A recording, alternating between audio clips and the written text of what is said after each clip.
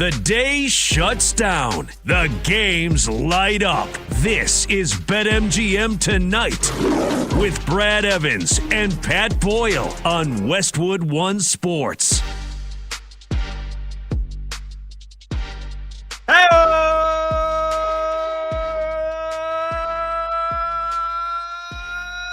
welcome on in to a Wednesday night edition of BetMGM Tonight here on Westwood One Sports. And he is Brad Evans. I'm Pat Boyle, and we're brought to you by BetMGM. Make it legendary. Download the app today. Please gamble responsibly. You know, I was feeling a little sleepy. Didn't get great sleep last night, so I just absolutely obliterated a Celsius, and that is probably why I am shot out of a cannon. You can watch the show live. I got snot flying out of my nose. You can watch the show live on YouTube. Just search BetMGM Tonight and hit that subscribe button. You can watch the show live on Twitter at BetMGM Tonight, and you can listen to the show on the Westwood One Sports app, the Odyssey app, SiriusXM Channel 375, and hundreds of local affiliates throughout North America. Our talk and text line is 310-840-4910. That's 310-840-4910. You can call, or you can just simply text your thoughts on the show or any of the topics we dive into. And if you do text in your question or your take, just let us know what your name is and where you're from to get you featured on the show. Again, 310-840-4910. So, Brad, you know how I'm doing, brother. I feel like I'm ready to run through a wall here. We got the NBA playoffs around the corner. The Masters starts tomorrow. We've got the Stanley Cup playoffs right around the corner as well. Baseball in full swing. How the hell are you on this beautiful Wednesday, my friend? I just wanted spectacular. I did not huff exhaust from a tailpipe like you just did, pounding a Celsius, but I'm here. And I'm enthusiastic and quite energetic because I already won a couple of bets during the day slate of games. Also lost a couple as well. So we're at a break-even moment in terms of my betting day, but we got more action to come on the diamond tonight, the NBA as well. So let's get down, let's get dirty, and let's talk some sports, mi amigo. Or if you want, I could share my margarita recipe, my guacamole recipe, whatever your little heart desires. I'm here to serve the American public. Well, Cinco de Mayo is not too far away either, so I will absolutely have to get that at some point before the 5th of May, before the Cinco of the Mayo. But Brad, let's talk P-Town. Let's talk the Berg. Yeah. Let's talk Pittsburgh. I was going to say let's talk and I forgot the area code, but a big day for the Pittsburgh Pirates. Because we had a feeling it was coming. We talked to our Odyssey MLB insider last week, Bob Nightingale. He told us it was coming. And now it's official. The Pittsburgh Pirates have locked up the number one prospect in all of baseball. Teenager Connor Griffin is now, alongside Paul Skeens, the face of the franchise at just 19 years old. They give the rookie a record extension, 9 years, $140 million. It is the largest contract in Pittsburgh Pirates history, and it blows their previous highest contract out of the water, which was Brian Reynolds at just over $100 million, and it's more than their payroll for this season as well. Granted, it's the entirety of the contract, but Connor Griffin's not going to be. He'll be a free agent at 28, which is not unusual, but most people aren't in the big leagues at 19 years old, and most people aren't getting a big fat contract just a couple of games into their big league career. So this is part of the MLB rookie promotion plan. The Pirates are now going to get a second-round pick because Connor Griffin's on the roster prior to May 15th. And, him and Paul Skeens, that's the faces of the franchise. Are they going to give Paul Skeens $400, $500 million? We don't know. But Bob Nutting, for once, got ahead of things. And he was bugging the GM, Ben Cherington. Hey, sign the kid. Get it done. So I don't have to pay him more money in 2-3 years from now when he might be a top 10 player in baseball. They get it done early, but it's good news for the Pirates fans. It's good news for baseball. Connor Griffin immediately, we always talk about market the stars. Well, the Pittsburgh Pirates are making sure that they are keeping their star in the lineup, the 19-year-old who ripped an RBI double ripped a double in his first big league at bat, and he's had a good start to the season, gets his big contract. Your thoughts on it? Oh yeah, finally, management ownership of the Pittsburgh Pirates did something sensible and something right. So maybe that will repair the relationship with the fans. And I hope they got Paul Skeens, arguably the best arm in the National League. Now you got Connor Griffin, an up and coming, possibly megastar in baseball. Maybe people are going to show up to one of the most beautiful ballparks in all of the land there at PNC and actually soak in this product. So like I said before. Like I don't live in Western PA. I don't live and breathe the Pirates. I'm a diehard Chicago Cubs fan. And I understand that they're extremely disgruntled as a fan base, so they got to bury the hatchet and go out and support some of these guys. So this is a step, in my opinion, in the right direction. Now, he's only 19 years old. There's going to be some growing pains. You look at Fangraphs and the Zips projections for him this season. Got a batting just a modest 255 with 13 home runs. 74 RBI, 87 runs scored, and 27 stolen bases. If he achieves those numbers, that's exciting stuff for a guy that's not even hit 20 yet. And you mentioned the details and exorbitant sum that he's going to be raking in. I mean, the guy's going to buy a lot of non-alcoholic brews with the millions that he is going to be cashing here in short order. But, Pat, I'm going to throw it back to you real quick because I am curious your take on this. At his peak, let's say when he gets to his physical maturity at roughly 25, 26, 27 years old, Connor Griffin, what is his ceiling in terms of his overall production? Do you see him as being like a 30-30 guy, 35-30 guy, possibly a 40-40 player? What is the pinnacle of his success, numerically speaking, at the major league level? Screw 30-30 and screw 40-40. His peak is 50-50, 50 home runs and 50 stolen bases. Yeah, he is that good. I mean, there's a reason why people are comparing this kid to Bryce Harper and Ken Griffey Jr., right? I mean, a lot of the times we like to overhype prospects, but Connor Griffin was the talk of the entire winter, the talk of all of baseball because of what he did last year in the minor leagues when he was 18 years old. In his full minor league season last year between single A and double A, in 122 games, he hit .333 with an OPS of almost 1,000, 21 home runs, 94 ribbies, 65 stolen bases at 18 years old, Brad, and he's 6'3", 220 pounds. By the time he's 25, the speed is obviously already there. 65 swipe bags in 122 games. That's more than one every 2 games.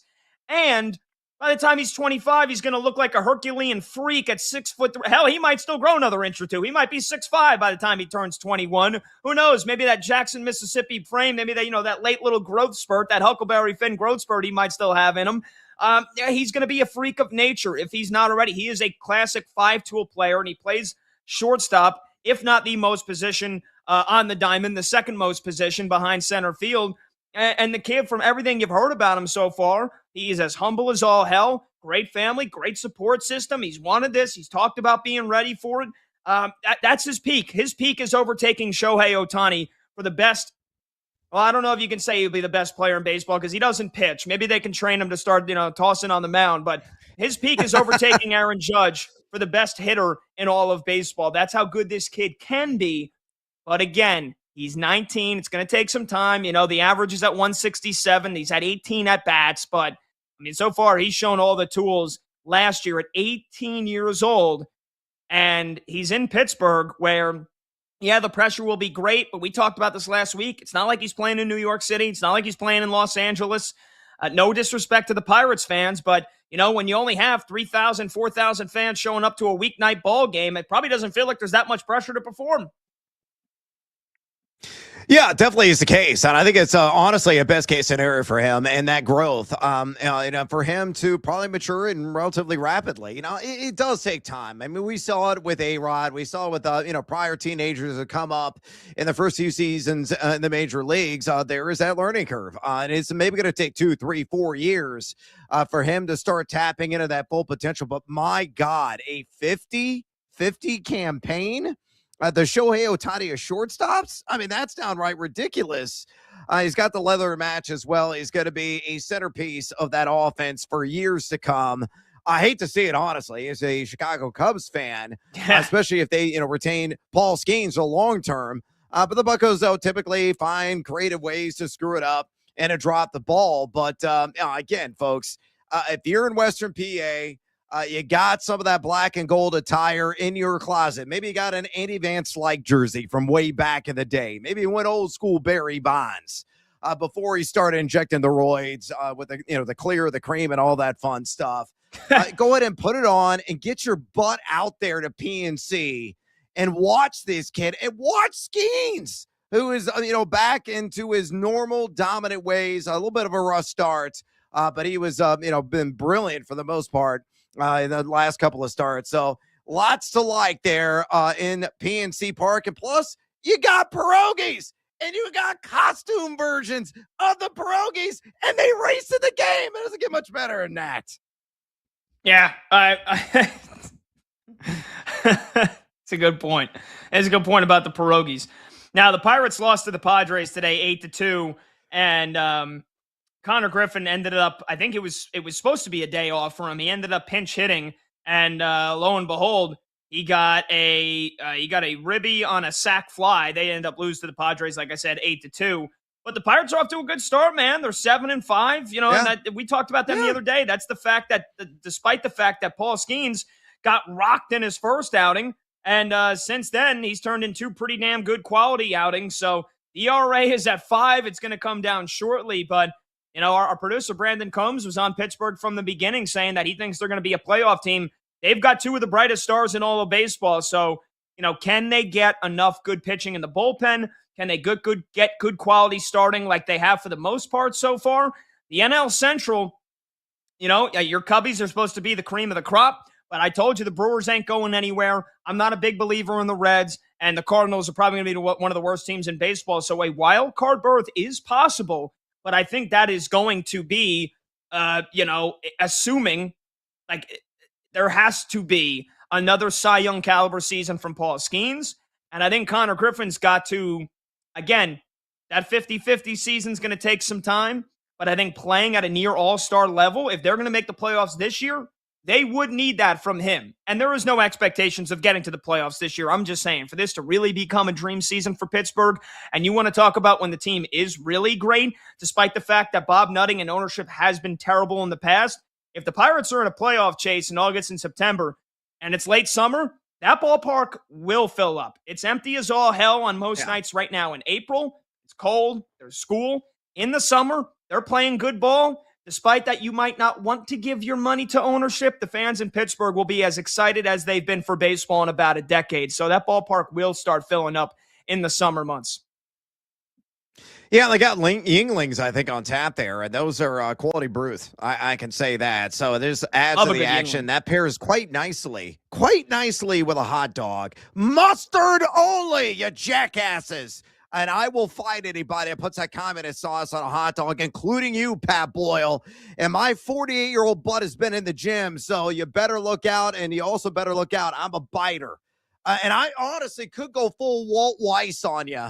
Based on the form tackle that he had last night at 62 years young in that fight there on the left coast, which we're going to unpack a little bit later on. So, look, the one thing I love about Pittsburgh, just a little side note here, Pat, is that all the pro teams have the same color scheme. How awesome is that? So whether you're going to a Pens game, you're going to a Steelers game, you're going to a Pirates game, you could show up in various garbs of, those other teams, and it still matches the patrons that are attending those games because it's all black and gold. It really doesn't get much better than having that kind of uniformity and that connectivity in that town, which is quite picturesque there along the Three Rivers confluence. So lots of reasons to get to Pittsburgh. Maybe I work for the Chamber of Commerce in that city. If not, somebody call me right now because I'm selling it. The Pirates are relevant finally in baseball. Yeah, I mean, that escalated quickly. You're going to fight me if I put ketchup on my hot dog, which I'm not going to stop doing, and then you're going to bite me. I mean, holy smokes. Yes. Holy smokes. All right. Since you're fired up right now, we talked about this on the show in the solo portion yesterday, but I want to get your thoughts on it real quick because you just knew when it hit the internet and when it blew up that everybody was going to be talking about it today, I kind of was, I was able to get in at ground zero last night. The Mike Vrabel, Diana Rossini stuff. I wanted to really give him the benefit of the doubt, but the more and more I think about it, man, it feels like everybody that I've listened to, all my friends who don't even listen to a whole lot of sports talk radio or don't follow a ton of sports, they caught wind of it, and they're like, dude, the Patriots coach and this reporter, like, that's totally an affair. What's your thoughts since you've had a night to kind of digest it, Brad? You're married, and you're only on marriage number 1. Yep. Our producer, Brandon Combs, who I was chopping it up with yesterday, he's on marriage 3. I haven't been married yet. Your thoughts on Rossini and Vrabel Gate? Okay, so here's the deal. The extramarital stuff, I don't care. That's their business. That's their private lives. It doesn't have ripple effect and impacts the families quite negatively, if there's anything even there. We don't know the full story. Maybe it's pure happenstance that they somehow crossed paths at this resort in Sedona. They were there at the same time, said hi to one another. I don't have a problem with them, like the hand clasping and the hug. Like, that's not a big deal. That tends to happen in the overall business when people cross paths, they know each other, they build a relationship. Where I felt it crossed the line is this. Now, and let me preface this.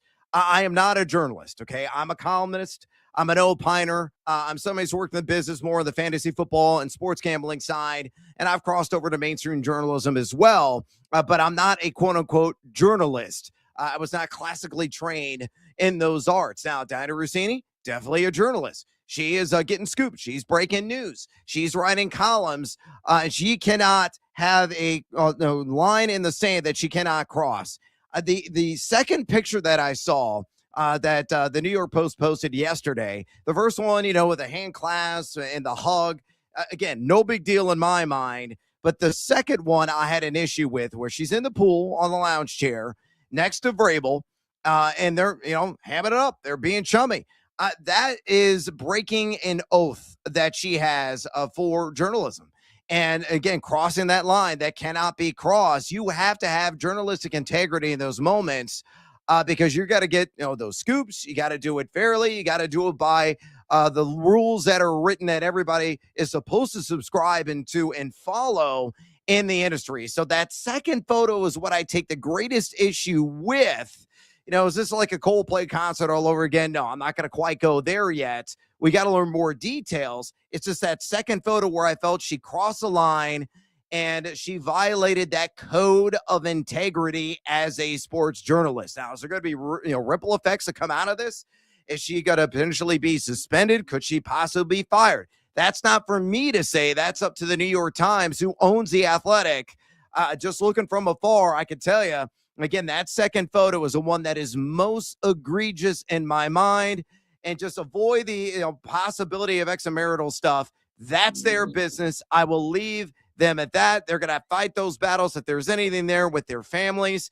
But I'm just looking at it from a professional point of view. And she did have a violation in that regard.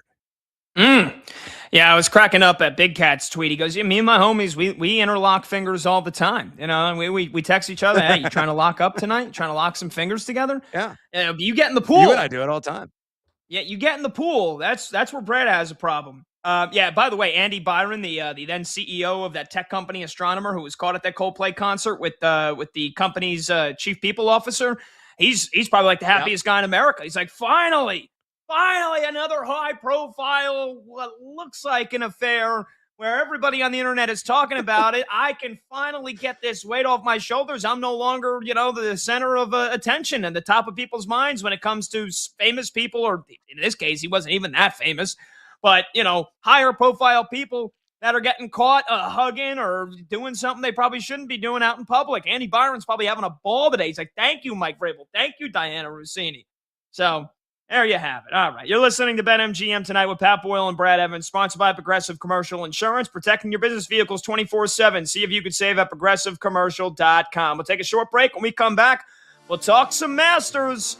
Augusta National in Georgia. It begins tomorrow. Ooh. And we're going to chat with John Hasselbauer, who does some daily betting and DFS golf writing for lineups. We'll talk to him, get his picks and predictions for the Masters when we come back. He's Brad Evans. I'm Pat Boyle. This is BetMGM tonight on Westwood One Sports.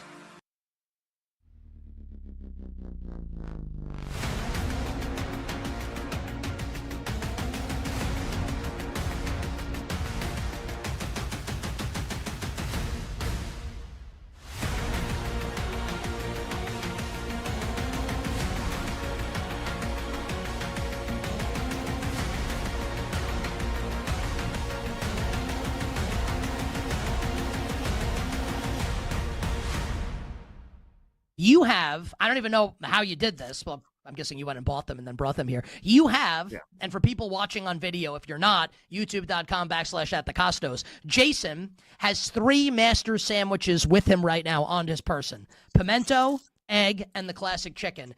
Jason, I would love a one bite. I don't know if that's if we're trademark, if we're biting on Barstool's intellectual property here, but a one bite review of the 3 Master sandwiches from Jason Sobel in about 60 seconds. Take it away, Mike. Take him full screen. Let's get it.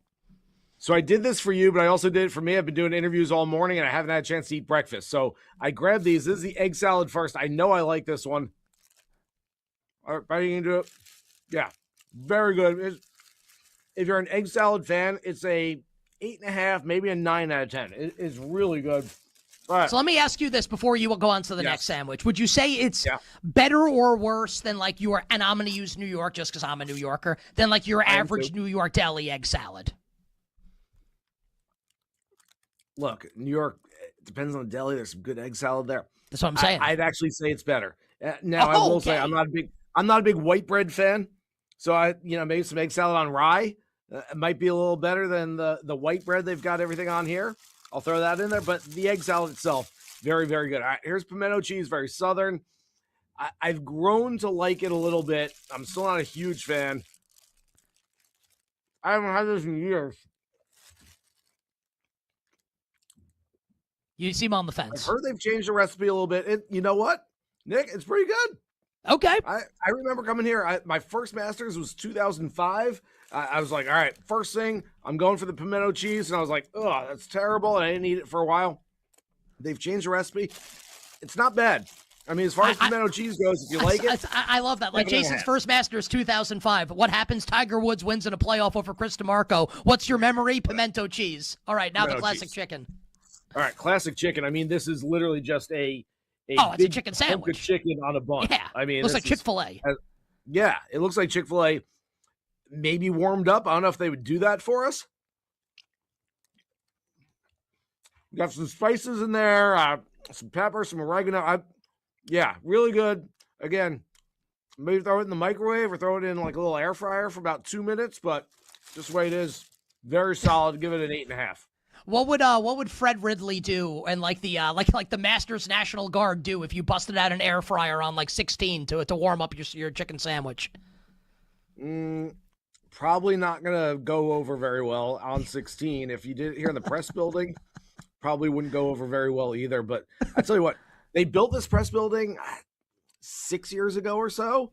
Okay. And there's a restaurant in here for 1 week a year. There's a full-on restaurant. So everyone always asks about the sandwiches. That's the first bite of any sandwich I've had this week because we sit down and have like, I don't know, seared salmon for lunch. I mean, it's just ridiculous. Like stuff that people like me shouldn't be treated to during the week. They should be like, well, you go out there or bring a brown bag lunch in or something. But no, they treat us very, very well here.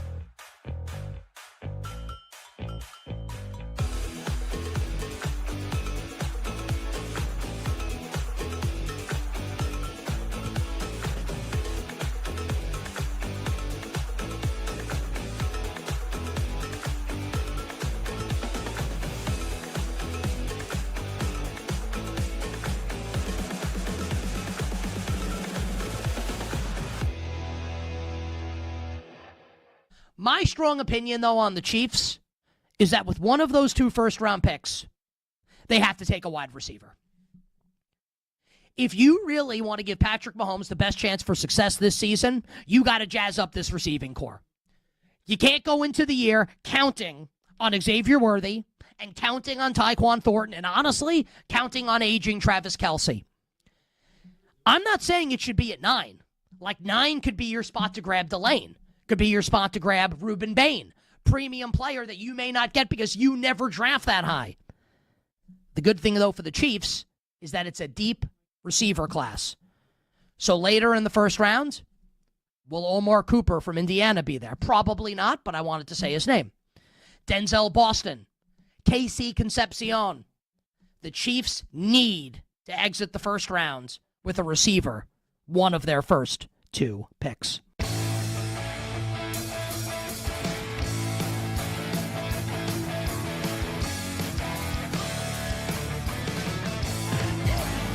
When the game goes live, the conversation turns up. BetMGM Tonight continues now. Where the hood at? Welcome on back. BetMGM Tonight, Westwood One Sports. He's Brad Evans, I'm Pat Boyle. I heard Bill Belichick demanded that they play that for him when he comes out of the tunnel at North Carolina next year, or his girlfriend demanded that they play that, since they call Bill Belichick the hood. He's going to come out to wear the hood at. Now, that's a complete joke. But you bought that, didn't you, Brad? I did. I would have totally accepted it. And with the mention of his girlfriend, I bought into it hook, line, and sinker. I'm gullible. Welcome back, BetMGM Tonight, Westwood One Sports. We are about 12 hours away from the first tee-offs at Augusta National. The Masters is here. And to talk about it, we bring in our guest, John Hasselbauer, who does daily betting and DFS golf writing for Lineups. He is the co-host of Preferred Lines. You can follow him on Twitter at PGA Tout. So if you're looking to put a couple bucks down on the Masters this week and this weekend, he's your guy. John, it's Pat and Brad. How you doing, brother? Good. I love the DMX intro. Nobody else is doing it that way to get us into the spirit for the Masters. So I love that. I'm happy to be talking to you guys. It's been all things Masters for me this week. I hardly even noticed there was a March Madness final. It's just been tunnel vision on Augusta National. Wow. Well, don't say that to Brad. Well, actually, maybe that wasn't a bad time to say it to Brad because he's an Illinois fan. He's an Illinois season ticket holder. So, yeah. Still hurts. Monday was more, I think it was more hate watch than anything for you, Brad. So at least you got your comeuppance. But it was. John, let's talk the defending champ right out of the gate here, shall we? Rory finally got the monkey off his back last year, winning his first ever green jacket to complete the career slam. He said he's much more relaxed this year, and this is the first time he's enjoying the Masters. His run up to Augusta hasn't been that great. He tied for second at the Genesis in February, but then withdrew from the Arnold Palmer and then tied for 46th at the Players' Championship, and his back was barking. Do you think a more relaxed Rory will be good for him and allow him to play pressure-free, or are you not expecting much from him either way? I've got to say, I thought that was going to be the case at the PGA Championship last year at Quail Hollow, where Rory was dominant and had just achieved the career Grand Slam and really had nothing else to prove in the majors. So I was all over Rory playing this free, stress-free type of nothing-to-lose golf. And it was one of his worst performances in the majors we'd ever seen from Rory. He finished, outside the top 30 there. One of his worst finishes ever at Quail Hollow. So when it comes to Rory McIlroy, I think we need a little bit of a carrot, something to be motivated to get up for and get into this gear.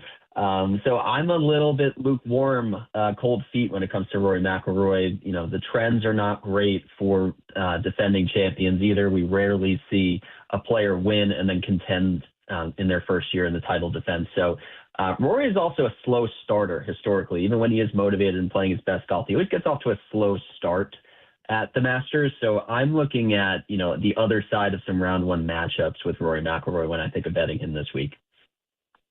Oh, good stuff. Speaking of betting, John, let's go ahead and dig in a little bit deeper. At BetMGM, Bryson DeChambeau, Scotty Scheffler, and Cameron Young are 1, 2, 3, and current biggest liabilities. Who's your pick from that group to win the Masters? And do you have a dark horse or two that you like?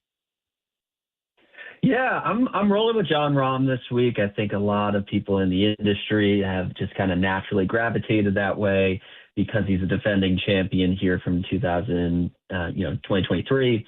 He's been playing very well on LIV. He has a win on LIV this year. He actually failed to win any events last year on live and still won Player of the Year somehow by their logic. But he's playing great golf this year. He's just got the picture-perfect game for somebody who can score around Augusta National with the way he's got the distance off the tee. He flights his fairway metals and long irons super high, which is what you need at Augusta to hold these greens. And he's really crafty around the greens. These are all things that he leaned on when he won in 2023.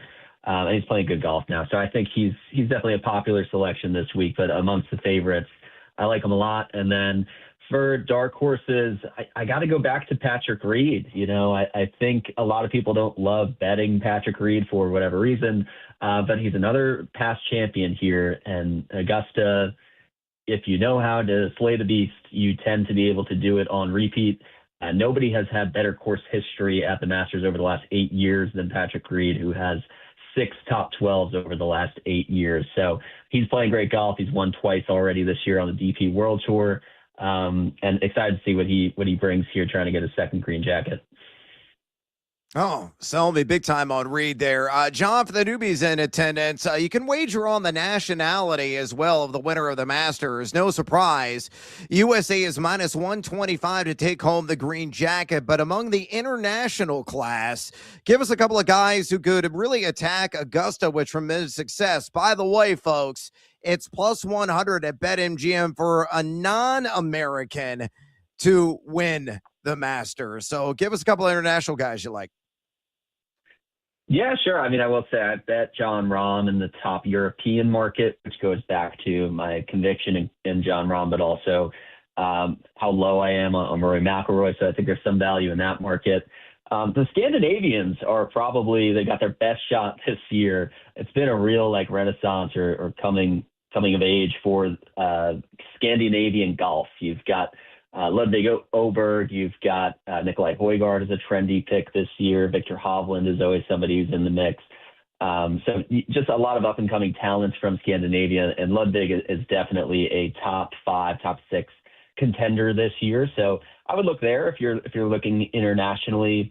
I've also got Minwoo Lee on my betting card in that 50-1 odds range, and he's your favorite amongst the Australians. Adam Scott is the only Australian to date to have won the Masters, but they've had a lot of close calls. And Minwoo is a guy who's got that driving distance mixed with the great short game form and just good all-around play in 2026. So if you're looking further down the board, I would say Minwoo Lee is worth a crack too. Nice. Talking to John Hasselbauer here on BetMGM tonight on Westwood One Sports. He's Brad Evans. I'm Pat Boyle. John does daily betting and DFS golf writing for Lineups. He is the co-host of the Preferred Lines podcast, and you can follow him on Twitter at PGA Tout. Obviously, the Masters starts in 12 hours. It's like Christmas Eve right now for John. Let's go back to Bryson DeChambeau here. He's making his own irons now from a 3D printer. I mean, what the hell is going on? This guy's never afraid to test the technological and anatomical limits of golf. Still on the LIV Tour. He's finished top 6 the last 2 years at the Masters.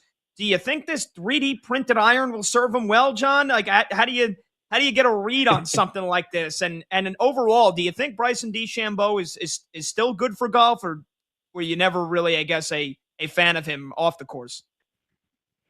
Oh no, I love Bryson. I think he's always headlines, right? And I'm somebody who religiously watches the PGA Tour every single week.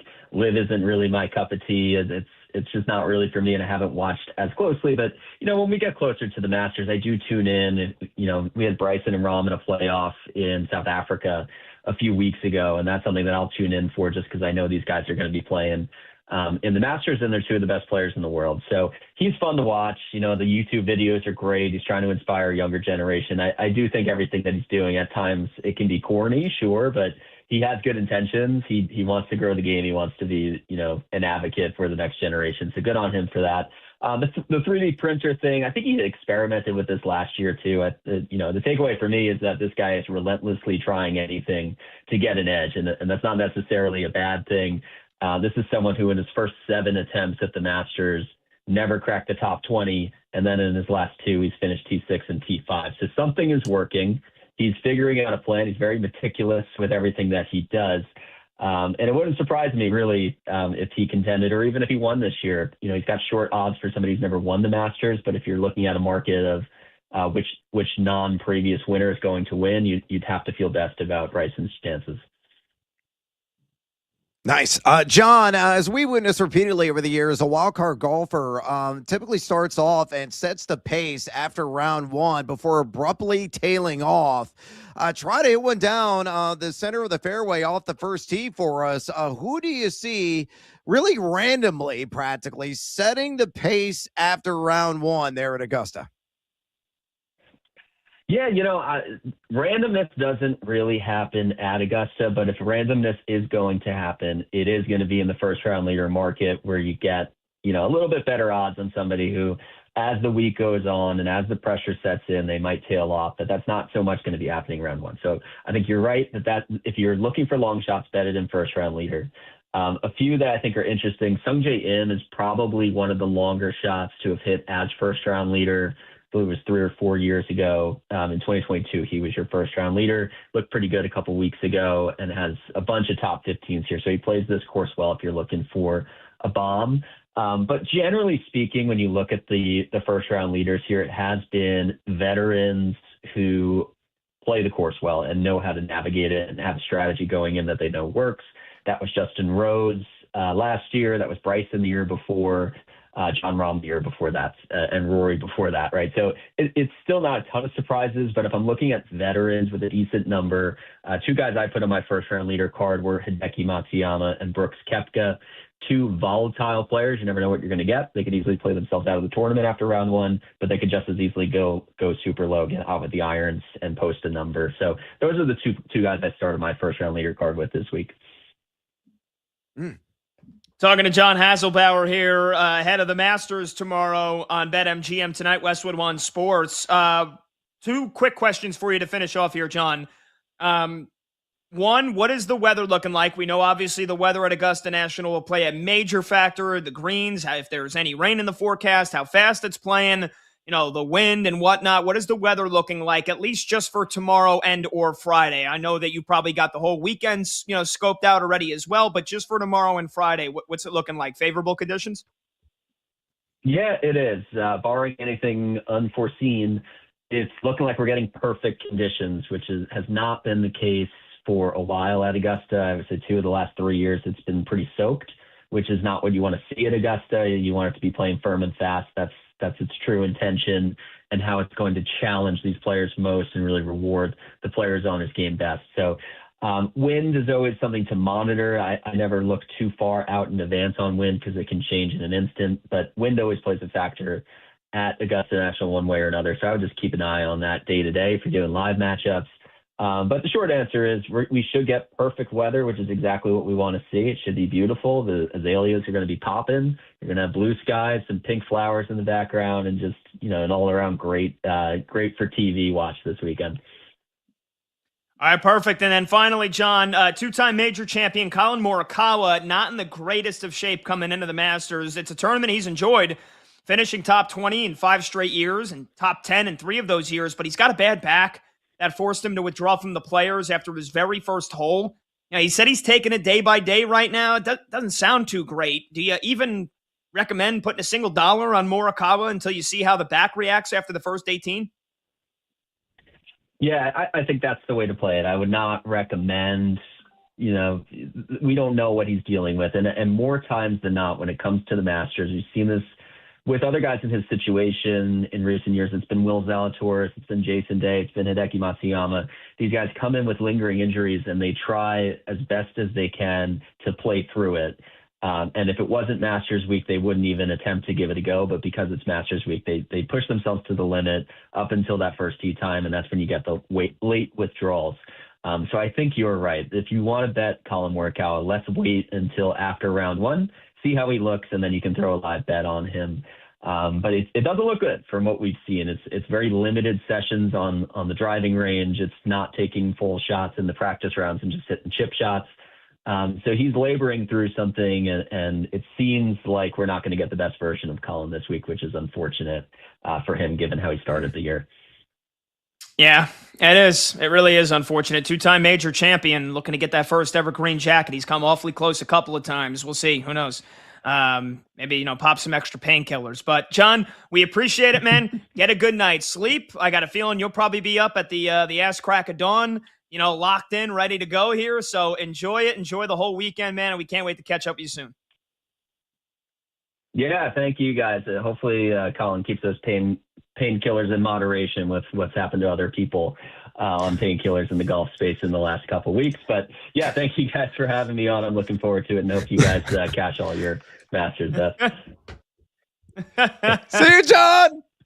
I wonder who he might be talking about, Brad. I don't know.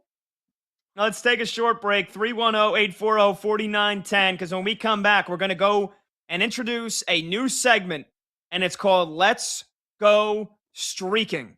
I promise we will keep our clothes on. Well, at least I'll try. Maybe. He's Brad Evans. I'm Pat Boyle. This is BetMGM tonight at Westwood One Sports.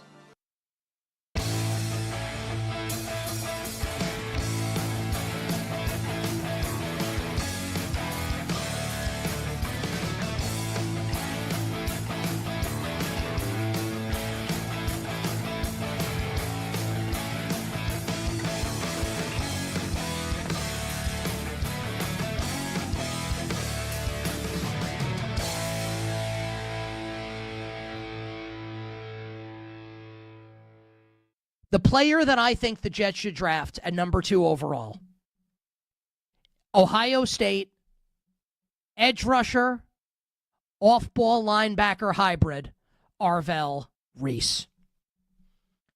Arvell Reese should be the 2nd overall pick in the NFL draft to the New York Jets. Not Texas Tech edge rusher David Bailey, not Miami edge rusher Reuben Bain, not Ohio State off-ball linebacker Sonny Styles.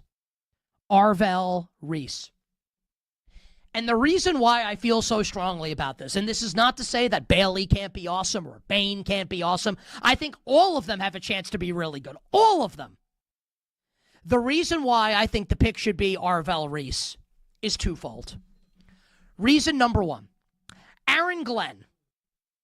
Feel like we need a laugh track here. The fact that Aaron Glenn's still the coach of the Jets is a little funny. But he is still the coach of the Jets. Aaron Glenn has said over the course of the last few weeks that Geno Smith will lead the Jets to the promised land. I just wanted to say that. He has also said that the Jets defense will be more multiple this season. So we'll get some looks with the Jets in a 4-3 look, some looks with the Jets in a 3-4 look. And if that's what you're going to do, Arvell Reese should be the pick.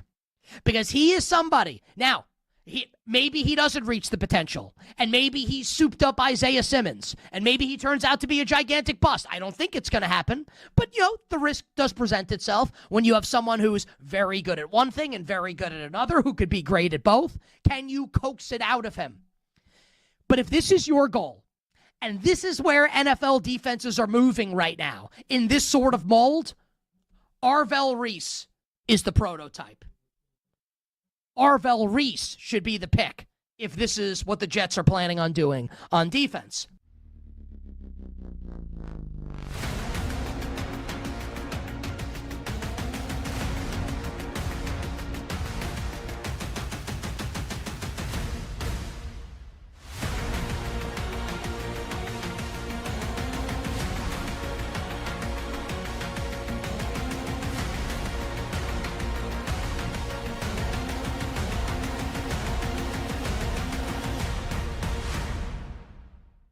A lot of excitement entering the year for the Chicago Cubs, both in the National League Central, along with the Brewers, who are awesome, and also hope that the Cubs could challenge the Dodgers for National League supremacy.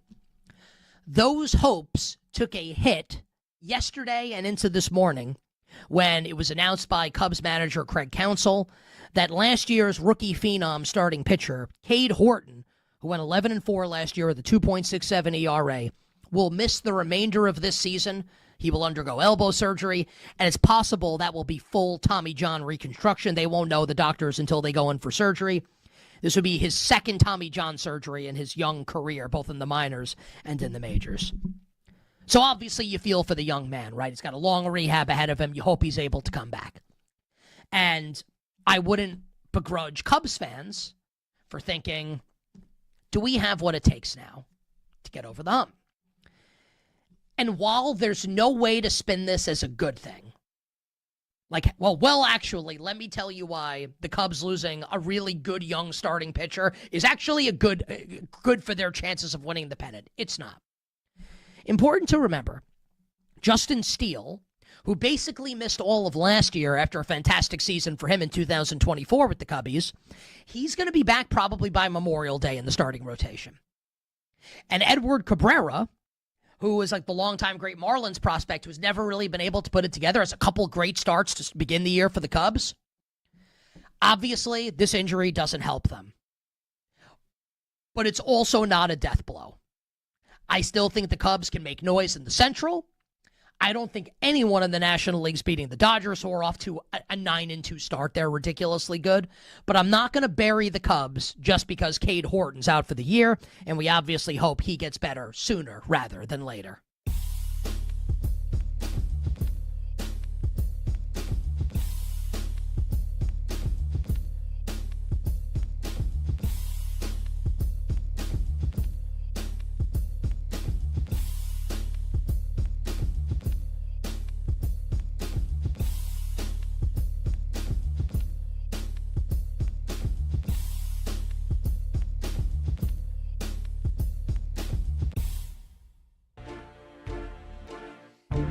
Late games, loud opinions, and money time moments. BetMGM Tonight rolls on.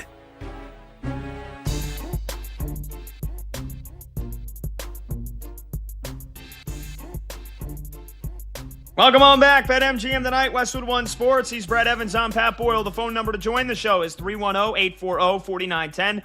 Huge shout out once again to our guy John Hasselbauer for joining us in the previous segment.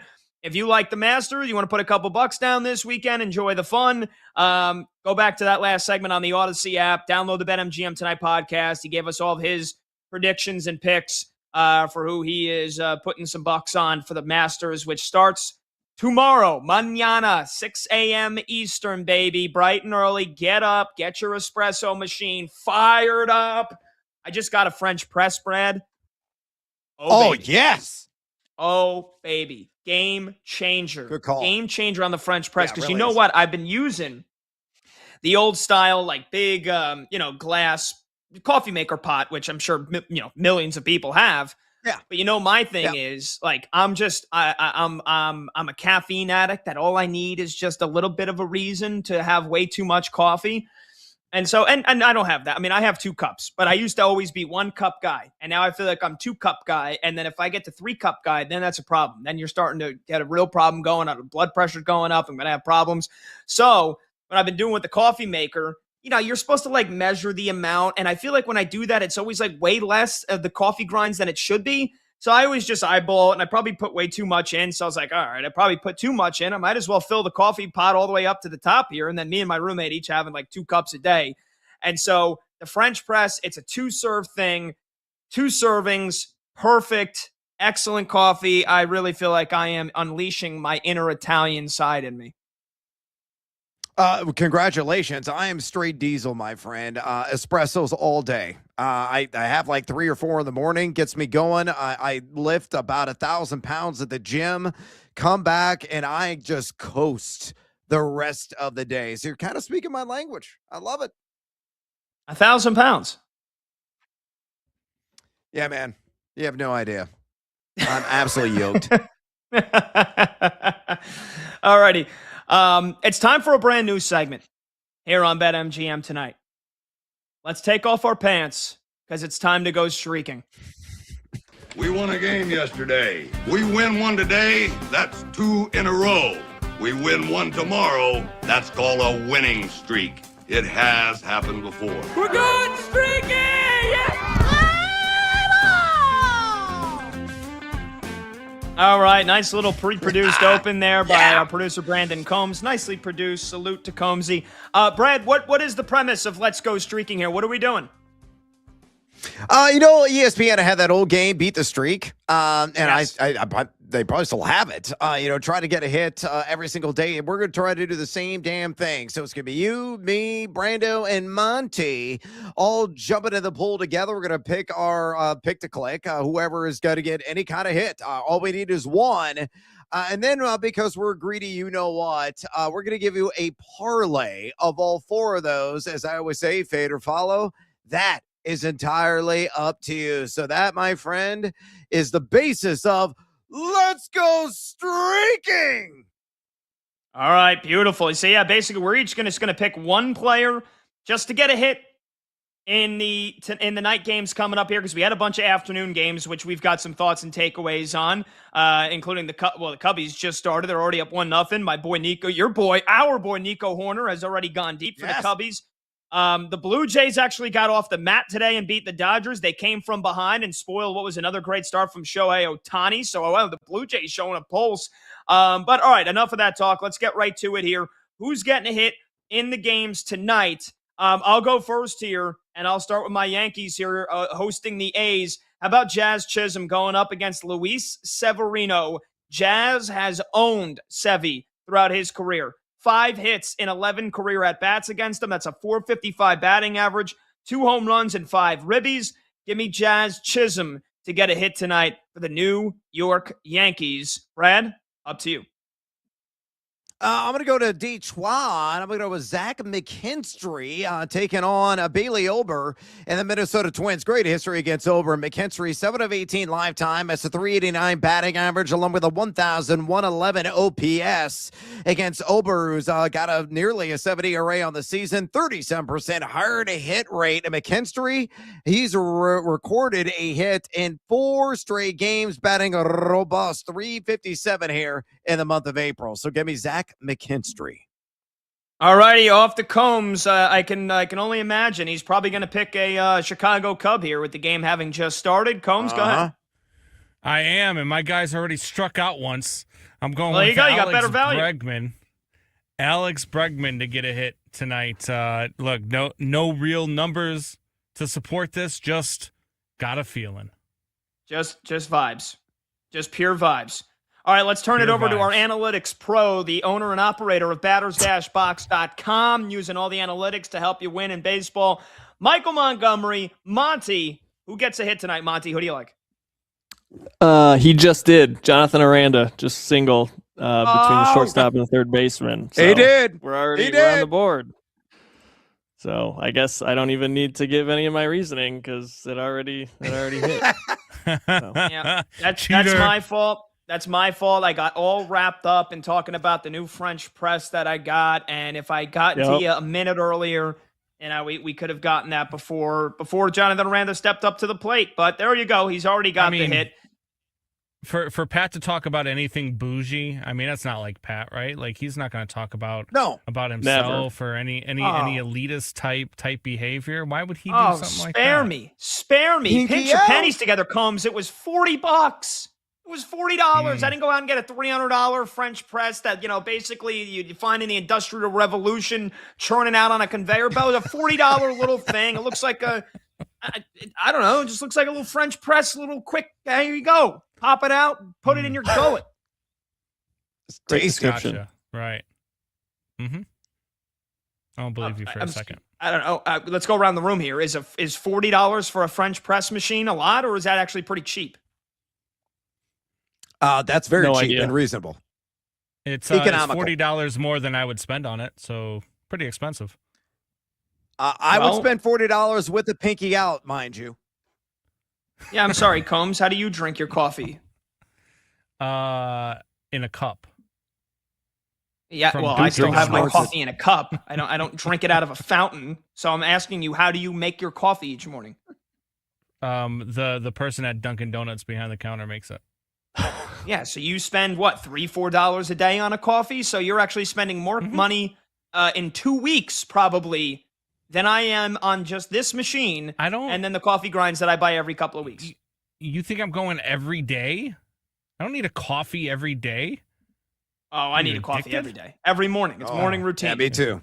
Energy drinks, buddy. Energy drinks. That's where it's at. Oh, God. Accelerate your death. Yeah. You're going to die by 60. I was going to say you're going to die by 40, and I forgot. You're already hit there. So. Wow. that wasn't even, I wasn't even trying to be mean. I just, I think of you as, like my peer. I think of you as in your 30s. It was actually a compliment to you. All right, we got to take a break. When we come back, we're going to talk NBA last week of the regular season. We'll talk to our NBA insider, Nick Friedel. That's coming up next on BetMGM tonight.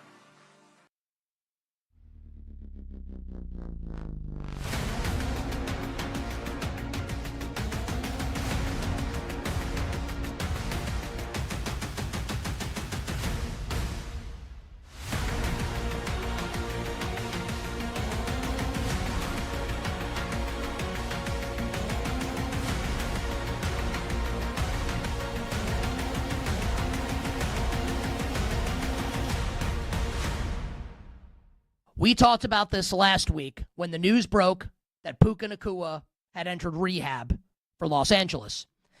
And Sean McVay at the league meetings saying that Davante Adams had been dangled in trade talks, presumably for Eagles receiver A.J. Brown. The Rams are all in on this season. They're all in. Could be the final year for Matthew Stafford. They have the 13th pick, courtesy of that brain-dead trade with the Atlanta Falcons, James Pierce, who may not play in the NFL again. Davante Adams is going to be 34, tail end of his career. Can they count on Puka Nacua? Maybe, maybe not. When the Rams get on the clock at 13, if USC wide receiver Mekhi Lemon is available, the Rams shouldn't even hesitate. There should be no time off that clock. Turn in the pick. Here's Mekhi Lemon. And best case scenario, you've got Lemon, Davante, and Puka all catching passes for Matthew Stafford. And then, when Davante's eventually done, here's Mekhi Lemon as your wide receiver 2, along with Puka Nacua. I think that makes all the sense in the world.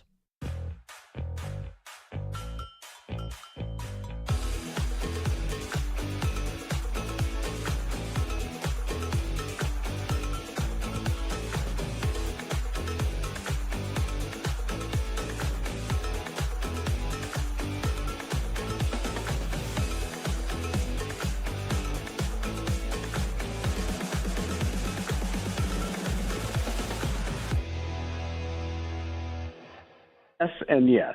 And the reason I say that about Ty Simpson, I know there's a bad history of guys who've only started 1 year. But let's not forget, the guy is the son of a coach. He's been around the game his entire life. He knows what it takes to be a successful quarterback. And I think that's a big part of it, understanding, adapting to an offense, learning an offense, being very good in reading the field. And I think he can do all that. His arm is plenty good. Now, why did he slip a little bit last year? He got hurt. The guy was hurt, and I think it affected the way he played down the stretch. So I do think it warrants him going in the first round, and I do think he will go in the first round. What might change some of the perception of that is peeking ahead to next year's draft. And what you have to say is, okay, going into next year, there's probably 13 guys, 14 guys that have a chance to be first-round picks. Now, we know some of them will play poorly, and they'll fall off. But some of them will live up to it, and you might get some surprises. You look at the quarterback who's going 1 overall. Not many people saw that coming a year ago. So I think you got to balance that by what you think about next year. But you also have to remember, next year you might not be in a position to get that quarterback. So I do think he goes in the first round, and I think he should go in the first round.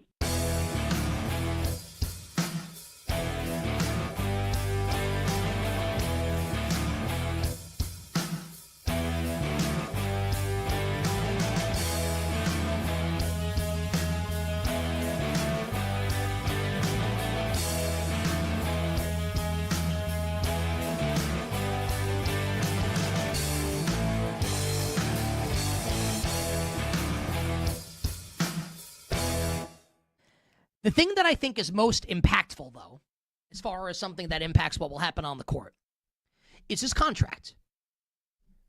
6 years, $50 million for Mike Malone at North Carolina. So he immediately becomes one of the highest paid coaches in all of college basketball. And what that shows me and signals to me is that North Carolina is ready, is willing, and is able to spend big. And as I told you earlier this week, I talked about it on Instagram at the Costos, TheKostos. Please follow me there. It helps me sleep better at night. If Carolina has the same level of talent as Duke, Kentucky, Michigan, they have an NBA championship winning coach in Michael Malone. I think North Carolina is going to win and win big with Michael Malone at head coach.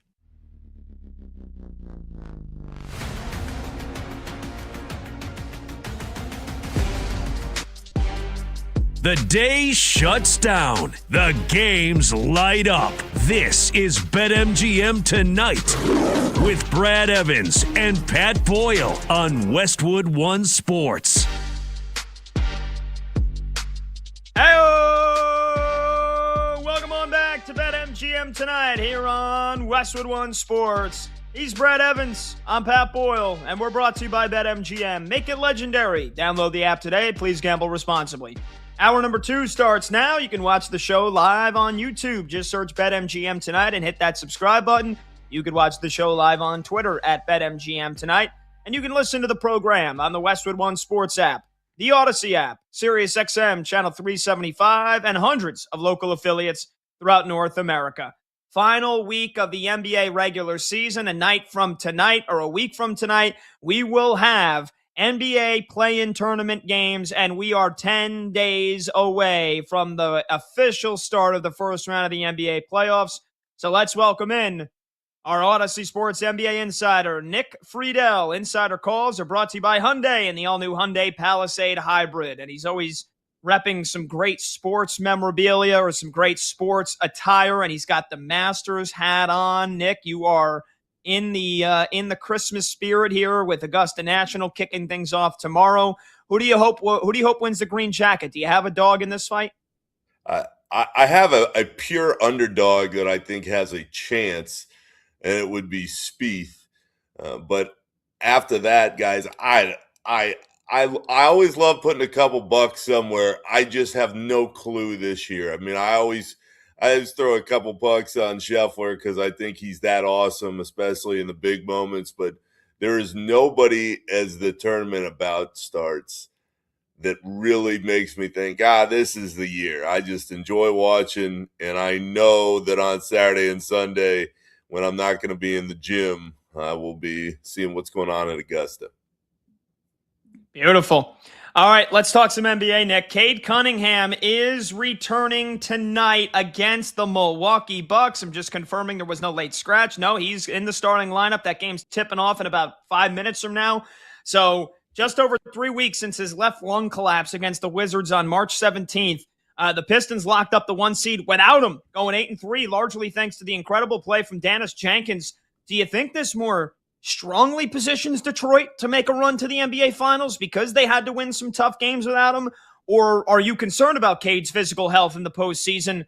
Or does it not matter anyway because you think the Celtics or my Knicks are beating them anyway in a potential Eastern Conference Finals? It's definitely Boston. I just think, Pat, they're just a little bit better than where Detroit is at right now. Cade Cunningham is a great young player. He's probably going to end up winning an MVP down the line himself. But when you have that type of injury later in the year, it's hard to find that rhythm again really quickly. The Pistons are a hell of a team. I think they're going to give anybody they play a really difficult series. But I just think Boston's a little bit better, especially with Tatum returning now. So I'll be curious to see how he looks. I think that Cunningham can be that difference maker. What worries me about Detroit is even if he looks great and he finds that rhythm that I'm talking about over the next week or so and you get in the playoffs and he still looks the same, I just don't know where in a 7-game series, the Pistons are turning offensively if you at least slow him down. That's my bigger concern, assuming that all systems are go and that everything looks good in Detroit. So they've had a great year. I think they're on to something really nice out there. I just don't think that this is the year for them. Nick, Pat and I discussed Wemby's rib injury. I think it was on yesterday's show, and how he needs to play 2 more games to qualify for postseason awards. The Spurs, too, are still mathematically alive, the number 1 seed in the West. How do you believe Wemby and the organization handles his setback with eyes, of course, on the much bigger prize and that potentially winning an NBA title? Where do you stand on the Spurs' postseason fate? Are you, still a believer that they are possibly the biggest threat to the Oklahoma City Thunder, who I know who you love? Wemby is incredible. He could deliver them, Brad, into the finals this year. I don't think the chances are very high. I still absolutely believe the Thunder are deeper and just a little bit better than everybody else. If it's me, as we're sitting here right now, I still think the single biggest threat this year in this postseason that we're about to see over the next couple months in the West to whatever OKC does is Denver, because I just believe in Jokic that much. Jokic, to me, because he doesn't say much and he's not a very compelling public personality, people just kind of discount him and they go, oh, well, whatever. I think that guy is so good that he gets lost in the shuffle, just what he does night to night. There is no bigger showcase in the game than the postseason. The Nuggets obviously have already won a title before. Wemby is going to lead San Antonio there at some point, and all those awards that he's going to win, they're all going to continue to come his way for a while. I've always thought, though, that you need that runway, and you need to learn how to lose sometimes in the playoffs before you can win. And I think San Antonio has been great this year, and they do have a little bit of a chance. It would just really surprise me if they went from, hey, we really haven't done much together as a group, to, hey, we just knocked off the Thunder and got all the way through the West, and we're in the finals this year. So I think the Thunder are still the team to beat. I think the Nuggets give them the biggest challenge because of one guy, but I am as interested as anybody else in seeing all the different matchups that could come out in the West, especially if Wemby is able to elevate his game in the biggest games the league has. Brad, I just want to jump in really quickly here, because I just want to jump in. Yeah, Nick, about the last 2 games, he's got to play the last 2 games to be eligible for NBA Defensive Player of the Year, all the All-NBA teams. Do you think the Spurs should play him? I mean, again, I know we don't know the severity of the injury, but do you think it's worth playing him and potentially risking further injury just to make sure that he gets those awards? If it means a lot to him, Pat, and the key always is between organization and player, that's why you have those relationships. That's why the trust has to be there. If it means a lot to him and he's able to go out there and just kind of linger for 20 minutes, because that's the other key. It's not just playing. He's got to hit that mark of, I'm out there for a little while. Then, yeah, cool. Go for it. Be careful. Don't do anything crazy. If it's going to set him back in some way, of course, it's not worth the risk. But if Wemby is wired like so many of these other guys in the league, as far as what those awards mean, I'm sure it means something to him, because all these guys know what's on the line and know what those markers mean in their own careers. So Wemby's going to win a ton of different awards over time. If the injury's not too serious, though, at least I don't have a problem with seeing him go out there for 20 minutes and kind of go through the motions just to hit this line that the league put in place a couple years ago. Yeah, good stuff there, Nick. Speaking of awards, let's dig in on the Rookie of the Year race. Before Cooper Flagg erupted in back-to-back games against the Magic and the Lakers, Concanipple was minus 1,800 on BetMGM at one point to take home the Rookie of the Year award. However, the script has completely flipped, with Con now plus 155 to win the Roy Award and Flagg the favorite at minus 200. Extreme recency bias, or do you feel that Flagg would earn your vote for Rookie of the Year? Who do you think ultimately wins it, Concanipple or Cooper Flagg? Brad, if I had a vote, I would give it to Cooper Flagg. I think he's just a little bit better, and I believe he's going to have a better career in the long run. But nobody cares about that. They care about what did he do this year. With what he's shown, not only in the last few games, and everybody got all hopped up with, he's scored close to 100 points twice combined there, and really seemed to change the tenor of everything. To me, he just has been so consistent. But I would always tell you guys, especially as it comes to the major awards and the MVP and the Rookie of the Year, I always go back to my friend Tim Bontemps, who puts together the straw poll at ESPN. And in Bontemps' straw poll, prior to those two Cooper Flagg games, Concanipple was getting a ton of those votes. And he was right there, especially at the top of the first place votes. So I would think that Concanipple probably actually wins. I know the results and the odds have changed. If it were me, it would be Cooper Flagg. But I looked at all those numbers and I went, there's a trend here. And I don't believe that 2 games can flip it that much that quickly. But wilder things have happened in the league. And I for as sure as I felt that Knipple was going to win, what I would say is, I wouldn't touch that one with how fluid this seems to be. But if you were looking for at least some action and to take a flyer somewhere, for me, I wouldn't mind putting a couple bucks on Knipple at this point, because I just think the odds are a lot better given where they were a couple weeks ago.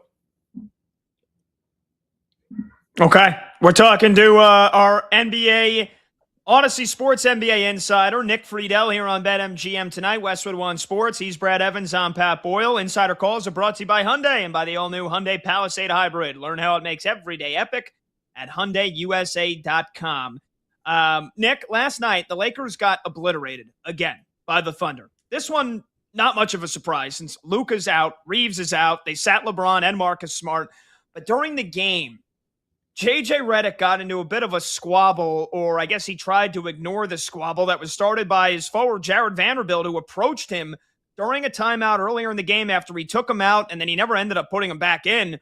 After the game, JJ Redick downplayed it, but then he basically called out Vanderbilt, called out Rui Hachimura, who he yanked like 2 minutes into the game, and he called out DeAndre Ayton. He's like, yeah, DeAndre Ayton's having trouble catching the ball. So we got to make sure that he can catch the ball. I thought JJ Redick was coaching for his job before these catastrophic injuries to Luka and Reeves. Now I feel like he's going to get a free pass if they get bounced in the first round, and I don't know how you think they don't get bounced in the first round if Reeves and Luka end up missing at least half the series. So I'll just ask you here, just regards to JJ Redick, do you think he's going to be the long-term coach of the Lakers? Do you think he's a good fit? Because I've really soured on him. I really have. Pat, I was at that game, it would have been like 6 weeks ago, when Luka, some fan had a camera in the stands like everything else at this point in time, but he's following Luka, and Luka wanted to get up and go back and say something to JJ, and it looked like they were going to have a back and forth. And at that time, I can only speak for myself. I went, well, this is not good. This is not something that you can come back from when that kind of stuff happens. So I think that is a real bad sign of a guy who is clearly going to be the star of that team for years to come in Luka. And you can talk about having competitive disagreements and all the coach and organizational speak that pops up when that stuff happens. That's not a good look. When you're a star player and the guy who's going to be in control of everything you do as a franchise wants to come back and get into it with you, that is a bad sign. So it was one moment. The Lakers had some success after that. You mentioned the injuries. They're not going anywhere in this postseason. They're just not good enough. They're missing too much talent. But as far as whether JJ is the long-term answer, when I saw that, I went, I don't think this is going to be going on for that much longer in time. Maybe they can turn it around. It has happened, certainly in the league, but I would not bet on it. Nick, let's expand on the NBA draft real quick. In Monday's national title game, Michigan's Yaxel Lindenborg didn't light up the scoreboard at all, totaling 11 points, just a pair of rebounds. However, fighting through an MCL sprain and tender ankle, he played 36 tough minutes as Michigan won the national championship. From what you know about the mindset of NBA GMs, do you think Lindenborg's display of guts has him moving up draft boards? Could he possibly crack the top 10 overall? You got any good team fits as well for Yaxel Lindenborg? What are your thoughts? Brad, I think NBA GMs were absolutely watching going, oh, yeah, first of all. I think they were sitting there going, yeah, I think this guy can fit. I think he is talented enough, but to play at that level in that moment and still contribute whatever he could, that will serve him well. Do I think he's going to crack the top 10? That would surprise me. I've got a team that I would keep an eye on, though, who he seems to fit at least from a distance, and this is before all the back and forth start with when you sit with the prospects, not only in Chicago, but they start visiting your facility. The team, I think, that Yaxel would fit with very, very well is the Golden State Warriors. I think his game and his ability to stretch the floor and be a big who can hit you in a lot of different ways, that makes a lot of sense. It just, again, is going to depend on where exactly do they land. Does Steph get them into the postseason after a couple play-in wins? But top 10 would be a stretch just because of how much depth and talent we've talked about for months now there is, especially at the top of this draft. But he didn't hurt himself at all by going out there and producing still the way he could with a couple different injuries.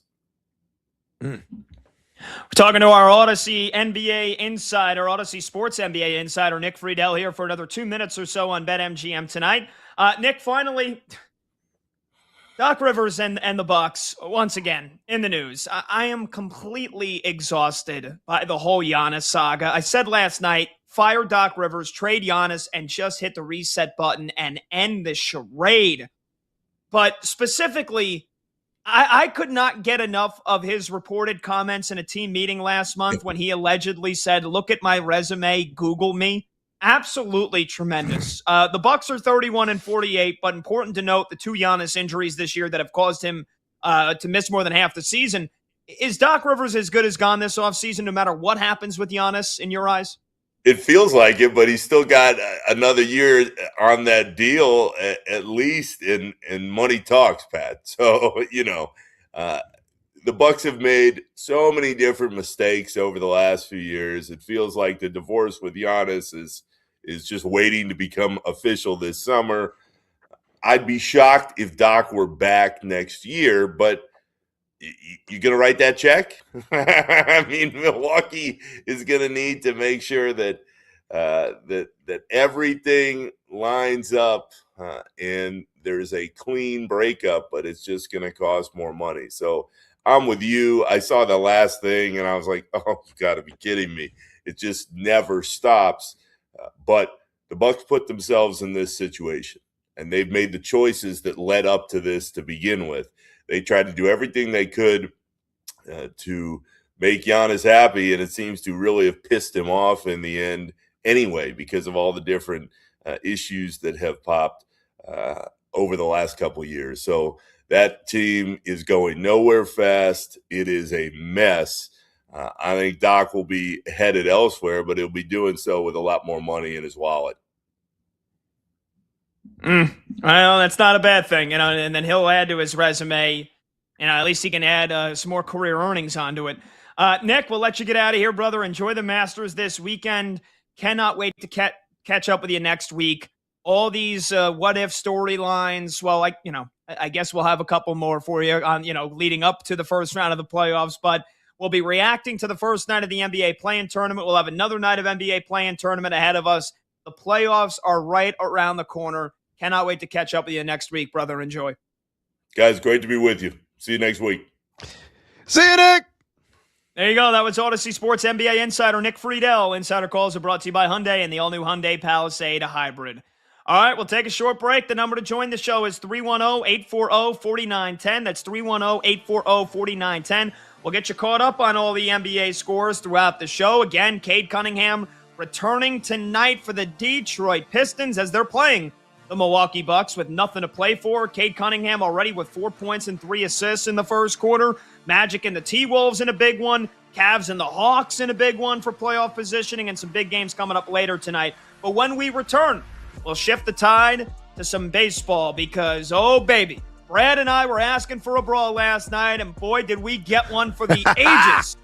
We'll talk about it when we come back, and the suspensions have already been given out. But that doesn't mean one of the guys involved in the brawl didn't already hit another home run.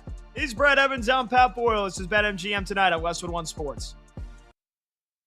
With Sean McDermott gone, and a new coach, and a new attitude, and a new mindset, and a new perspective for Josh Allen and Buffalo, this is their best chance to get back to the Super Bowl. This represents their best chance. With the stadium opening, too, this represents their best chance to win the first Super Bowl championship in franchise history and get back to the Super Bowl for the first time since Super Bowl 29 when they got blitzed by the Cowboys for the second consecutive year. Now, I'll hold, obviously, the NFL season predictions until we're much later in the offseason, right? I might pick them to win it all. I might bet them to win it all. And the matchup that I'm leaning on at this moment right now is the Chris Berman special. Bills-Niners. That's how I think this might end up.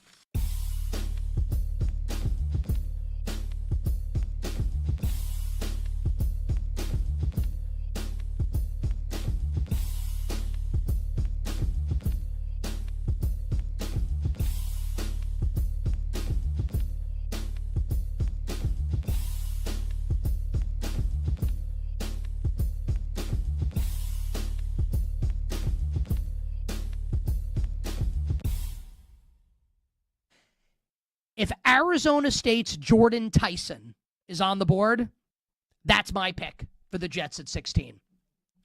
Now, Tyson has big-time injury concerns. He has a hamstring injury, like literally right now. He's dealing with a hamstring and has never finished a college season healthy. So there are some issues there with Jordan Tyson. But we'll ask Pete Prisco when he joins us later in the show, CBS Sports NFL analyst who does great work covering the draft. You read basically any great NFL, draft analyst, listen to any of them. They all think that Jordan Tyson, his ceiling is to be the best receiver in the draft. He won't be likely the first receiver taken because of the injury concerns. But again, if you're the Jets and you're playing for 27, you can afford to take the risk and roll the dice on high ceiling with Jordan Tyson. So if it's Reese at 2, Tyson at 16, this is a grand slam homer for the New York Jets.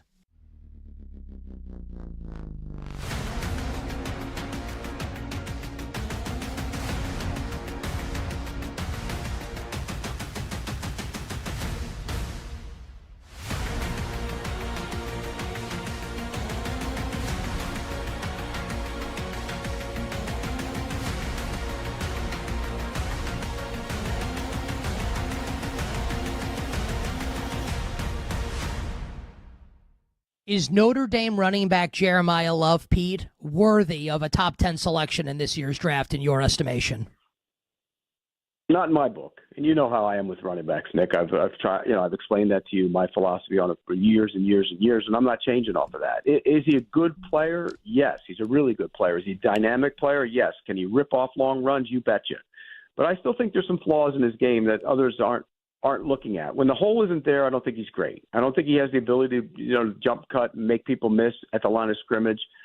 He needs to be a little more patient at times. But again, backs, to me, you can find them. And I actually don't think there's a great difference between Love and his backup at Notre Dame in Jadarian Price. I think Price is going to be a big-time NFL player. And so would I take Love at, top 5 pick rather than take Price at, back end of the late end of the first round, early second? No, I would not. So I like Love, but positional value concerns me there.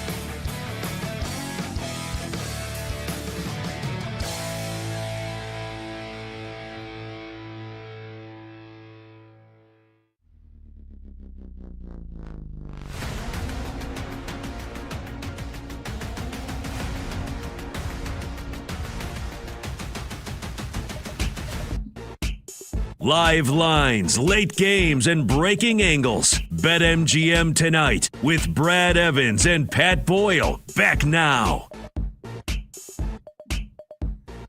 Welcome on back. BetMGM tonight, Westwood One Sports. He's Brad Evans. I'm Pat Boyle. The phone number to join the show is 310-840-4910. That's 310-840-4910. This segment is sponsored by Progressive Insurance. Save on commercial auto insurance from Progressive. Get a fast quote at progressivecommercial.com. Brad, I think the baseball gods were listening to us last night. We were talking about the near brawl. I guess you could say that, right? I mean, Wilson Contreras got hit again by Brandon Woodruff and the Milwaukee Brewers, and he basically said, if they hit me again, I'm going to take one of their guys out. And so we were waiting on pins and needles to see if there was going to be any haymakers thrown in the Red Sox and the Brewers game. Lo and behold, the baseball gods say, you want a brawl? Because we were saying it feels like we need a good old-fashioned brawl, right? I mean, the first 2 weeks of the baseball season isn't complete until you get a charging of the mound, until you get a dust-up, until you get a fracas, until you get a brouhaha. And the baseball gods were listening, and they said, well, we won't give you Brewers Red Sox, but we'll give you Jorge Soler and Reynaldo Lopez and the Angels and the Braves. And here's how it sounded last night when the sparks flew. Now here comes Soler going after Lopez. They square up, and Soler and Lopez are throwing haymakers. They're going after each other. Soler is finally tackled from behind as the Angels and Braves are all out onto the field. That came up out of nowhere. Soler was upset after a couple of pitches were high and in after he hit yet another homer off Lopez. And that is a great job by, I believe that is Wayne Randazzo, Angels TV. They're the FanDuel Sports Network, which is the home of the Angels. He laid it out so perfectly, Brad. So Soler and we do our round the bases segment where we each, we pick a batter to go yard, or we pick a batter to go over their hits, runs, RBIs. And I gave Soler because I said he has owned Reynaldo Lopez. I think he had a career batting average of over 500 with like 4 or 5 homers off him, and he took him deep in his first at bat again last night. And then in the second AB, he gets brushed back not once, but twice. The second one from Reynaldo Lopez basically nearly brushes it nearly goes for his tower, and it goes to the backstop. Guy from first base goes to second. They throw down to second, and then they kind of just, Jorge Soler and Ronaldo Lopez are kind of just staring at each other, just gawking at each other. And Soler then finally says, all right, I'm going to break this staring contest with a charging of the mound. He comes out. He says, you want to go. Ronaldo Lopez says, you want to go. I mean, it was probably in Spanish, probably wasn't in English, but, whatever that is in Spanish, you want to go. Vamos a ir. And then all of a sudden, they went after one another. And in one of the more unique brawls, of course, there was actually a punch landed, and it was a new weapon that was unlocked, Brad. Ronaldo Lopez, because he got the ball back after the runner went to second, held the ball in his hand and actually used it as a blunt force object and punched Jorge Soler in the side of the helmet with the ball in his hand. And then Soler's coming after him. He's, the arms are flailing.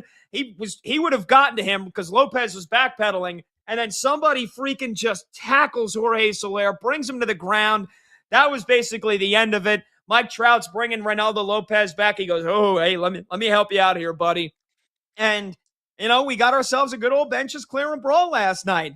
Both players suspended 7 games apiece, and Jorge Soler appeals it, so he plays today, and he goes deep yet again. What a 24 hours for both these teams, and for Ronaldo Lopez and Jorge Soler. We got the good old-fashioned brawl we wanted.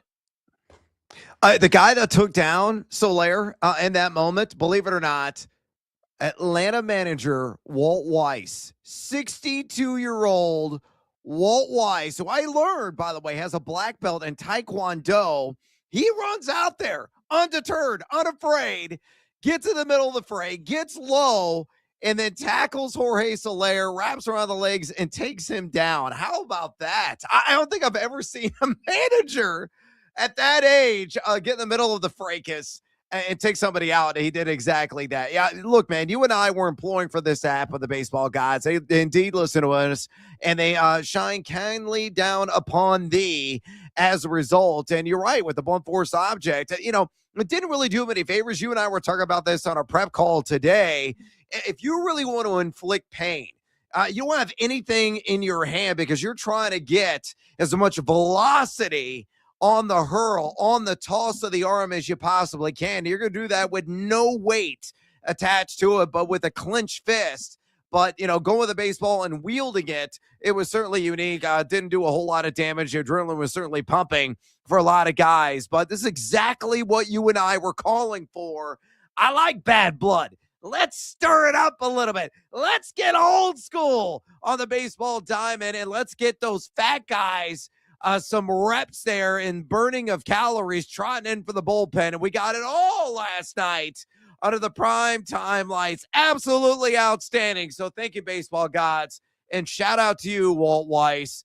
You're an old man that nobody wants to F with.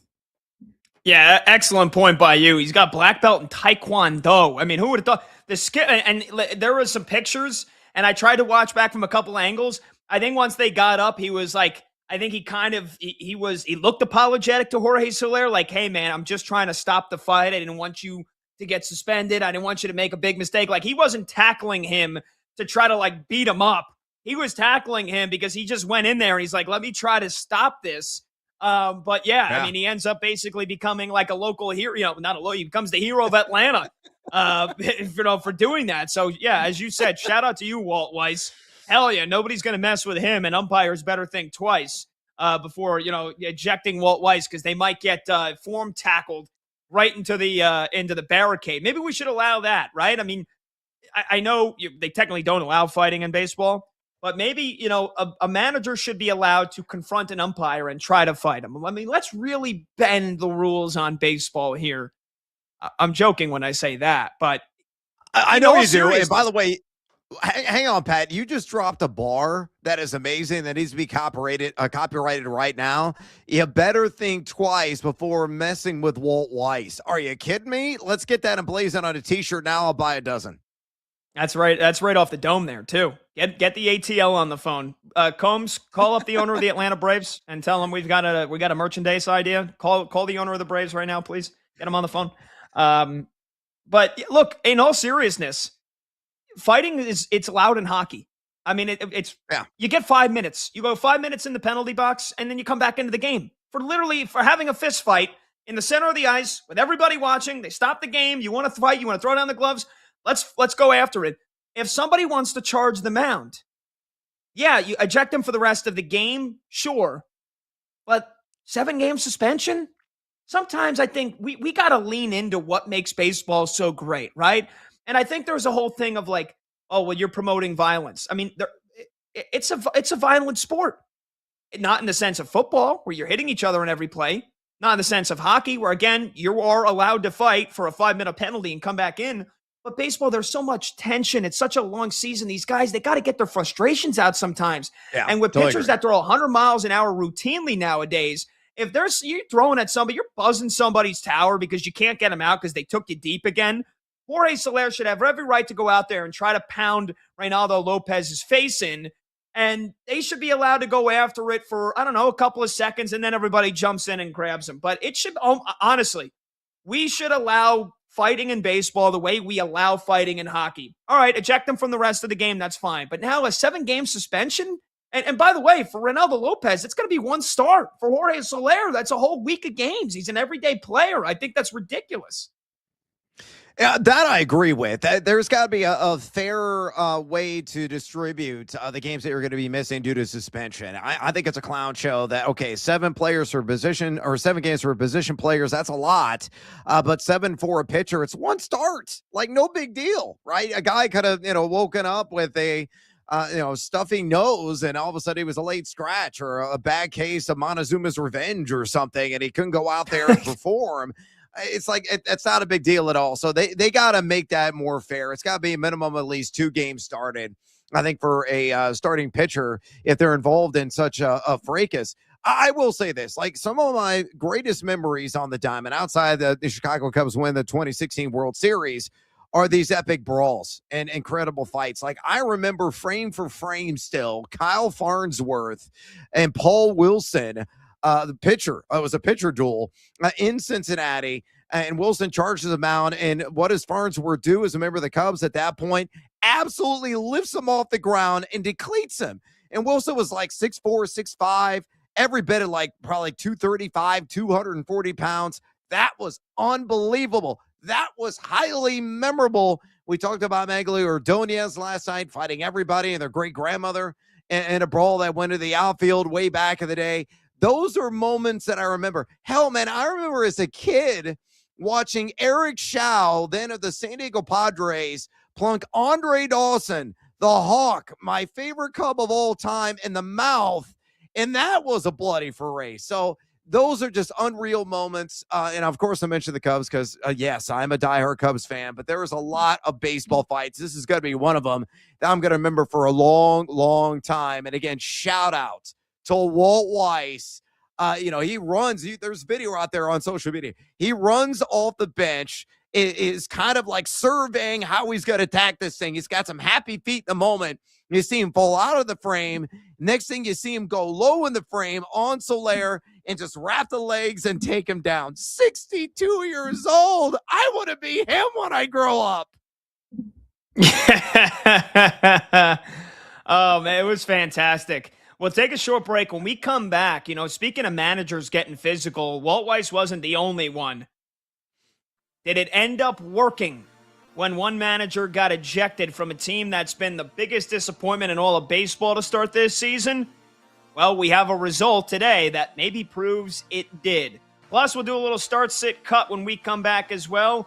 310-840-4910 is the number to get involved in the show. He's Brad Evans. I'm Pat Boyle. This is BetMGM tonight on Westwood One Sports.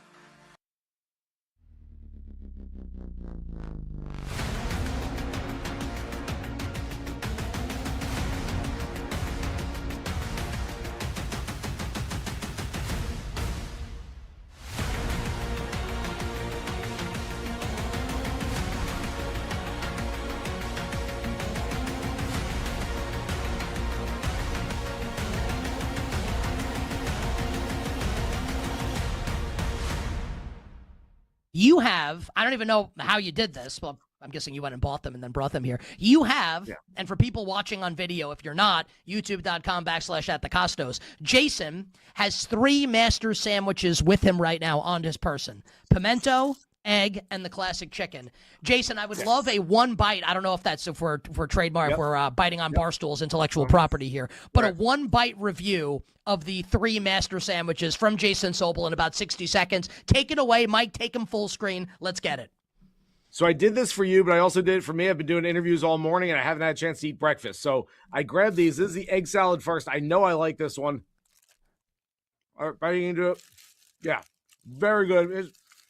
If you're an egg salad fan, it's a 8.5, maybe a 9 out of 10. It's really good. Right. So let me ask you this before you go on to the next sandwich. Would you say it's better or worse than like your, and I'm going to use New York just because I'm a New Yorker, than like your average New York deli egg salad? Look, New York, it depends on the deli. There's some good egg salad there. That's what I'm saying. I'd actually say it's better. Now, I will say I'm not a big white bread fan. So maybe some egg salad on rye. It might be a little better than the white bread they've got everything on here. I'll throw that in there. But the egg salad itself, very, very good. All right, here's pimento cheese, very Southern. I've grown to like it a little bit. I'm still not a huge fan. I haven't had this in years. You seem on the fence. I've heard they've changed the recipe a little bit. You know what, Nick? It's pretty good. Okay. I remember coming here. My first Masters was 2005. I was like, all right, first thing, I'm going for the pimento cheese. And I was like, oh, that's terrible. And I didn't eat it for a while. They've changed the recipe. It's not bad. I mean, as far as pimento cheese goes, if you like it. I love that. Like Jason's first Masters, 2005. What happens? Tiger Woods wins in a playoff over Chris DeMarco. What's your memory? Pimento cheese. All right, now pimento the classic chicken. All right, classic chicken. I mean, this is literally just a it's a chicken sandwich. Chicken on a bun. Yeah, I mean, it looks like Chick-fil-A. Yeah, it looks like Chick-fil-A. Maybe warmed up. I don't know if they would do that for us. You got some spices in there, some pepper, some oregano. Really good. Again, maybe throw it in the microwave or throw it in like a little air fryer for about 2 minutes, but just the way it is, very solid. Give it an 8.5. What would Fred Ridley do and like the like the Masters National Guard do if you busted out an air fryer on like 16 to warm up your chicken sandwich? Probably not gonna go over very well on 16. If you did it here in the press building, probably wouldn't go over very well either. But I tell you what, they built this press building 6 years ago or so. Okay. And there's a restaurant in here for 1 week a year. There's a full-on restaurant. So everyone always asks about the sandwiches. That's the first bite of any sandwich I've had this week because we sit down and have like, I don't know, seared salmon for lunch. I mean, it's just ridiculous. Like stuff that people like me shouldn't be treated to during the week. You know, they should be like, well, you go out there, bring a brown bag lunch in or something. But no, they treat us very, very well here.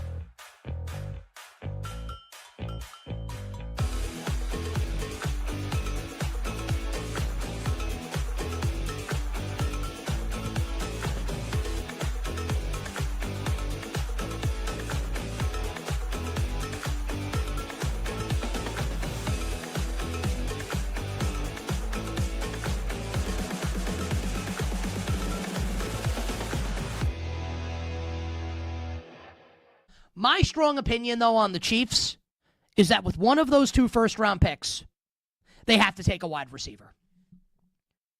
If you really want to give Patrick Mahomes the best chance for success this season, you got to jazz up this receiving core. You can't go into the year counting on Xavier Worthy and counting on Tyquan Thornton and, honestly, counting on aging Travis Kelce. I'm not saying it should be at 9. Like, 9 could be your spot to grab Delane. Could be your spot to grab Reuben Bain, premium player that you may not get because you never draft that high. The good thing, though, for the Chiefs is that it's a deep receiver class. So later in the first round, will Omar Cooper from Indiana be there? Probably not, but I wanted to say his name. Denzel Boston, KC Concepcion. The Chiefs need to exit the first round with a receiver, one of their first 2 picks.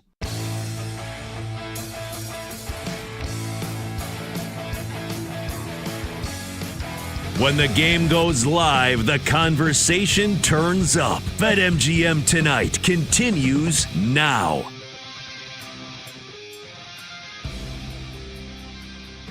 All right, welcome on back. BetMGM Tonight, Westwood One Sports. He's Brad Evans. I'm Pat Boyle. The phone number to join the show is 310-840-4910. That's 310-840-4910.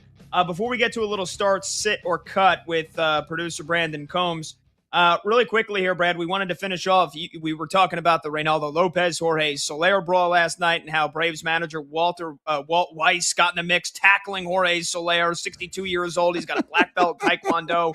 I said he wasn't the only manager to get physical last night. So Blue Jays, they had been a disaster. They lost again to the Dodgers last night after they got embarrassed on Monday by a score of 14-2.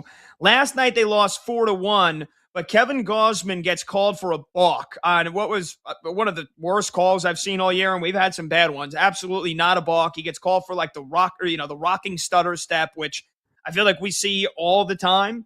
And so John Schneider probably half arguing the balk, but also probably half just looking for a reason to blow up and try to spark a rally for his team. This is an age-old tactic by managers, right? Their team's going through it. They try to lift them. The Blue Jays had lost, 5 in a row after last night.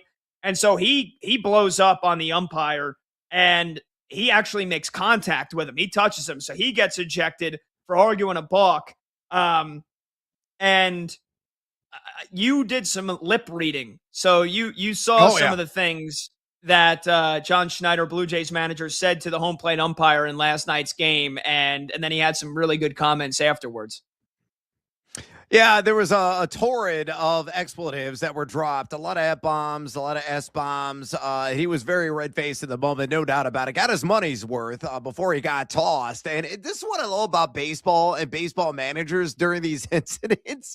You know, when they go back to like the Lou Piniella days, they're all kind of built the same. It's a long slog of a season, and they just kind of take it in stride. So post-game, John Schneider was on the mic. And this I pulled from Sportsnet, and he was asked about the incident with the umpire, and he goes, quote, "We were talking about dinner places and exchanging addresses for Christmas cards," end quote. Just outstanding in the moment. I mean, he wanted to rip his head off. He's calling every name in the book, and he just taking it in stride. A little tongue-in-cheek. And sarcasm there. But, I mean, this is why I love the game so damn much.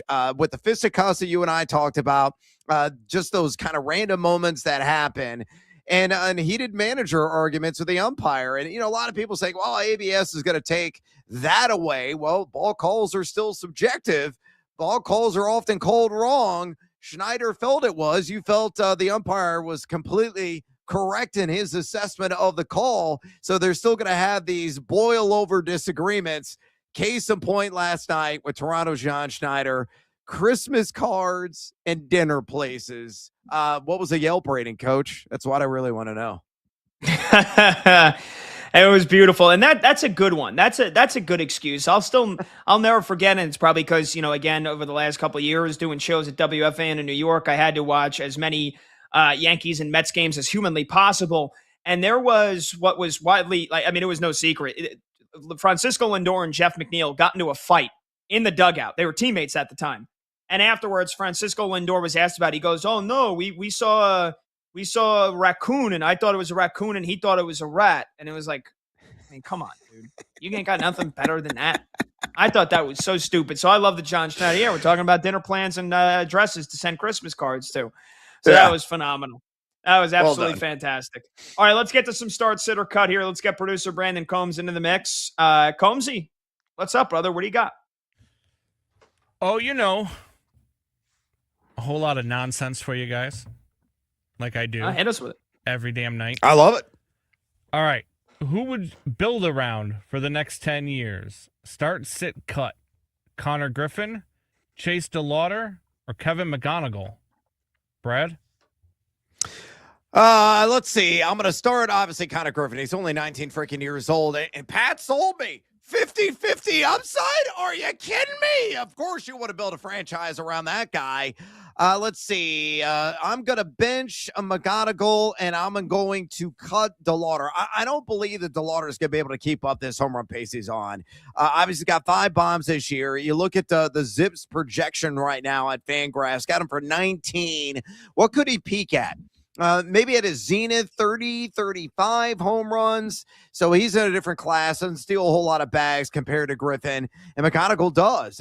He can hit for average. He can steal bags. He's got some pop at the bats, a little bit more across the board production. So start Griffin, bench McGonigal, and cut DeLauder for me.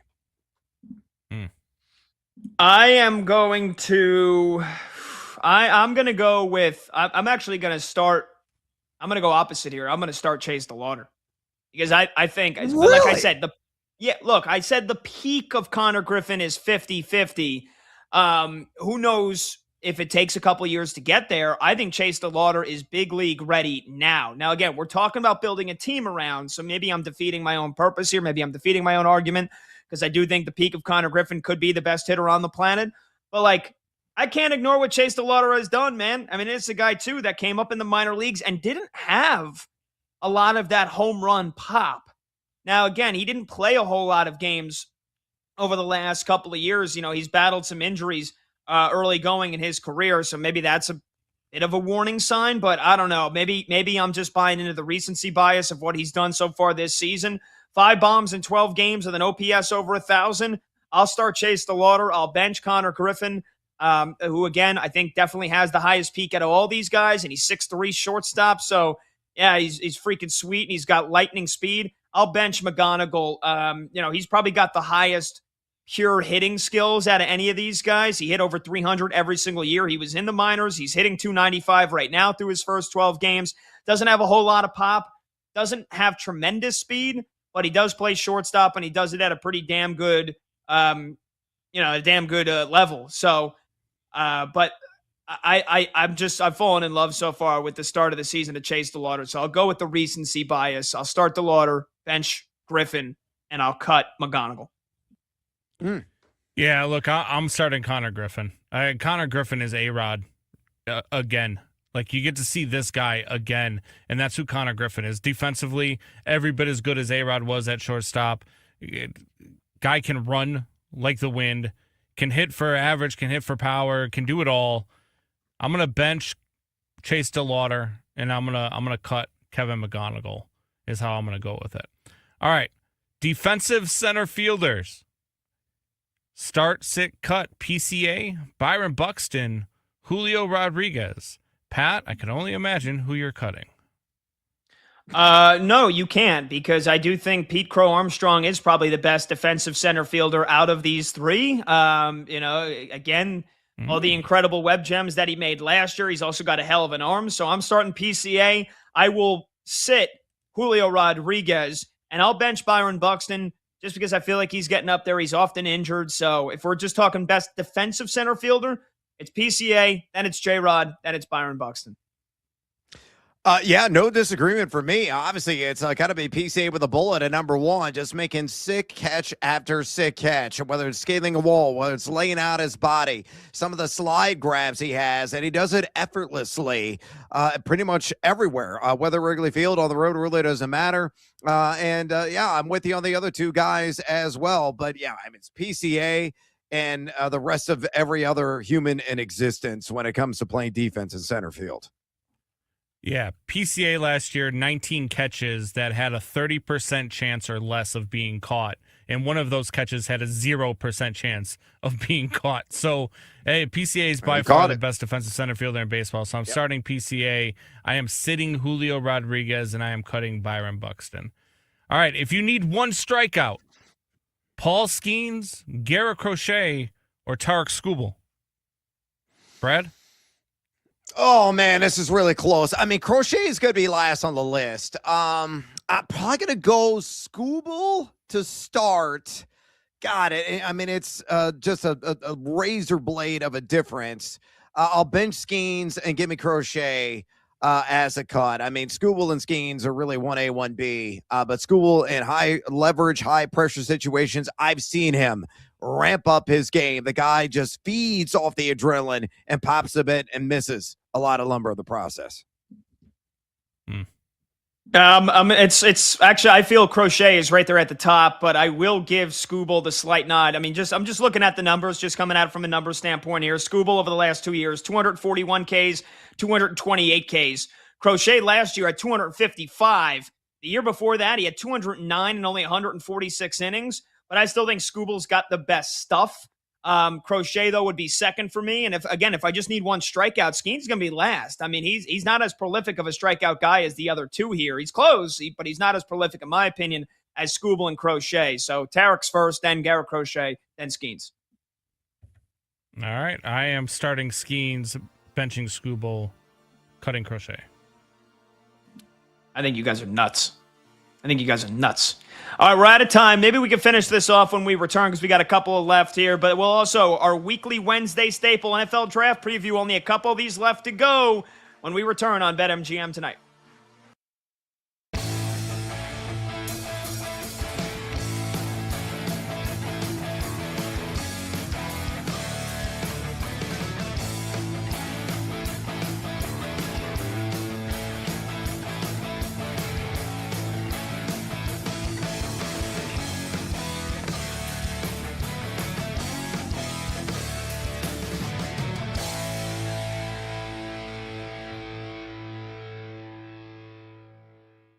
The player that I think the Jets should draft at number 2 overall, Ohio State, edge rusher, off-ball linebacker hybrid, Arvell Reese.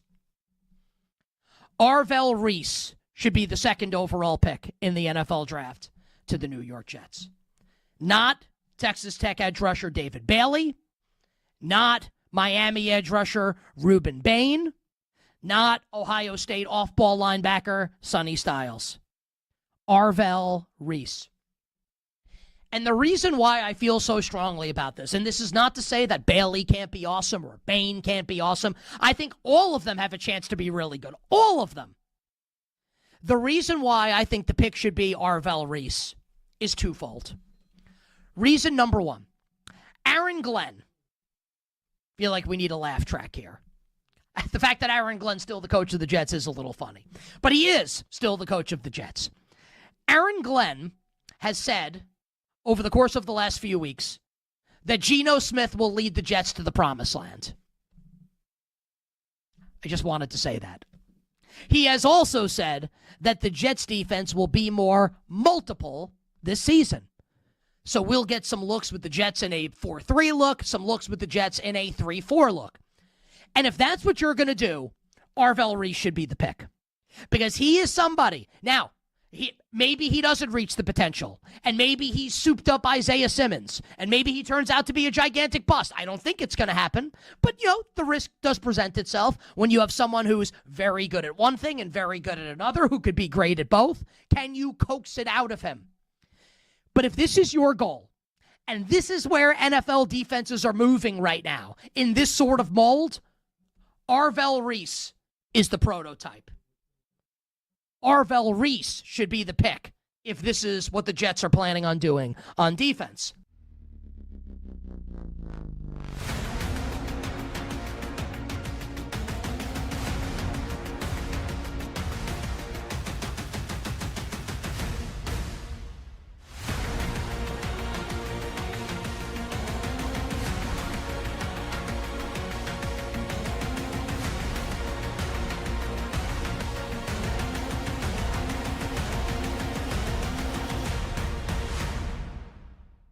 A lot of excitement entering the year for the Chicago Cubs, both in the National League Central, along with the Brewers, who are awesome, and also hope that the Cubs could challenge the Dodgers for National League supremacy. Those hopes took a hit yesterday and into this morning when it was announced by Cubs manager Craig Counsell that last year's rookie phenom starting pitcher, Cade Horton, who went 11-4 last year with a 2.67 ERA, will miss the remainder of this season. He will undergo elbow surgery, and it's possible that will be full Tommy John reconstruction. They won't know, the doctors, until they go in for surgery. This would be his second Tommy John surgery in his young career, both in the minors and in the majors. So obviously you feel for the young man, right? He's got a long rehab ahead of him. You hope he's able to come back. And I wouldn't begrudge Cubs fans for thinking, do we have what it takes now to get over the hump? And while there's no way to spin this as a good thing, actually, let me tell you why the Cubs losing a really good young starting pitcher is actually a good for their chances of winning the pennant. It's not. Important to remember, Justin Steele, who basically missed all of last year after a fantastic season for him in 2024 with the Cubbies, he's going to be back probably by Memorial Day in the starting rotation. And Edward Cabrera, who was like the longtime great Marlins prospect who's never really been able to put it together, has a couple great starts to begin the year for the Cubs. Obviously, this injury doesn't help them. But it's also not a death blow. I still think the Cubs can make noise in the Central. I don't think anyone in the National League's beating the Dodgers, who are off to a 9-2 start. They're ridiculously good. But I'm not going to bury the Cubs just because Cade Horton's out for the year, and we obviously hope he gets better sooner rather than later.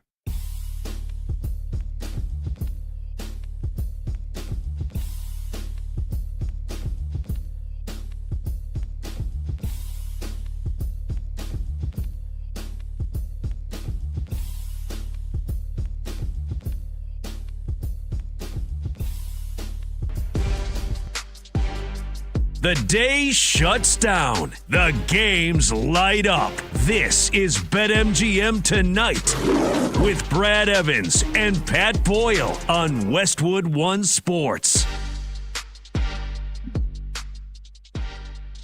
Hey-o! Welcome on back to BetMGM Tonight here on Westwood One Sports. He's Brad Evans, I'm Pat Boyle, and we are brought to you by BetMGM. Make it legendary. Download the app today. Please gamble responsibly. You can watch the show live on YouTube. Just search BetMGM Tonight and hit that subscribe button. You can watch the show live on Twitter at BetMGM Tonight, and you can listen to the program in plenty of different ways. The Westwood One Sports app, the Odyssey app, Sirius XM Channel 375, and hundreds of local affiliates throughout North America. Our talk and text line is 310-840-4910. You can call or simply just text your thoughts on the show or any of the topics we dive into, and that's at 310-840-4910. If you text us, just let us know, just as if you were to call, what your name is and where you're from, so we can get you featured on the show.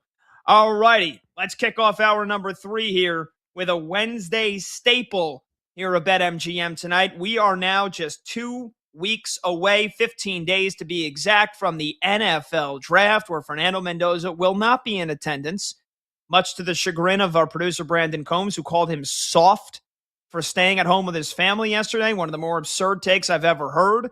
But he's going to go number 1 overall to the Raiders either way. But what we've been doing every Wednesday since the season ended is we go from 32 all the way to 1, 3 teams every Wednesday, what their biggest needs are, couple of names to look out for, who they should draft, and any other strategies that they could have going into the draft. So again, we've only got this one tonight, next Wednesday, and the night before the draft to finish this puppy off here. So that means we've got number 11, 10, and 9 tonight. It's the Dolphins, it's the Bengals, and it's the Kansas City Chiefs. Brad, let's start with Miami here. Midst of a complete roster overhaul. They signed quarterback Malik Willis in the offseason to replace Tua, but they are eating all that money of Tua's contract. So they really, John Eric Sullivan, the new GM, coming over from the Green Bay Packers, and the new head coach, Jeff Hafley, coming over from the Packers, they really need to hit on their draft picks, man. They don't have any margin for error here. And they really, you can kind of go all across the board here. Wide receiver, cornerback, secondary as a whole. You go safety, you can go offensive line. They need a lot of help here. What do you think the Dolphins put their focus at with the 11th overall pick? I think they got to go wide receiver. We're going to ask Joe DeLeone. He's coming up, interviewer here just a little bit on BetMGM tonight. I'm going to get his assessment. But Mekhi Lemon makes all the sense in the world. And you look at NFL Mock Draft Central.com, 22% of the mock drafters that site tracks has Lemon going to South Beach as a representative of this organization. The current wide receiver depth chart Pat, for this squad. Tutu Atwell, Jalen Tolbert, and Malik Washington. Those are your 1, 2, 3. Yikes. And, you got a brand new quarterback there, Malik Willis. You want to add some weapons and try to build up the arsenal. Obviously, Jalen Waddle out of the mix, dealt to the Miami, from Miami to the Denver Broncos. Devon Achane is still there. By the way, didn't show up to voluntary workouts yesterday. He's been rumored to be on the trade block, but more than likely he's going to stay with the organization. Hell, he may be the leading pass catcher if they don't get a rookie with suitable and solid and reliable hands immediately in the mix. I look at what this team, in terms of their finish last year, number 25 in EPA per play offense. That's no bueno. And they were number 26 in dropback EPA defense. Malik Willis was top 10 in adjusted completion percentage. Had a lively arm, looked damn good last season when he was inserted in the starting lineup and got those handful of starts for the Green Bay Packers. But, this organization, the cupboard is bare in terms of pass catchers and field stretchers. So they have to invest in a wide receiver, best on the board at their draft position number 11 overall. So I believe Malachi Lemon checks that box and that definite area of need. Yeah, you mentioned the Jalen Waddle trade to the Denver Broncos, which I love the move for Denver. So, yeah, they don't have a whole lot of receivers right now. You mentioned Malik Washington, Jalen Tolbert, Tutu Atwell. They're guys that you mentioned there. And Devon Achane, that lingering question, and reportedly he drew a line in the sand with the Miami Dolphins. I think he's going to get a contract extension. They've talked about wanting to build around him. Should. They said he's off the table. We're not trading him. I think they got to go secondary, right? Because think about it. You got a defensive coordinator as your head coach now in Jeff Hafley. And I think they've got to be able to build this defense. I think the offense, it's going to take time, right? You got to see what Malik Willis can be. Now, you'd love to get him a number one receiver, and maybe they do that. And then their second-round pick or their third-round pick and their later picks, I think they have to improve that secondary, man, which is just so damn miserable. So damn miserable there. And you look at the names. I know the NFL basically inside and out. I study all the depth charts every single week and that throughout the season, even trying to get familiarized with the guys that you rarely ever hear on TV. And I can't really tell you with a lot of certainty these guys in this Dolphins secondary, man. There is not much to go around here. And I think they're going cornerback at the 11th overall pick. They've already hosted LSU corner Mansour Delane for a pre-draft visit. That was yesterday. The other corner is Jermod McCoy from Tennessee. And so I think they're going to go one of those two guys. And I think you've got to give your defensive-minded head coach as much weapons in the toolbox here to get things going. Even though they do need a wide receiver, I think that comes in their second or their third-round pick. And as a side, I'll tell you this. I wouldn't be surprised if they actually, we're talking about, well, when do the Dolphins maybe draft a quarterback to compete with Malik Willis if he's maybe not the option? How long of a leash do they give him? They sign him to a 3-year deal, but, do the Dolphins wait for next year to maybe draft their quarterback? Watch out for Drew Aller in the middle rounds. If he's not taken off the board by round 4, round 5, I love Drew Aller. I hope he succeeds. I would love to see him in South Beach, man. I'd love to see Malik Willis succeed, but if he doesn't, oh, baby, sign me up for some Drew Aller in like week 10, week 11, if he's a mid-round draft pick for the Miami Dolphins. All right, let's move on. Couple of teams here now that should be playoff teams, should be Super Bowl contenders, and yet last year, anything but, and for the last couple of years, for the Cincinnati Bengals, boy, has it been a struggle here. They've got to keep Joe Burrow healthy. Really, the only move they made this offseason was to extend Orlando Brown Jr. They didn't re-sign Trey Hendrickson. He ends up going to the Ravens. And so offensive line needs help. Defensive front needs help. This defense has been a laughing stock for the last couple of years. They cannot tackle. They can't tackle people, Brad. So for me, it would be linebacker for the Cincinnati Bengals. But what say you for Zach Taylor's squad? Yeah, it's got to be defense, very clearly. It could be linebacker, could be on the back end as well, where they've really struggled in terms of their pass defense. Right now, NFL mock draft database has them going with Jermod McCoy, cornerback out of the University of Tennessee, but only 7% of the mock drafters have McCoy landing at number 10 overall. which is a bit shocking to me. So, yeah, they can go a number of different directions, but I think it's definitely going to be defense. As you mentioned, last season, they were only number 29 EPA per play defense. So, really, the dregs of the cake in that category, they were number 28 in drop back EPA defense and number 30 in rush EPA defense. They need help on the defensive line. They need help at linebacker. They need help at corner. They need help at safety. They just need help because you're right. They're not wrapping up anybody, not a soul. And if that team has any hopes of being competitive in the AFC North, they got to go out there and make some primo investments on the defensive front. So, maybe the first pick, the second pick, the third pick of this draft, defense, and more defense. They need warm bodies, and they need guys who cannot fail at fundamental football. And that's just taking down dudes in the open field. Yeah, I mean, look, you want to keep Joe Burrow healthy, but I mean, look, they've committed all their resources to this offense. There's a big reason why Trey Hendrickson's not there anymore. It's because they gave the bag to Jamar Chase and they gave a bag to T. Higgins. And obviously you're paying Joe Burrow $55-60 million. So, yeah, the defense it's a joke. They are so pathetic. You mentioned the mock drafts that you've seen have them going. Jermod McCoy, who I mentioned before, who the Dolphins could take as well at corner. I highly, highly doubt Sonny Styles is still there at number 10, the big, beefy linebacker from Ohio State who lit the combine on fire. He probably goes in the top 8. I highly doubt he'll be there by 10.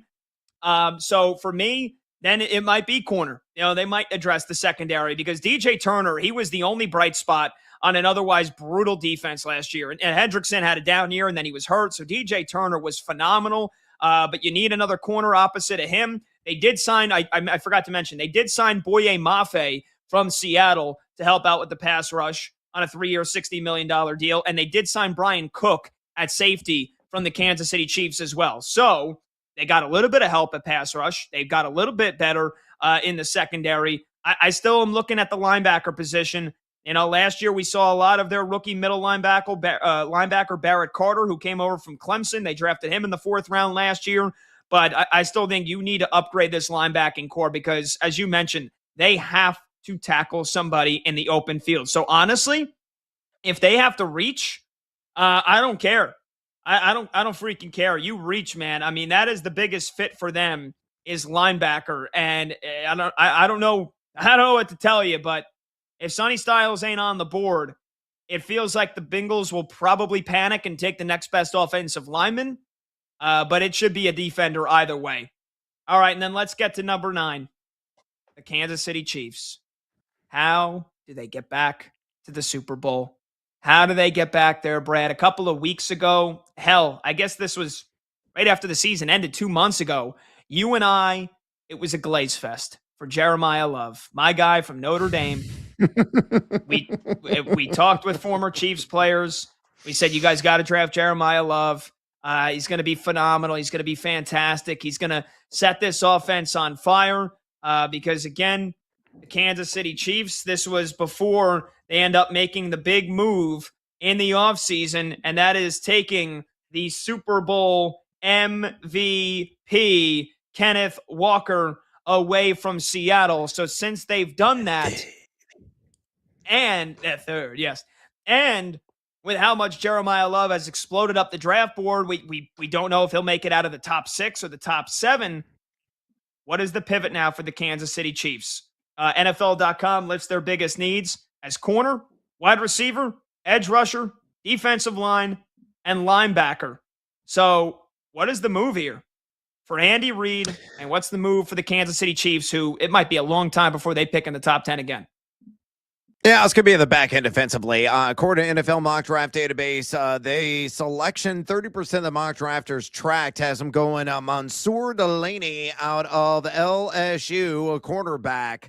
Guy highly skilled, no question about it. And you look in terms of EPA per play defense, they were top 12 in the league. They were number 12 overall, but they were middle of the pack in drop back EPA defense at 15. Their strength is more defending the run, number 11 in rush EPA defense. So you're right. They're stacked at wide receiver. You got Travis Kelce coming back. And Team Mercado was back there be a change of pace to Kenneth Walker the third, as you already mentioned. They don't really need any additional weapons on offense. If they want to explore and add some depth a little bit later on the draft, okay, fine. Explore a tight end maybe in like round 3, round 4, or later. but they got to go defense or they got to go offensive line. I can never have enough quality offensive linemen on your roster, but I think defense is going to be the top priority. There's a possibility, of course, if the right deal comes along, they could trade down. I don't think they will. I think they're going to stay there, and they're going to take the best DB on the board because that is their biggest area of need. Yeah, look, they signed big Kyrie's Tonga from the Patriots in the offseason, and they also brought in Alohi Gilman, who was with the Chargers and then the Ravens to play safety for them. But yeah, you mentioned it, back end defensively. They lost. They traded Trent McDuffie to the Rams. They lose Jalen Watson, the other corner in free agency. They lose Brian Cook. They lose Leo Chanel in free agency as well. So I think it's defense here. There's a lot of question marks about their receivers, and we know the off the field issues for Rashee Rice and Xavier Worthy. They got some good news on Rashee Rice earlier this week. They re-signed Tyquan Thornton, who is an over-the-top threat for them. They have Kelsey. We're not expecting much out of Kelsey. I mean, hopefully Noah Gray takes a step forward because he's kind of been the successor in waiting. But you signed Kenneth Walker. You took away the Super Bowl MVP. So the offensive line, they have no depth. So I think they will address that in the second round or maybe the third round, the middle rounds. Maybe they go get one or two linemen at the back end. It's about, can these guys stay healthy? They took Josh Simmons at the end of the first round last year, and he struggled to stay healthy. He was away from the team for a little bit for a personal matter. Their right tackle was an absolute disaster. I mean, they were down to their fourth stringer by the end of the season. It was part of the reason why Mahomes got hurt, because he was running for his life out of necessity. So, yeah, I just think the departures they had in the secondary, I agree with you, whether it's Delane or whether it is Jermod McCoy at number 10. Maybe that's a bit of a reach. I've seen some other mock drafts that think that they're going to go receiver and go Jordan Tyson out of Arizona State. I think you got all the weapons you could need for the Kansas City Chiefs. And you have Mahomes at quarterback. Like, he's got to make it happen. I think this defense needs to get back to being a top 5 unit under Steve Spagnuolo, and I will expect them to address the secondary and defense at the bare minimum nonetheless, Brad. Yeah, exactly. And I think you're on the right path there. Look, this team is going to be highly competitive. There's no question in my mind. They make the right moves with the offseason moves that they have made, and it could be all systems go yet again. The rich have gotten richer. I think it's kind of a best case scenario. They took their lumps last year, but they're going to resurrect themselves in a jiffy, in a snap, in a jiffy. That's like something out of the 1950s. Oh, Jolly-O. It's kind of crazy, that kind of references I pulled out of my rear. But it does honestly apply to the organization. So, yeah, I'm all back in.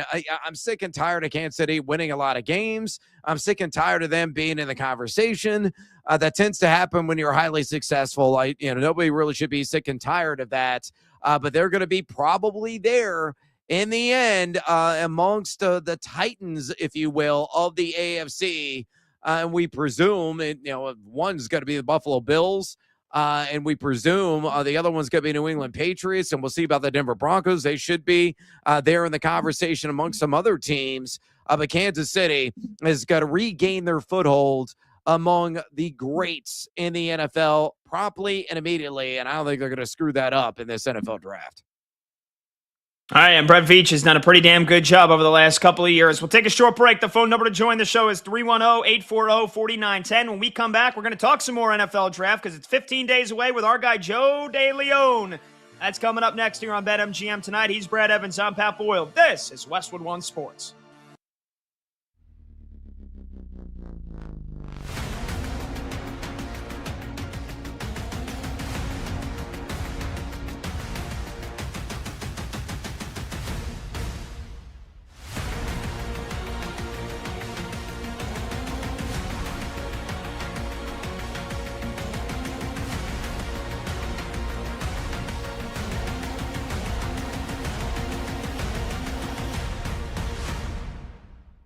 We talked about this last week when the news broke that Puka Nacua had entered rehab for Los Angeles.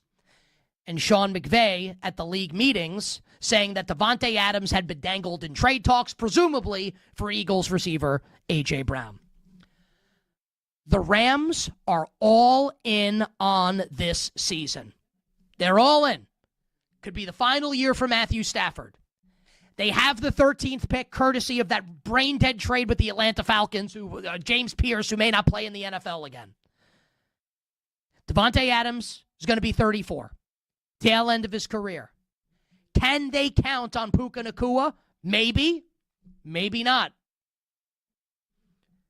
When the Rams get on the clock at 13, if USC wide receiver Mekhi Lemon is available, the Rams shouldn't even hesitate. There should be no time off that clock. Turn in the pick. Here's Mekhi Lemon. And best case scenario, you've got Lemon, Devontae, and Puka all catching passes for Matthew Stafford. And then, when Devontae's eventually done, here's Mekhi Lemon as your wide receiver 2, along with Puka Nacua. I think that makes all the sense in the world.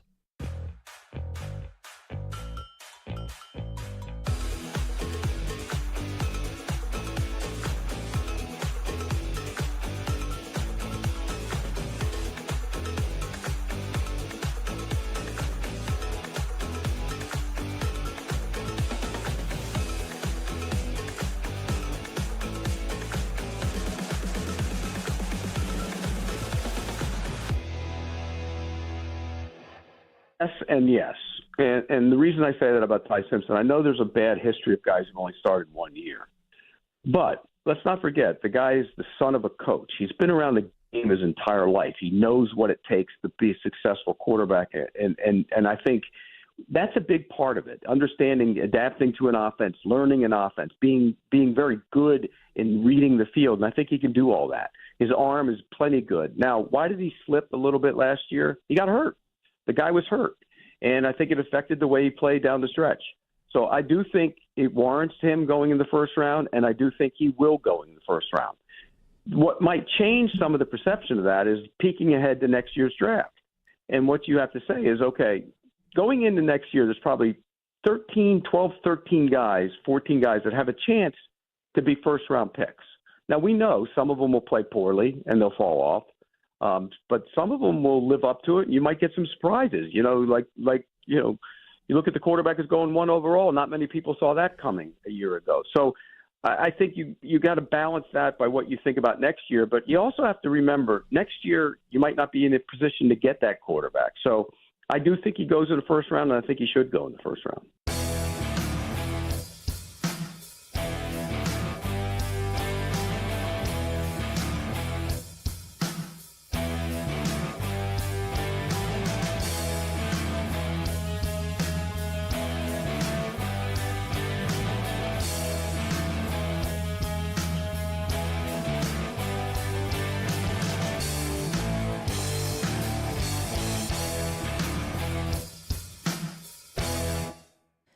The thing that I think is most impactful, though, as far as something that impacts what will happen on the court, is his contract. 6 years, $50 million for Mike Malone at North Carolina. So he immediately becomes one of the highest paid coaches in all of college basketball. And what that shows me and signals to me is that North Carolina is ready, is willing, and is able to spend big. And as I told you earlier this week, I talked about it on Instagram at the Costos, TheKostos. Please follow me there. It helps me sleep better at night. If Carolina has the same level of talent as Duke, Kentucky, Michigan, they have an NBA championship winning coach in Michael Malone. I think North Carolina is going to win and win big with Michael Malone at head coach.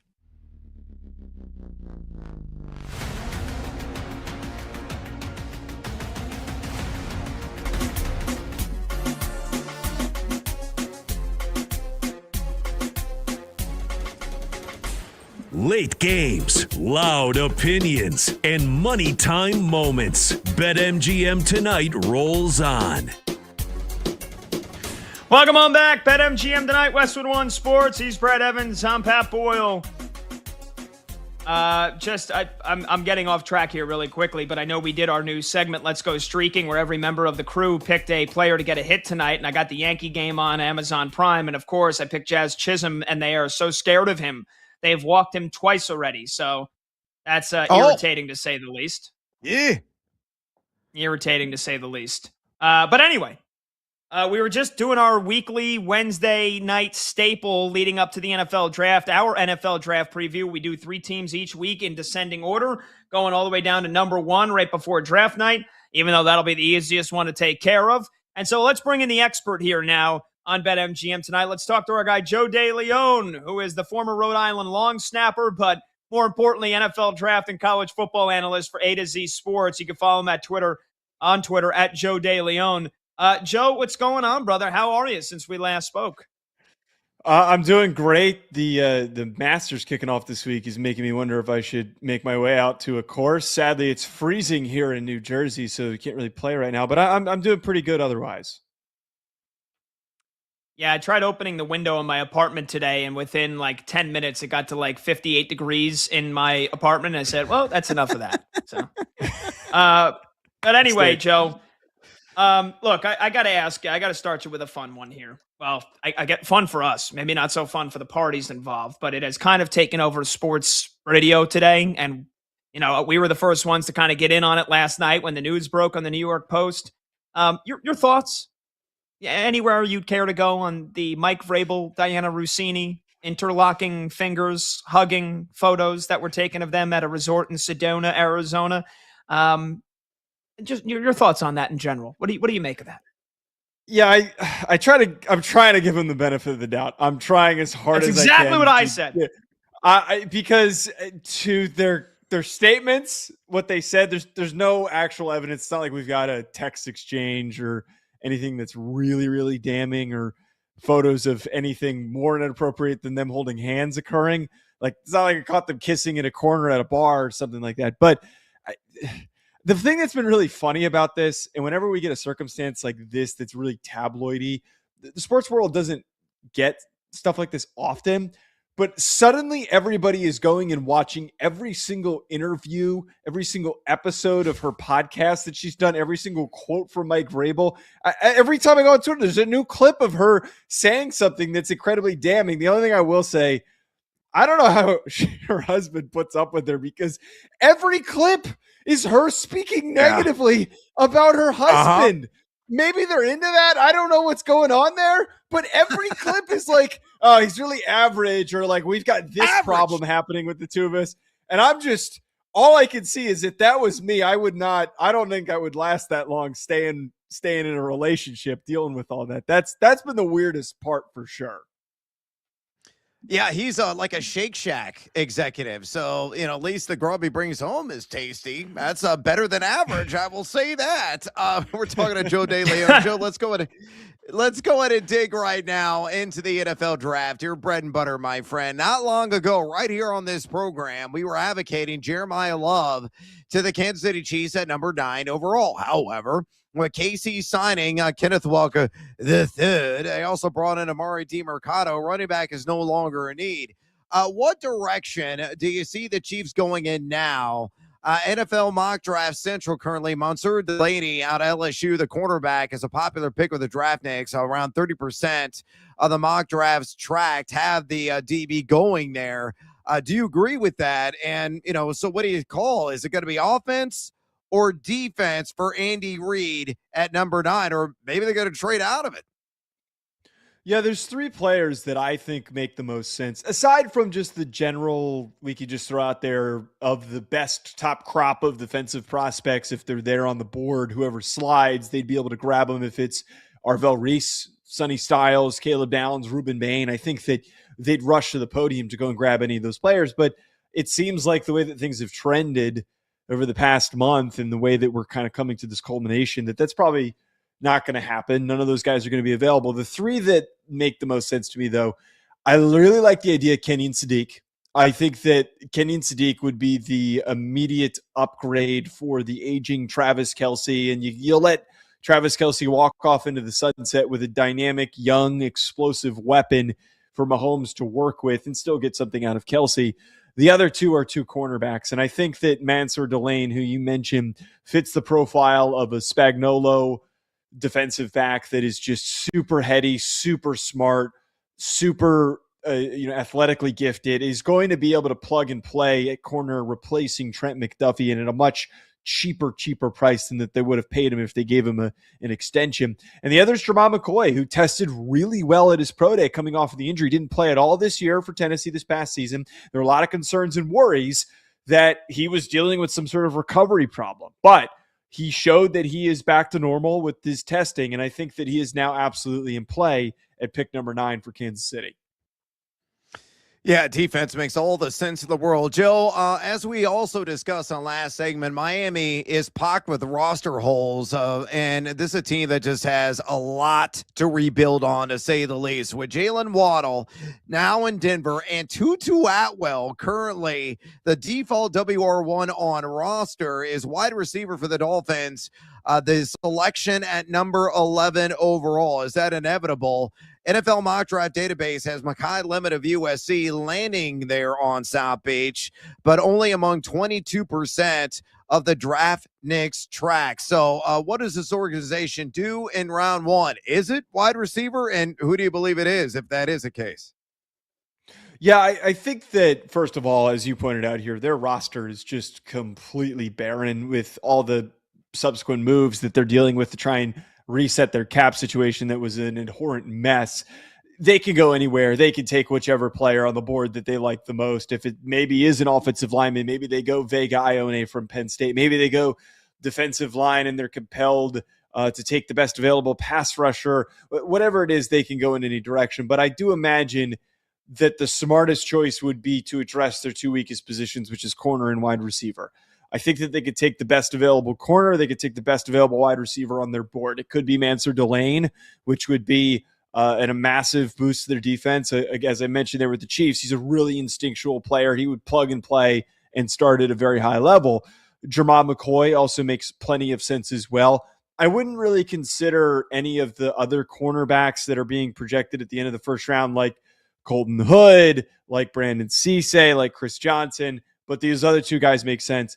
Mekhi Lemon, Carnell Tate, or Jordan Tyson, depending on who's still available, any of those three players make sense. We don't really know what to expect from this offensive scheme, but I think that all three of those players would be an immediate upgrade over the current guys in the wide receiver room. Jordan Tyson's the most compelling to me because I think he's the highest ceiling, but his injury history could be something that Miami doesn't want to take a risk on, considering the fact that they showed their whole intention this offseason is being as risk-averse as possible. We're talking to Joe DeLeon here on BetMGM tonight, Westwood One Sports. He's Brad Evans. I'm Pat Boyle. Joe is the NFL draft and college football analyst for A to Z Sports.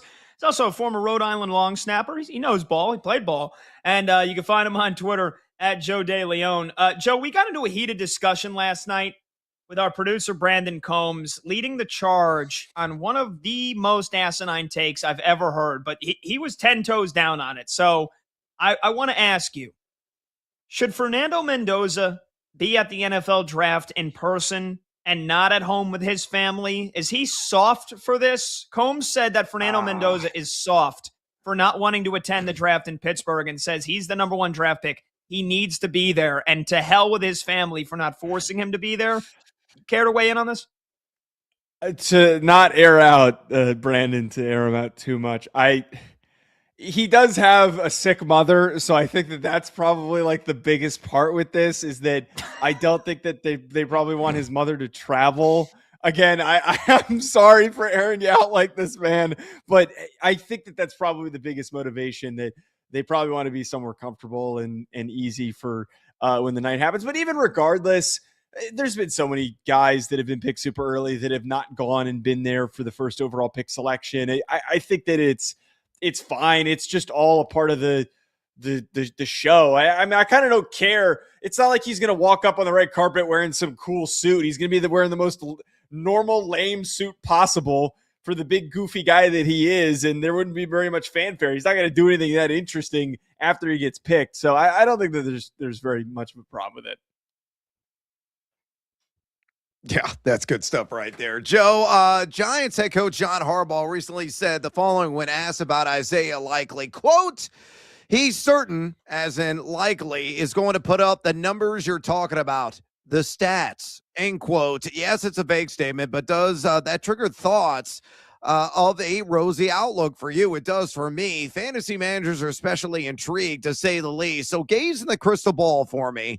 Assuming a 17-game season, what kind of numbers do you see Isaiah likely putting up with Jackson Dart in their first year together in New York? And really, is he like an enlarged version of Wan'Dale Robinson in your estimation? I think that it's totally possible for him to be a 800 yard plus guy. He's got the athletic tools. He is a very gifted athlete. He was a really compelling prospect when he came out of Coastal Carolina. And I think that his development has been intriguing as well, that we've seen growth from him year over year. And I think that this is a perfect situation for him, hence why he took it, that he doesn't have to be the second option with Mark Andrews there. I think that we saw at the beginning of this year for likely that he was showing that he could be a primary target in an offense. I think that the biggest part with this, and maybe this narrative will change after the NFL draft, depending on who the Giants end up drafting. If they do draft receiver early, if they take anybody in the first 3 rounds, hypothetically, if they come away without like a real true playmaker to play alongside Malik Neighbors, they're going to need Isaiah Likely to have a big role in this offense. They're going to need to be able to turn to him because Neighbors can't do everything. They are really depleted in terms of just weapons. And I think that the whole mentality now,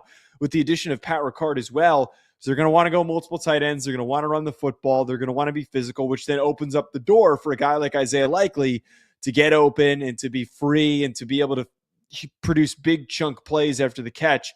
I really have high hopes for Isaiah Likely. And I think that that Harbaugh committing to him so much so financially to bring him in proves that he has a vision for what he can become. Out of any player that he could have brought in, I mean, they could have been aggressive about going and getting Tyler Linderbaum, but instead he committed to Isaiah Likely, and I think that means a lot. Yeah, our buddy Joe DeLeon with us here for another 2 minutes on BetMGM tonight, talking NFL draft, talking NFL offseason here. He's an NFL draft and college football analyst for A to Z Sports, one of the best in the biz. Nobody grinds more tape 24/7, 365 than Joe. That's for damn sure. Joe, Brad asked you about Isaiah Likely and the G-Men. I got to ask you about Sexy Dexy here because you like Big Blue. I like Big Blue. Does Dexter Lawrence get traded before the draft or at all this offseason? I don't want to see him go, but he requested a trade on Monday. Not a big surprise, right? He's got no guaranteed money left on his contract, even though it's got 2 years left. He's outside the top 10 and interior defensive lineman. He's coming off of a brutal year. Really only had a half a sack, but I still think he's top 5 in the game at his position. John Harbaugh talking about, I'm not surprised by it. It's business, but it's not like it's not like a Christmas gift. It's business. So the business is to be the best football team we can be. I know there's some people saying, "Oh, here we go. All right, let's see what the Giants can get for him." No. I don't think you trade somebody like Dexter Lawrence. I know he's coming off a bad year, so his value might be at the bottom of in terms of his value to the Giants. But I also think that means you're not going to get a great draft package back. You're not getting what the Cowboys or what the Jets got for Quinnen Williams, in my opinion. So I think it would make sense for the Giants, who are hoping to be near a playoff team this year, to re-sign one of the most impactful players on this defense. What do you think about Dexter Lawrence? Do you think there's any chance the Giants trade him at all this offseason, let alone in the next 2 weeks?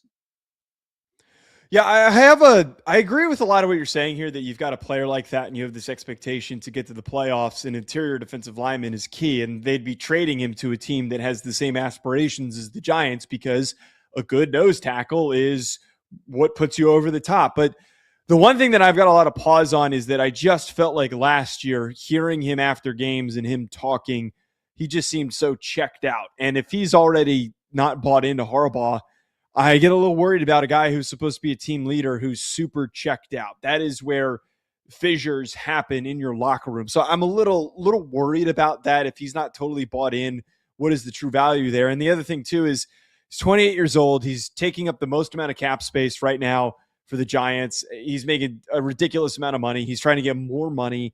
Is it really worth the Giants taking up all their cap space going towards a defensive tackle? I think that many people would point out that that's not a conducive roster building approach. Again, I think there's a lot of positives and negatives for this, but if he doesn't want to be there, see what you can get. That being said, though, it's just such a tight window. I feel like whenever we get these types of situations where players are upset and they're not happy with their situation, they request a trade, it's around draft time, that those things don't ever really come to fruition because teams are preoccupied. A lot of teams are preoccupied with trying to figure out their draft situations. If the Bears came along and they offered that late first-round pick and another pick for Dexter Lawrence, I think that the Giants should be compelled to take it because it's extra ammunition. We just mentioned a second ago about this team not having very many options at receiver. And also, they don't have a very good starting cornerback room. And I think that extra draft picks would help them address those needs if they could get a first-round pick and maybe a day 2 pick.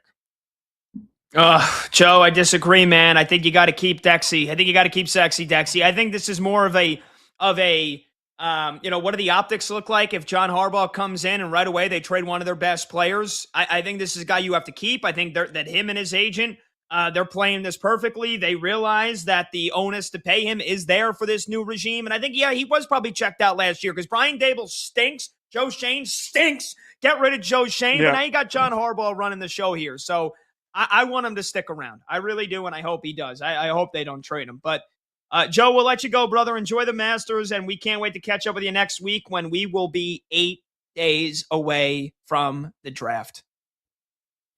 It's crazy to think how close we are, but thanks, guys, and looking forward to catching up next week. See you, Joe. There you go, the great Joe DeLeon. He covers the NFL draft and college football for A to Z Sports. Follow him on Twitter at Joe DeLeon, DeLeone. All right, we'll take a short break. When we come back, we'll play a little Would You Rather. Phone number to join the show, 310-840-4910. He's Brad Evans. I'm Pat Boyle. This is BetMGM Tonight on Westwood One Sports.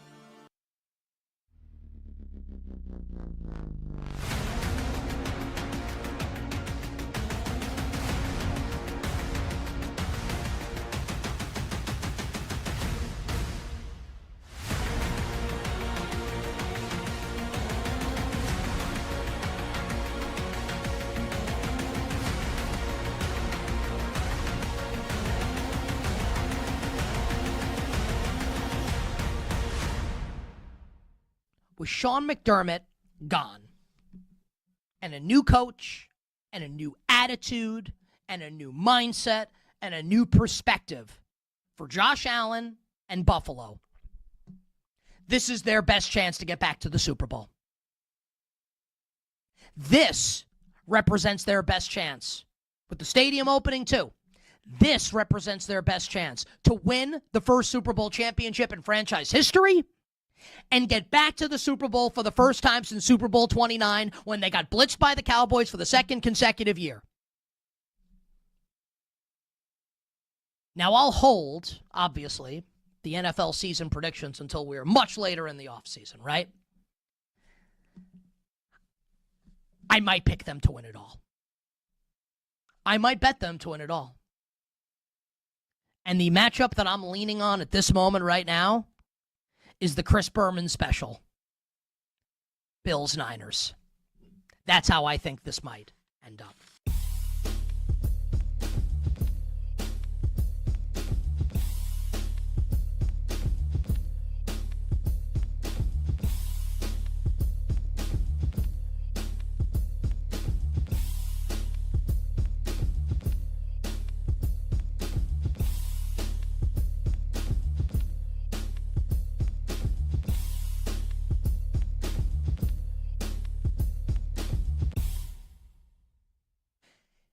If Arizona State's Jordan Tyson is on the board, that's my pick for the Jets at 16.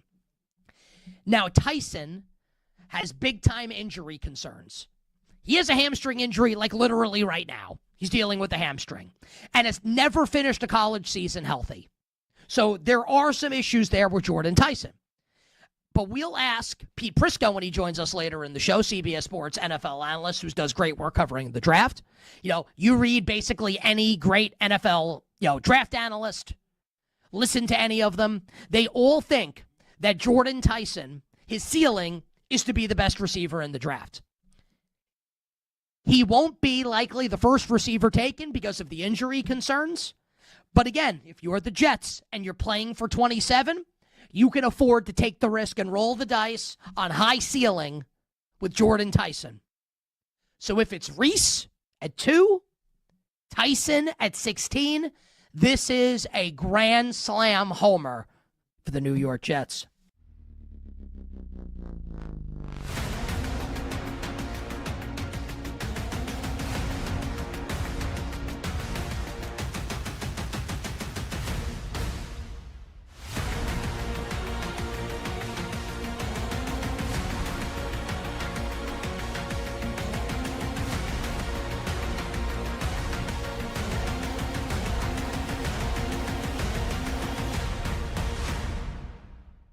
Is Notre Dame running back Jeremiah Love, Pete, worthy of a top 10 selection in this year's draft in your estimation?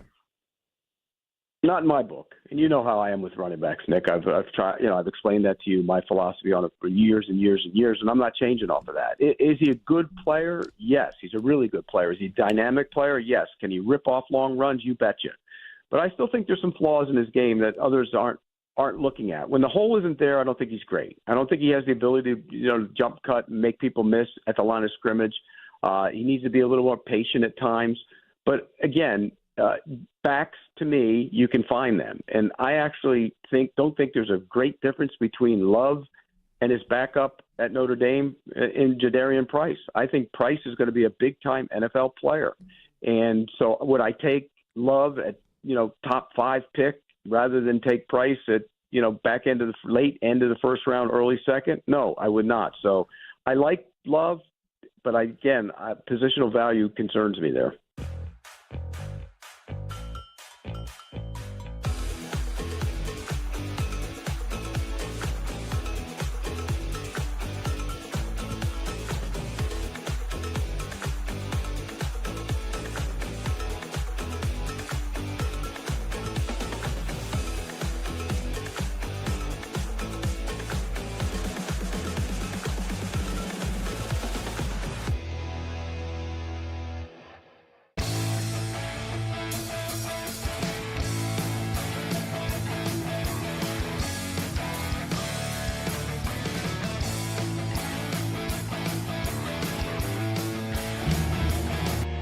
Live lines, late games, and breaking angles. BetMGM tonight with Brad Evans and Pat Boyle. Back now. La la la la la. It is BetMGM tonight on Westwood One Sports. He's Brad Evans. I'm Pat Boyle. Phone number to join the show, 310-840-4910. Huge shout out to our guy Joe DeLeon, who joined us last segment. 15 days from the NFL draft, Brad. I mean, I can't believe it. I cannot believe it, man. We are almost here. We are almost here, brother. I'm here for it. Let's go. We're going to be talking football nonstop here in short order, believe it or not. And we're going to be addressing those picks live right here. And you know what I'm going to do? I'm going to give you some fantasy football spins as well because I love it. All right, let's get producer Brandon Combs in here to give us a couple of would you rather spins. Combsy, what's going on, brother? Not much, Pat. Not much. I mean, other than it's all over Twitter now, you telling me that I'm going to die by 60. But, yeah, shout out to our drinking the energy drinks. Yes. Shout out to one of our social media crew members, Chloe Pratt, for putting that out there. I love the energy. She chose violence. She is choosing violence, and I am here for it. Drinking an energy drink right now. Is that a Monster? No, these are called Alani's. Yeah.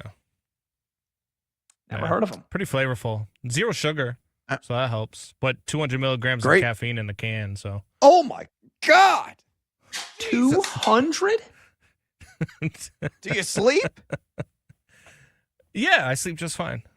When in the 4.5 hours a day that I'm not working, I sleep just fine.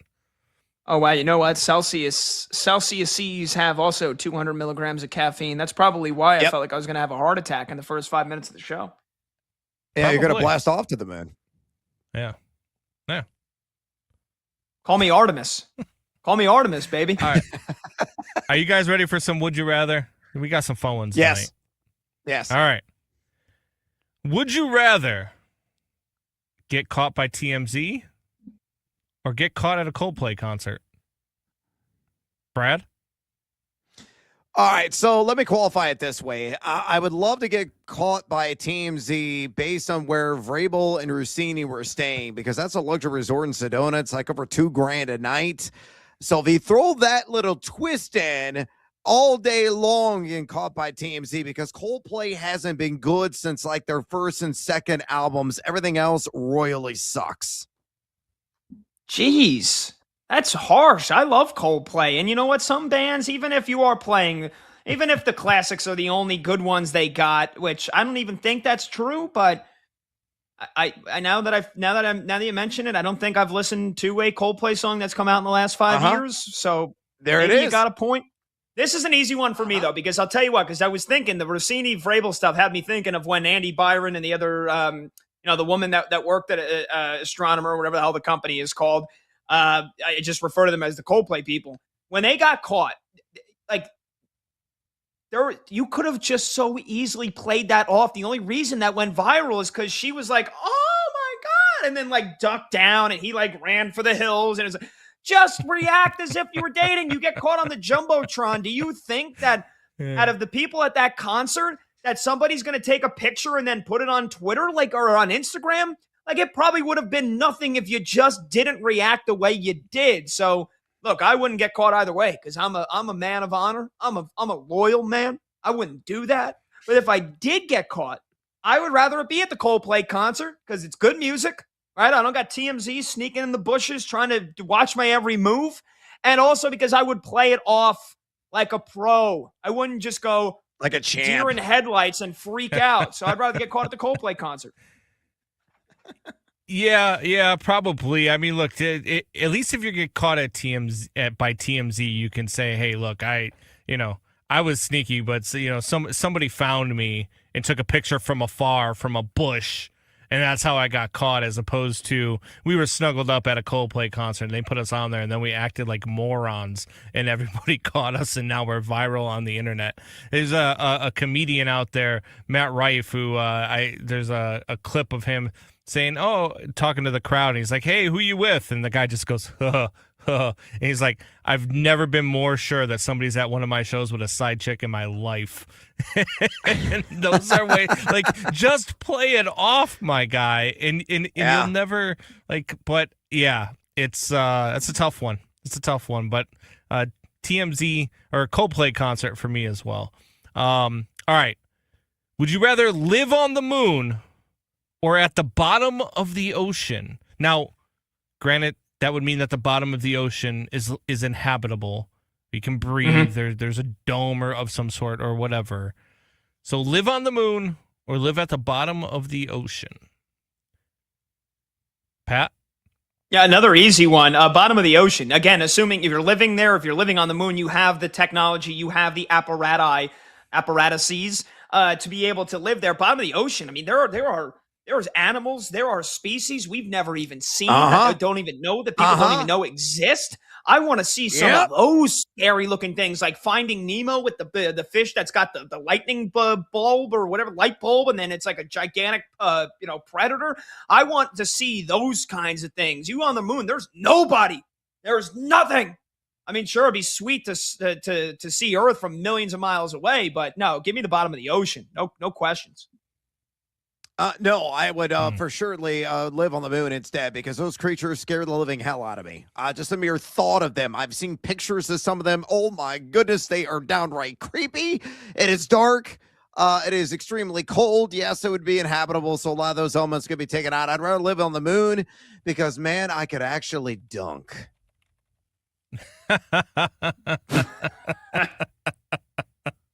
Look, I would probably rather live on the moon as well, because at least you'll have like some sunlight, right? Like, yes, sure. Yeah. I mean, I'm assuming if you're living at the bottom of the ocean, you have some electricity or here, but you're not going to get any sunlight at the bottom of the ocean. Like, are you getting sunlight on the moon?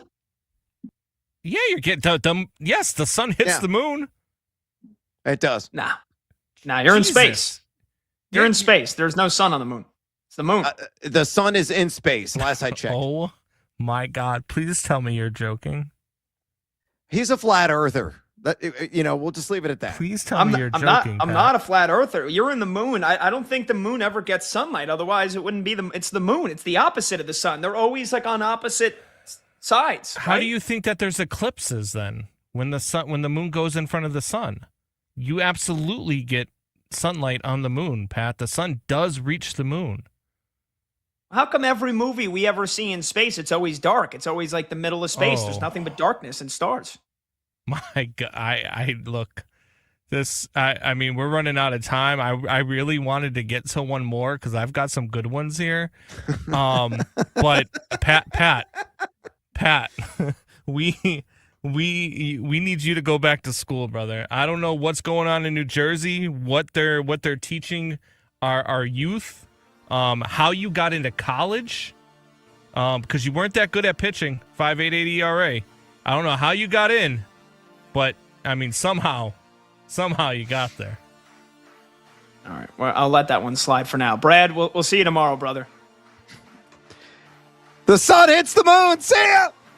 When we come back, is JJ Redick calling out his players good for the Lakers? I'll explain next on BetMGM tonight.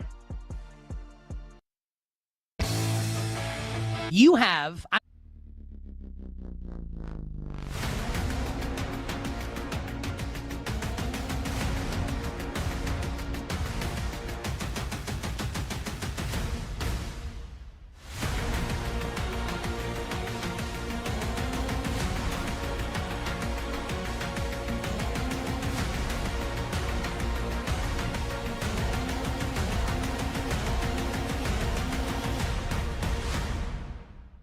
You have, I don't even know how you did this, but I'm guessing you went and bought them and then brought them here. You have, and for people watching on video, if you're not, youtube.com/@thecostos, Jason has 3 master sandwiches with him right now on his person. Pimento, egg, and the classic chicken. Jason, I would love a one bite. I don't know if that's if we're trademark, we're biting on Barstool's intellectual property here, but a one bite review of the 3 master sandwiches from Jason Sobel in about 60 seconds. Take it away, Mike. Take him full screen. Let's get it. So I did this for you, but I also did it for me. I've been doing interviews all morning, and I haven't had a chance to eat breakfast. So I grabbed these. This is the egg salad first. I know I like this one. All right, biting into it. Yeah, very good. If you're an egg salad fan, it's a 8.5, maybe a 9 out of 10. It's really good. All right. So let me ask you this before you go on to the next sandwich. Would you say it's better or worse than like your, and I'm going to use New York just because I'm a New Yorker, than like your average New York deli egg salad? Look, New York, it depends on the deli. There's some good egg salad there. That's what I'm saying. I'd actually say it's better. Now, I will say I'm not a big white bread fan. So I maybe some egg salad on rye. It might be a little better than the white bread they've got everything on here. I'll throw that in there. But the egg salad itself, very, very good. All right, here's pimento cheese, very Southern. I've grown to like it a little bit. I'm still not a huge fan. I haven't had this in years. You seem on the fence. I've heard they've changed the recipe a little bit. You know what, Nick? It's pretty good. Okay. I remember coming here. My first Masters was 2005. I was like, all right, first thing, I'm going for the pimento cheese. And I was like, oh, that's terrible. And I didn't eat it for a while. They've changed the recipe. It's not bad. I mean, as far as pimento cheese goes, if you like it. I love that. Like Jason's first Masters, 2005. What happens? Tiger Woods wins in a playoff over Chris DeMarco. What's your memory? Pimento cheese. All right, now the classic chicken. All right, classic chicken. I mean, this is literally just a it's a chicken sandwich. Chicken on a bun. Yeah. I mean, it looks like Chick-fil-A. Yeah, it looks like Chick-fil-A. Maybe warmed up. I don't know if they would do that for us. You got some spices in there, some pepper, some oregano. Really good. Again, maybe throw it in the microwave or throw it in like a little air fryer for about 2 minutes, but just the way it is, very solid. Give it an 8.5. What would Fred Ridley do and like the like the Masters National Guard do if you busted out an air fryer on like 16 to warm up your chicken sandwich? Probably not gonna go over very well on 16. If you did it here in the press building, probably wouldn't go over very well either. But I tell you what, they built this press building 6 years ago or so. Okay. And there's a restaurant in here for 1 week a year. There's a full-on restaurant. So everyone always asks about the sandwiches. That's the first bite of any sandwich I've had this week because we sit down and have like, I don't know, seared salmon for lunch. I mean, it's just ridiculous. Like stuff that people like me shouldn't be treated to during the week. You know, they should be like, well, you go out there, bring a brown bag lunch in or something. But no, they treat us very, very well here.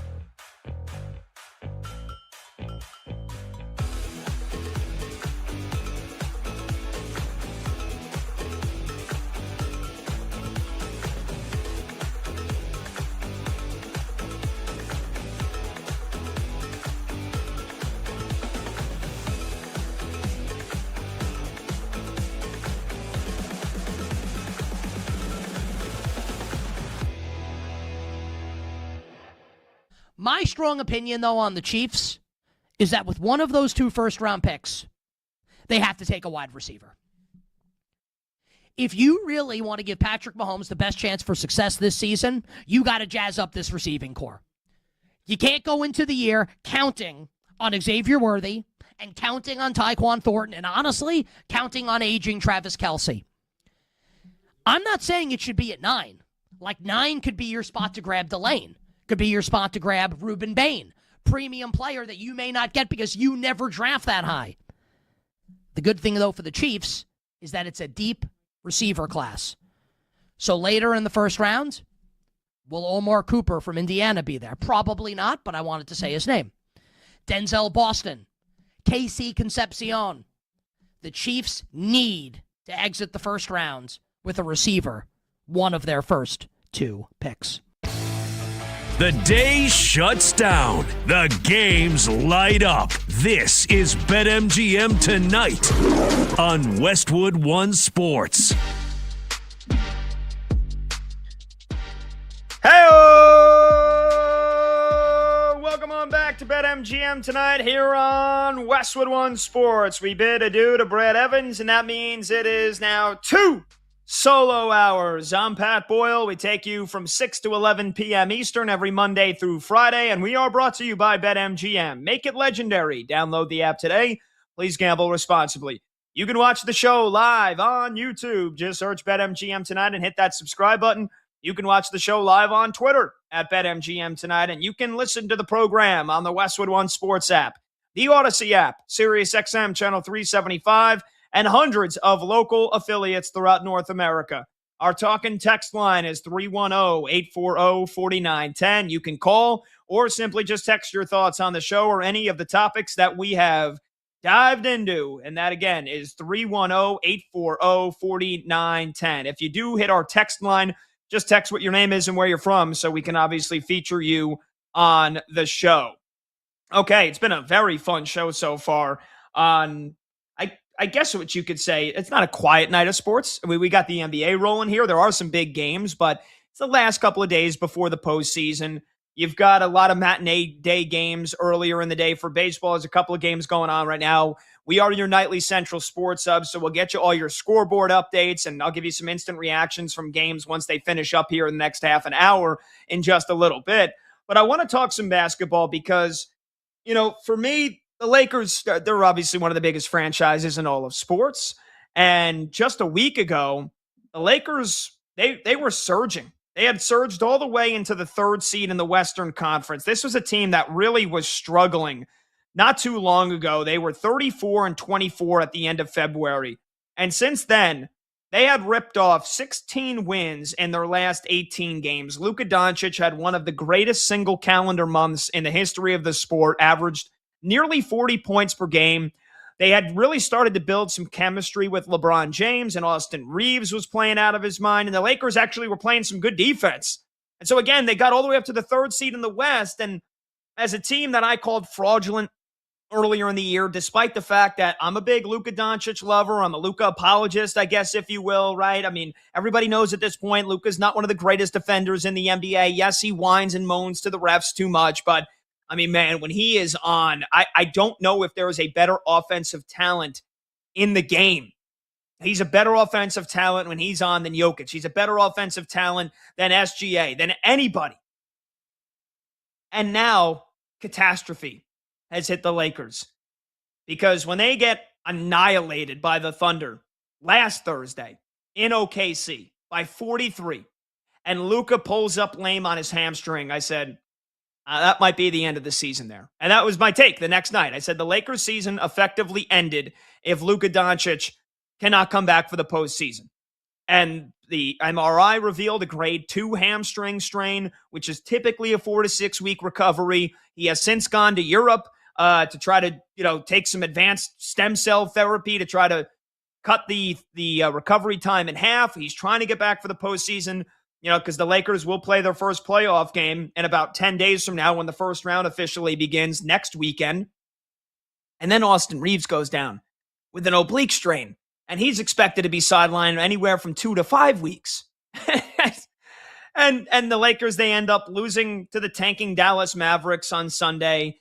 And then last night, they get absolutely obliterated by the Thunder again. Not a surprise last night. No Luka, no Austin Reeves. And then they sit LeBron and Marcus Smart because they're probably like, well, what the hell? What is it about? We're going to get our brains beat in anyway. Might as well make sure LeBron doesn't get hurt in the process. But unless Luka makes some kind of miracle return and unless Austin Reeves can play in at least half of their first round playoff series, which is looking like it's going to be against the Houston Rockets, but still could be against Denver, still mathematically could be the the Minnesota Timberwolves.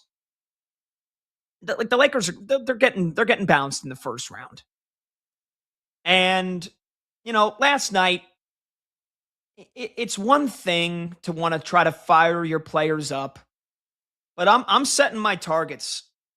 I'm putting JJ Redick in the crosshairs here because I was a very vocal critic of his earlier in the season when the Lakers were struggling and they couldn't find chemistry and they weren't playing good enough defense. And not all the problems of this team are on Rob Pelinka, the GM. He's responsible for some of them. They still have not built a good roster here in the last couple of years. They have tried to basically just take the shortcut and be the Lakers and throw some money at it. And again, I hesitate to give Rob Pelinka a ton of credit for pulling off the worst trade in the history of sports on the Dallas Mavericks because literally Nico Harrison was like, yeah, you want Luka for Anthony Davis and a bag of peanuts and 1 first-round draft pick? Yeah, sure. Yeah, take them from us. It's like, do you even give Rob Pelinka a ton of credit for that? They're under new management, under new ownership now. And it's not all JJ Redick's fault, but I just don't think he's the right coach for the LA Lakers. I don't. And last night, again, I understand you're trying to fire up your team. I think there is something to be said about pros knowing that they're walking into the Lions' den when they play the Oklahoma City Thunder and they're missing basically their entire team and they're injury depleted. And you're not expecting a miracle. You're not expecting to win the game, but you're definitely expecting more. I wouldn't even say effort, just more execution than what the Lakers gave you. But what did you really expect? So last night, JJ Redick, he basically goes like scorched earth. He goes like AAU baseball coach, like the one that, calls you, a sissy in front of your parents in the outfield after a game. I've been there before. Trust me. I've had many coaches like that. It feels like JJ Redick is the NBA version of that. That if you don't play well, even though you might be giving good effort, but if you're not executing, you're going to get reamed out, you're going to get ripped, you're going to get benched, and you're going to get called, curse words that a 12-year-old or a 13-year-old shouldn't be hearing. And again, I feel like JJ Redick is the NBA version of that. Last night, he yanks Rui Hachimura out of the game in the first 2.5 minutes. It's like, okay. Like, really? Like, this isn't high school. This isn't AAU. Then he yanks Jared Vanderbilt just like 2 minutes after he puts him in the game. And trust me, I've watched a lot of Lakers games lately, and especially some garbage time, because there was plenty of garbage time in both the games they've played the Thunder. And they crushed the Wizards a couple of weeks ago or a week ago. They crushed the Nets. They beat the Pacers. So Jared Vanderbilt's a guy, he's not a household name. He's up until these Luka and Austin Reeves injuries. He's not a guy that's going to play a ton meaningful minutes for the Lakers, but he's a guy that gives a lot of effort. And not only is he a guy that gives a lot of effort, Jared Vanderbilt is a guy that also is a good glue guy to have on the team. He's a good glue guy to have on the team because the other incident that involved JJ Redick was, what was it, about a month and a half ago? when he has a little altercation with Luka Doncic where he kind of grabs him by the wrist and Luka swats him away. And then they're clearly arguing about something. And Luka turns around like he's going to go continue the argument. And Jared Vanderbilt stands up, gets in the way of Luka Doncic, like very nonchalantly, like playing peacekeeper. I think from the Lakers games I've watched this year and how I followed this season, and shout out to our video producer, Michael Montgomery, Monty, if you're watching on YouTube or if you're watching on Twitter right now, you can see that I guess you would call argument between JJ Redick and Luka. JJ Redick comes over and he's basically talking down to Luka Doncic, and then he walks away. Luka goes up, he's going to continue it, and Jared Vanderbilt, now he's like, all right, come on, let's calm down. And Jared Vanderbilt's a guy that, again, in garbage time, he's been getting in, he's showing effort. He's playing the right way. And JJ Redick yanks him out of the game 2 minutes after he puts him in. And Jared Vanderbilt, because this went viral last night, he confronts JJ Redick in the timeout when he got subbed out, and he's basically, I think he's chirping at him like, what are you doing? What the hell are you doing here? And JJ Redick's just like ignoring him. He's drawing up his play on the whiteboard like he's some freaking genius. He's just ignoring him. And then after the game, he got asked about it, and he goes, yeah, he reacted, but, it was pretty normal for me. I'm JJ Redick. I used to do a podcast with LeBron, and now I have, I show off my sleeve tattoo, and I know better. I know more basketball than anybody. He just comes off as such an arrogant jerk. And then he basically threw half the team under the bus. It's DeAndre Ayton, we just got to work on him catching the ball because he can't really catch the ball. And, Rui just didn't like the way that, he was doing things. And they asked him, one of the reporters specifically asked him, they're like, oh, well, what about Jared Vanderbilt? What about that altercation or that little argument you guys had? And he's like, well, it was a confluence of things. It was a confluence, it was a confluence of things. And they're like, well, specifically, what wasn't he doing that made you take him out of the game? He's like, oh, I don't know, man. It was a confluence of things. Yeah, couldn't answer. Couldn't actually give an answer. Like JJ Redick last night, your team is depleted with injuries.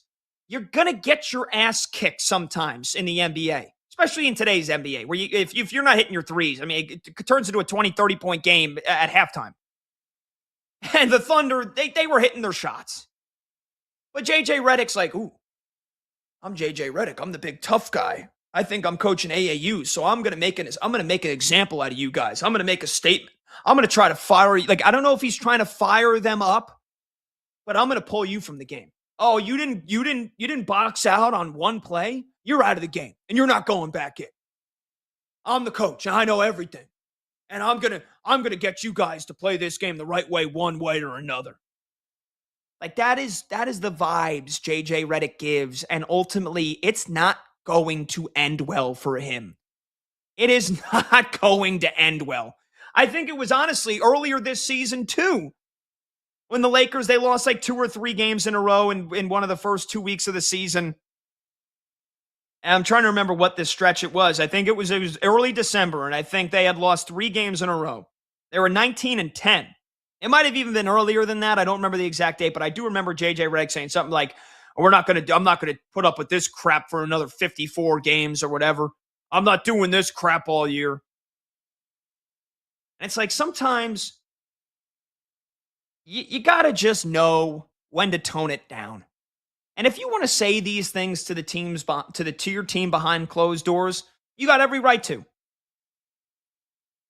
But JJ Redick, for a guy that was a broadcaster, for a guy that was sipping on wine with LeBron, doing their podcast, and then he becomes LeBron's coach, and for a guy that played the game at a really high level for a long time and understands what it's like to be a coach and how to build camaraderie and get the backing of the locker room, I think he pushes all the wrong buttons. I really think he does. And specifically, his relationship with Luka Doncic, I don't know how great it is, but I can guarantee you, if it comes down to JJ Redick or Luka Doncic, it's JJ Redick whose ass is on the street packing his bags, and he can look to do his next podcast, or he can maybe, rejoin the ESPN broadcast team because they need somebody to replace Michael Malone, who just got the job at UNC. Maybe JJ Redick would be better off then, and then he can rip anybody he wants, and he can try to be this big tough guy. I'm kind of sick of his act. I'm sick of JJ Redick's act. And it's a shame. It's a damn shame that the Lakers have suffered these catastrophic injuries here at the worst possible time with Luka and Austin Reeves. Because I really wanted to see them whole in the playoffs. I wanted to see how far they could go. I wanted to see if they could win a rematch first round series against the Minnesota Timberwolves, or if they got matched up with the Houston Rockets. They would have been favored, and they should have taken care of business in that series because Houston doesn't have a point guard. They've been, trying to have Amen Thompson do it all year, and he's done an okay job, and they're having KD run the point at some points, but they're an incomplete team since Fred VanVleet tore his ACL. And if the Lakers got into a series with the Rockets and they lost it, it would have been an embarrassment. And if the Lakers got into a series with the Timberwolves, who smacked them around last year because they just out-physicaled them and embarrassed them, and they lost again, it would have been embarrassing again.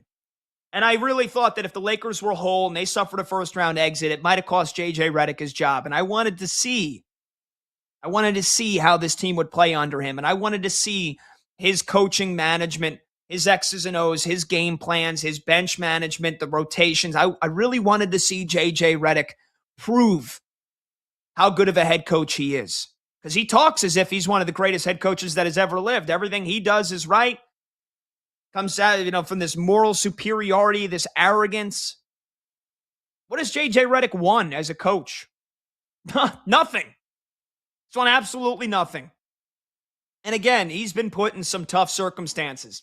Totally get that.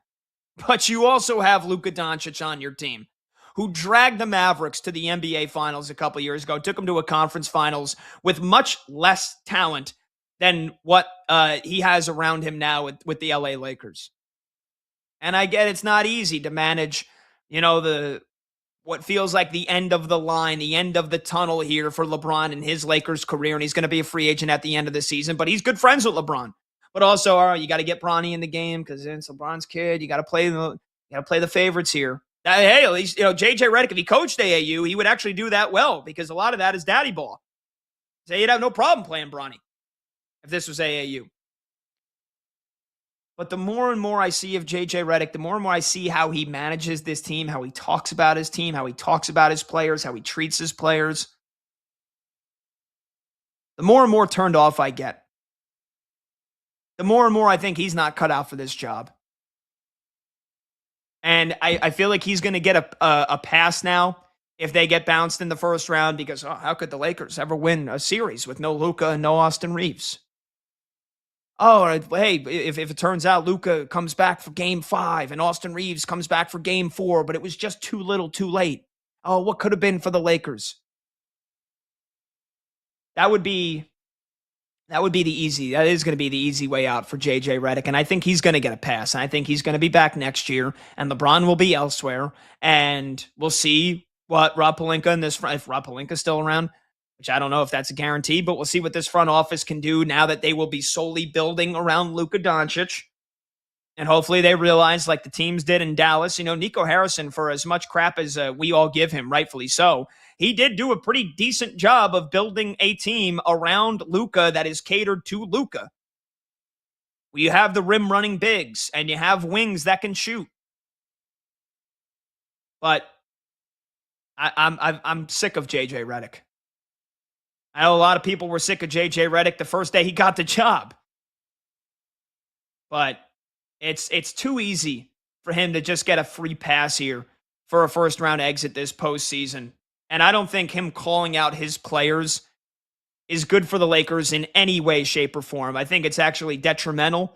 I think it's harmful to team chemistry. I think you're going to turn a lot of the end-of-the-bench guys off. I think you are you're risking fracturing the team. And again, without Luka and without Austin Reeves, it don't matter because they're not doing anything without those guys. So maybe after this summer, maybe with some new faces on the team next year, maybe J.J. Redick can then try to repair the relationships that I think he's hurting with some of the, on the floor, not so key members of this team. Rui Hachimura is a pretty damn key member. DeAndre Ayton, they signed him to be a pretty key member. There was no reason.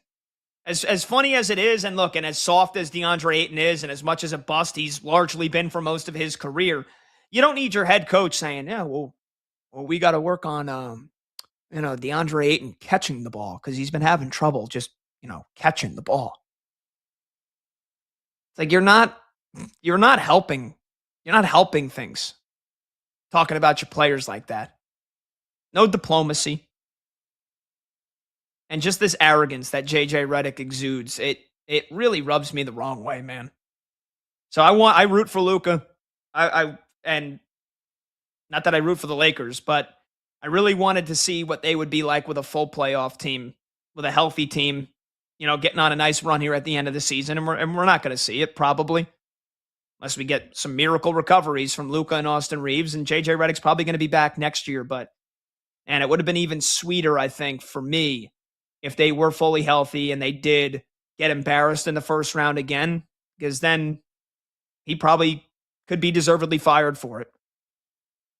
And I just think we're delaying the inevitable. I don't think JJ Redick is ever bringing the Lakers to an NBA title, or even close for that matter. The Thunder are miles better than them. The Spurs are lapping them quickly. And I don't think JJ Redick's ever going to do anything of substance with the Lakers. 310-840-4910 is the phone number to join the show. That's 310-840-4910. From what I've told you, if you saw the clip, if you heard the comments from JJ Redick about his players and knowing the incident that he had with Luka Doncic a month and a half ago, do you think I'm overreacting? Do you want to see more tough coaches like JJ Redick thinks he is? Or do you agree with me? And do you think that him calling out his players in the way that he has acted at times this year is not good for the team? Do you think JJ Redick is not going to win anything with the LA Lakers? Join the show, 310-840-4910. You can call and you can text. When we come back, the Masters starts in less than 12 hours. I'll give you some of my picks and some of my predictions, what to look out for at Augusta National as it begins tomorrow. I'm Pat Boyle. This is BetMGM Tonight here on Westwood One Sports.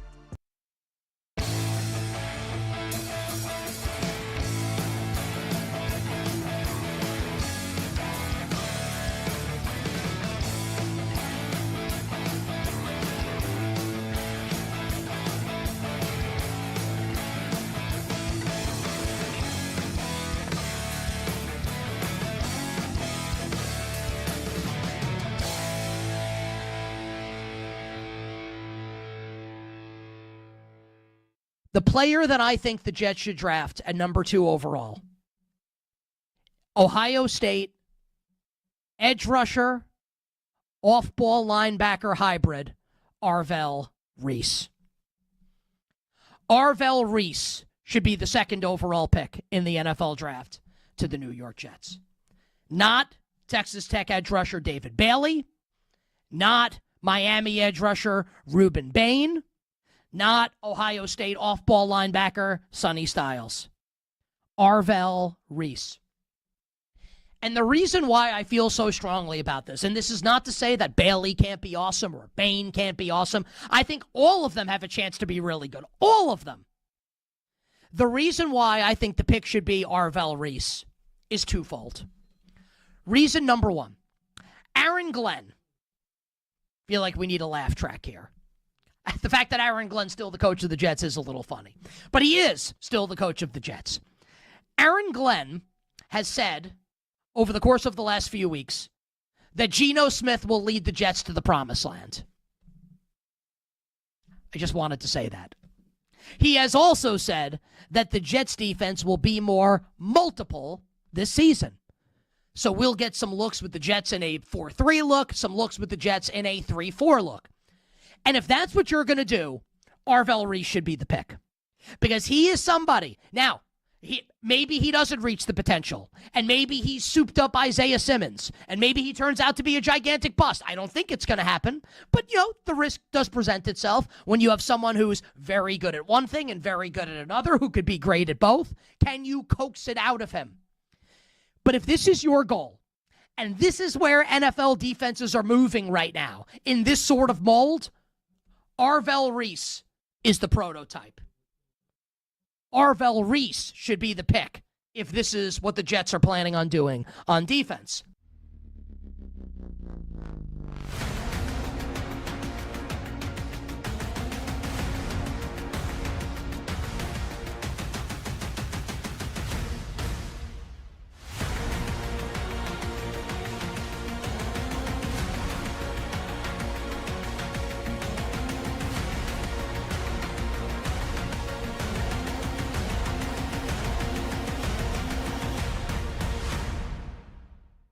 lot of excitement entering the year for the Chicago Cubs, both in the National League Central, along with the Brewers, who are awesome, and also hope that the Cubs could challenge the Dodgers for National League supremacy.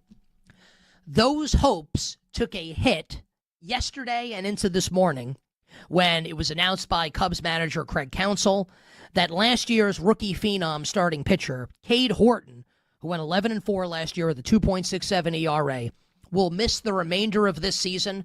He will undergo elbow surgery, and it's possible that will be full Tommy John reconstruction. They won't know, the doctors, until they go in for surgery. This would be his second Tommy John surgery in his young career, both in the minors and in the majors. So obviously you feel for the young man, right? He's got a long rehab ahead of him. You hope he's able to come back. And I wouldn't begrudge Cubs fans for thinking, do we have what it takes now to get over the hump? And while there's no way to spin this as a good thing, actually, let me tell you why the Cubs losing a really good young starting pitcher is actually a good for their chances of winning the pennant. It's not. Important to remember, Justin Steele, who basically missed all of last year after a fantastic season for him in 2024 with the Cubbies, he's going to be back probably by Memorial Day in the starting rotation. And Edward Cabrera, who is like the longtime great Marlins prospect who's never really been able to put it together, has a couple great starts to begin the year for the Cubs. Obviously, this injury doesn't help them. But it's also not a death blow. I still think the Cubs can make noise in the Central. I don't think anyone in the National League's beating the Dodgers, who are off to a 9-2 start. They're ridiculously good. But I'm not going to bury the Cubs just because Cade Horton's out for the year, and we obviously hope he gets better sooner rather than later.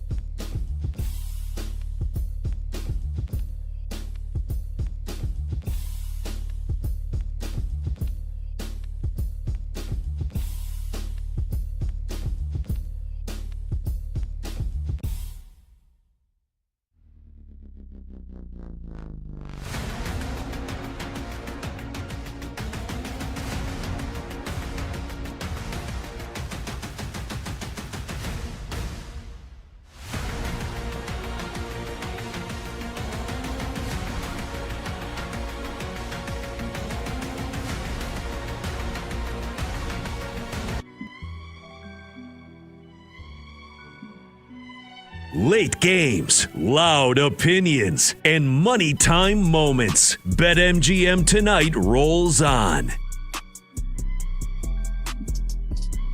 Welcome on back. BetMGM Tonight, Westwood One Sports. I'm Pat Boyle. The phone number to join the show, 310-840-4910. I want your reactions, your opinions on the segment that we just got done with here, where I went over another viral clip of J.J. Redick trashing one of his players, throwing his players under the bus. Do you think J.J. Redick deserves a pass and should continue to be the Lakers coach if they get bounced in the first round just because no Luka Doncic and no Austin Reeves? Or assuming that they don't play, or they maybe don't play until the very end of a series that they're already trailing in the first round of the playoffs. You know, I saw some other clips in the break from last night that have emerged. You know, if you watch League Pass, they basically will show you so much in the breaks. And I wasn't watching the game on League Pass until the end of their blowout loss to the Thunder last night. But when he took out Jared Vanderbilt, there was some people, and I'm taking the word for it, the lip reading, that, you know, Jared Vanderbilt is continuing to ask, like, why you took me out. And J.J. Redick, you know, it looked like the lip reading was that, you know, you missed 3 free throws in a row. Go sit the bleep down. And he was basically, you know, waving him off. Again, just the arrogance. You know, after the game, trashing his team. People saying, well, why have you been giving DeAndre? Reporters asking him, why have you been giving DeAndre Ayton more run? He goes, no, he's having trouble catching the ball. Like, you can give a more diplomatic answer than that, man. You can give a more diplomatic answer than that. There's no way that this team likes him. There's no way. And if Luka Doncic don't like him, because they got into it a little bit about a month and a half ago, and I'm not saying that coaches and their star players will never argue. It will happen, and sometimes it's productive when it happens. Sometimes it's good when it happens. but sometimes it is a microcosm of what is going on with this team. And the Lakers are actually playing really well. And again, it just sucks that this Luka hamstring strain and the Austin Reeves oblique strain happened at the time that it did. Because I wanted to see J.J. Redick, in my opinion, coach for his job in the postseason. And now it feels like he's going to get a free pass. But do you think J.J. Redick is ultimately a good coach for the Lakers? Do you think it was worth it for him to call out their players last night? An injury-depleted Lakers team getting smoked by the Thunder once again? Do you think I'm overreacting to what happens in professional sports sometimes between coaches and their players? I'll take your thoughts on it at 310-840-4910. Okay. Tee times are out. The tee times have been out. I cannot wait.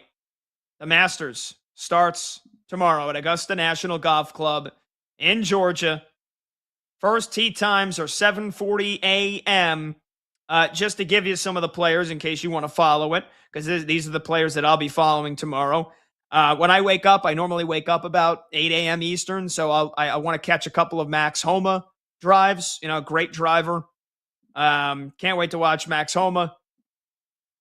Also, where was it? I had my notes here. Oh, the great Bubba Watson. I don't know how much he'll, how much of Bubba Watson will do here. Of course, remember the famous shot, one of the most famous shots in Masters history to win the green jacket.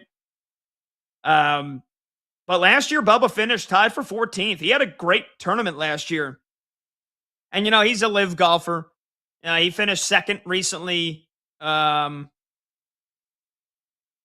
a tournament. But Bubba Watson will be fun, even if he gets cut. It'll be fun to watch Bubba at least for a little bit. So I'll be watching him. I'll have my eye on Jason Day. I want to see Akshay Bhatia because I think he's great and I think he's up and coming. And then you got the big guns teeing off at 10 a.m. Eastern. Bryson DeChambeau, Xander Schauffele, two of the big favorites. Hideki Matsuyama, who's always in the mix. Rory, the defending champ, at 10:30 a.m. Eastern. So whether it's late morning East Coast or whether it's early morning West Coast, that is the time to lock in for the first round of the Masters tomorrow. And look, I know it's in like several different places now, right? I mean, that's where we are in watching sports nowadays. Amazon Prime, the ESPN app, or ESPN Plus. You got to go here to watch this round, but then you got to go here to watch this round. And then the weekend, we know it's on CBS, which I can't wait for. Can't wait to hear my guy Andrew Catalan call the action. Can't wait to hear Jim Nantz call the action. But for me, there's nothing like the Masters. It's the greatest weekend in the calendar for golf, by far. And in terms of who I think is going to win it this year,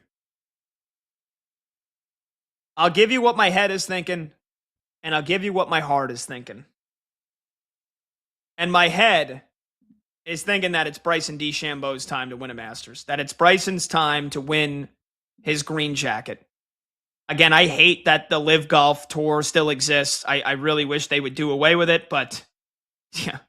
And again, the sports washing from Saudi Arabia ain't going away when they're paying players millions and millions and millions of dollars to basically play, a sham 3-round tournament with teams. I think it's garbage. But I don't know how soon that's going away. I wish they would unify back under the PGA Tour once and for all. But anyway, that's probably, I'm wasting my breath there. That's probably an argument for another day. But either way, Bryson, 6th place at the Masters 2 years ago, 5th place last year, 2nd place finish at the PGA Championship each of the last 2 years, 2-time U.S. Open winner. And after he struggled at Augusta National for so long because the driver was all over the place, he couldn't figure out the greens, he couldn't handle the short game, he has started to figure out this course. And if the conditions are as basically picture perfect as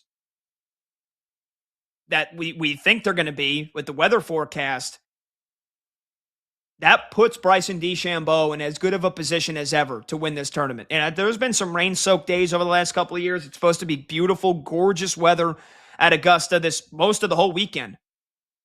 That suits Bryson. Because, when a guy who has basically studied his swing in a lab, and he's got millions upon millions of followers on YouTube trying to get the next generation of golfers involved. I do think Bryson's good for the sport. I wish he didn't ever join Live. But again, like I said, that's an argument for another day. But for a guy that literally, like, he's become a major champion because he's like, chicks dig the long ball. I'm going to put every ounce of effort into every swing off the tee box that I have, and I'm going to try to hit the ball 400 yards like Happy Gilmore. And I think that's great for golf. And sometimes he could be, he got some arrogance to him. He's got a smugness to him sometimes. But I think his polarization, the comments that he's made in the past, I think his polarization is good for golf ultimately. And again, after being cut, missing the cut in 22, missing the cut in 23, 2 top 10 finishes in a row the last couple of years. How is he going to handle the greens? Because he handled them pretty freaking well when he won the U.S. Open. But again, this is Augusta. But if the weather plays out the way it's supposed to, when he hits that driver and that ball hits the first bounce, it is just going to keep bouncing and carrying. If it's a hot day and it's dry, that thing is just going to take off. He's going to get an extra 20, 30 yards of carry, and he's going to get an extra 20, 30 yards of roll on his drivers, and that's going to make that short game a whole lot easier for Bryson. So my head says that after 2 great finishes in a row for him, this will be the weekend that he finally gets it done and he wins his green jacket. And I feel like, too, for the Masters, and he hasn't had as much heartbreak as Rory did, and the collapses that Rory has had before he got his green jacket. And also, a lot of people think that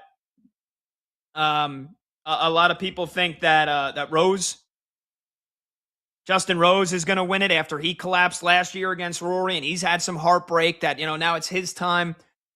But Bryson, again, he's been getting closer and closer and closer and closer. My head says Bryson DeChambeau wins his first green jacket. My heart, and a guy that I've taken a lot of liking to here over the last 2 years, my heart is rooting for Ludvig Åberg from Sweden. I hope he wins. I hope he wins the Masters because I'm a big fan of his game. I think he's awesome. I think he's a very complete golfer and a guy that is he's always there. He's always in the mix. He's always in the mix, and he's only been playing in major championships for 2 years. But came in second place in 2024. Tied for 12th at the U.S. Open later that year. And then last year's 7th place finish. So he's only played at Augusta twice, a course that is normally very difficult and takes a lot of playing and a lot of years for guys to get used to it. And he has nearly mastered the course in 2 times. 2nd place, 7th place. You can make an argument that it's actually Ludvig Åberg's time to win a green jacket. And he has been red hot to start the season too. Tied for 3rd at the Arnold Palmer. Yeah, he collapsed in the final round, shot a 76 at the Players' Championship and finished tied for 5th. And then he finished tied for 5th this past weekend at Valero, the Texas Open. So he's been playing a lot. He looks great. The putter's on fire right now for Ludvig Åberg. And I think my heart is, I'm rooting for him. I'm rooting for him. I feel like at the bare minimum, Ludvig Åberg is going to be in the top 10. He's going to be in the hunt because he has played so steady at this course here in just 2 times playing it. And I'll even go here with a bit of a bold take, I guess. Right? Everybody, it's very easy to say Scottie Scheffler's going to win. Very easy to say, oh, give me Scottie. It's chalky, but, give me Scottie. Something tells me that Scottie's not going to finish in the top 10. That would be my bold take of the Masters for this weekend. Scottie Scheffler doesn't even finish in the top 10. And that's not to say that I got anything against Scott. That's not to say that he's still not the number 1 golfer in the world. But I just got a feeling that Scottie Scheffler ain't finishing in the top 10 here. Maybe it's just a hunch. Maybe it's because he's kind of got a different, vibe to him here to start this season. Hasn't played so much this year. But again, maybe nothing just other than a hunch here, but I got a feeling that Scotty is not finishing in the top 10. He hasn't had a top 10 finish in the last 3 tournaments. And I know he won the first tournament of the year in the American Express tournament. And then he tied for 3rd at the Waste Management. He tied for 4th at the Pebble Beach Pro-Am. Outside the top 10 at the Genesis, outside the top 20 at Arnold Palmer, outside the top 20 at the Players' Championship. And those are tournaments that he normally does pretty damn well at. Those are tournaments he normally wins. A couple of years ago when he won the Masters, it felt like it was inevitable because he won the Arnold Palmer. And then he won the Players. And so it's like, he's the hottest golfer on the planet. He was the number 1 golfer on the planet. There's like not a shadow of a doubt that Scotty was going to win the Masters, and he won the Masters. But he hasn't been playing that great to start the year. Not Scotty Scheffler territory, not Scotty Scheffler, what we've come to expect from him. So, if he comes in 12th place, is it going to be, he'll be on the, you watch it on Sunday afternoon, you'll see Scheffler, you'll see him maybe 4 or 5 strokes off the lead, 6 strokes off the lead, and we'll all be waiting. Oh, is Scotty going to make a big charge here? Is Scotty going to make a big charge? I wouldn't hold your breath. I wouldn't get your hopes up for another green jacket for Scotty Scheffler. I think he's going to finish outside the top 10 this weekend. And there's nothing wrong with that. Nothing wrong with that. I don't think it's a bad thing when some of these other names like Xander Schauffele, who some people are picking the X-Man, some people, again, picking Bryson, some people are saying it's Justin Rose is here, some people are picking Rory, which I think is not going to happen. Some people are picking Matsuyama. I'm rooting for Ludwig Oberg. Something tells me Bryson's going to win the green jacket. 310-840-4910 is the phone number to join the show. We'll take any of your Masters predictions, any takeaways you got on Augusta National. The food has been a big topic of debate. We'll get into that in a little bit, or hot or cold. But when we come back, we'll get you scoreboard updates and some instant reactions to some games that have finished up here around the NBA and around Major League Baseball. Again, you want to join the show, it's 310-840-4910. I'm Pat Boyle. Listen to BetMGM tonight on Westwood One.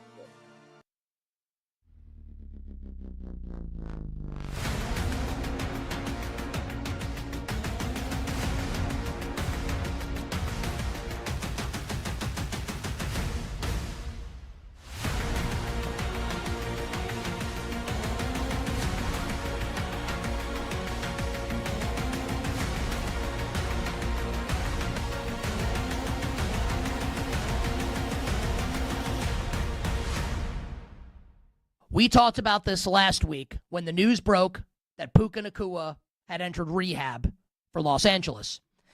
And Sean McVay at the league meetings saying that Davante Adams had been dangled in trade talks, presumably for Eagles receiver A.J. Brown. The Rams are all in on this season. They're all in. Could be the final year for Matthew Stafford. They have the 13th pick, courtesy of that brain-dead trade with the Atlanta Falcons, James Pierce, who may not play in the NFL again. Davante Adams is going to be 34. Tail end of his career. Can they count on Puka Nacua? Maybe. Maybe not. When the Rams get on the clock at 13, if USC wide receiver Mekhi Lemon is available, the Rams shouldn't even hesitate. There should be no time off that clock. Turn in the pick. Here's Mekhi Lemon. And best case scenario, you've got Lemon, Davante, and Puka all catching passes for Matthew Stafford. And then, when Davante's eventually done, here's Mekhi Lemon as your wide receiver 2, along with Puka Nacua. I think that makes all the sense in the world.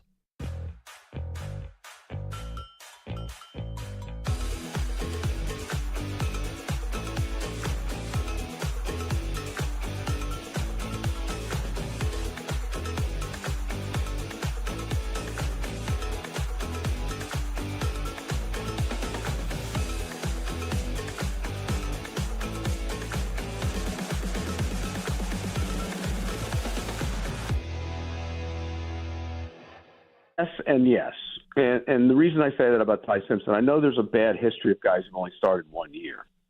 But let's not forget, the guy's the son of a coach. He's been around the game his entire life. He knows what it takes to be a successful quarterback, and I think that's a big part of it. Understanding, adapting to an offense, learning an offense, being very good in reading the field, and I think he can do all that. His arm is plenty good. Now, why did he slip a little bit last year? He got hurt. The guy was hurt, and I think it affected the way he played down the stretch. So I do think it warrants him going in the first round, and I do think he will go in the first round. What might change some of the perception of that is peeking ahead to next year's draft.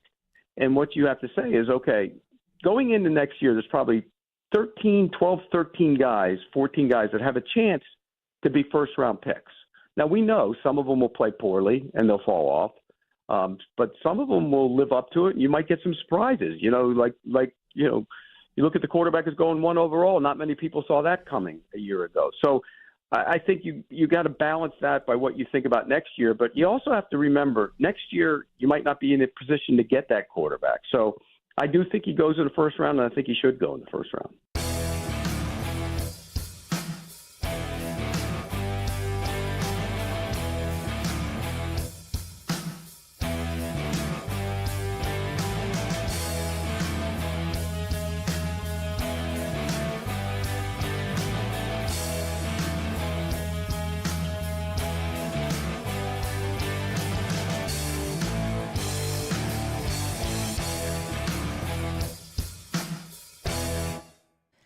The thing that I think is most impactful, though, as far as something that impacts what will happen on the court, is his contract. 6 years, $50 million for Mike Malone at North Carolina. So he immediately becomes one of the highest paid coaches in all of college basketball. And what that shows me and signals to me is that North Carolina is ready, is willing, and is able to spend big. And as I told you earlier this week, I talked about it on Instagram at the Costos, TheKostos. Please follow me there. It helps me sleep better at night. If Carolina has the same level of talent as Duke, Kentucky, Michigan, they have an NBA championship winning coach in Michael Malone. I think North Carolina is going to win and win big with Michael Malone at head coach.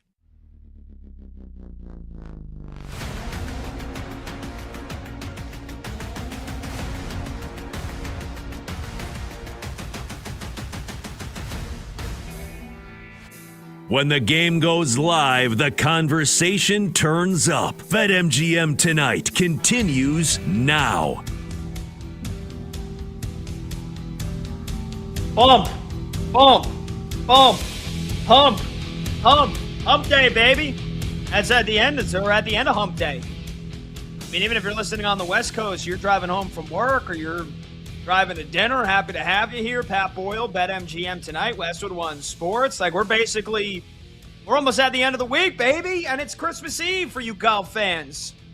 Sports fans. I mean, everybody watches the Masters. No, even for people that hate golf. Like, how do you not watch the Masters? You know, you're at work tomorrow. Nowadays, with everything being on streaming, you know, you got everything on your phone. Just put it on. You work from home. Pop it on the TV. Watch some golf all freaking morning. It's the Masters. It's literally like we just got done with March Madness. And we only have to wait a couple days for the Masters. And then we go right into the NBA playoffs and Stanley Cup playoffs, baby. Like, let's go. Sorry, I'm fired up. All right. I'm Pat Boyle. This is BetMGM Tonight, Westwood One Sports. Phone number to join, 310-840-4910. Can you see why I do this for a living? 5 hours every night, Monday through Friday. All right, let's get you a scoreboard update here because we haven't given you too many score updates from the NBA and from Major League Baseball. Let's start with the NBA. Biggest game in the early session was the Cavs and the Hawks. This game was wild. I didn't get a chance to watch much of it. I've been watching the Yankees game for most of the evening here. But this Cavs-Hawks game, from just what I was following, was absolutely wild. You want to talk about a roller coaster ride. I mean, I think both of these teams had double-digit leads at one point. The Hawks led by 11 late second quarter. Then the Cavs led by as many as 18 early fourth quarter. And then it was a tie ball game with under 5 minutes to go. It was a tie ball game basically with 2 minutes to go. And the Cavs outlast the Hawks 122-116.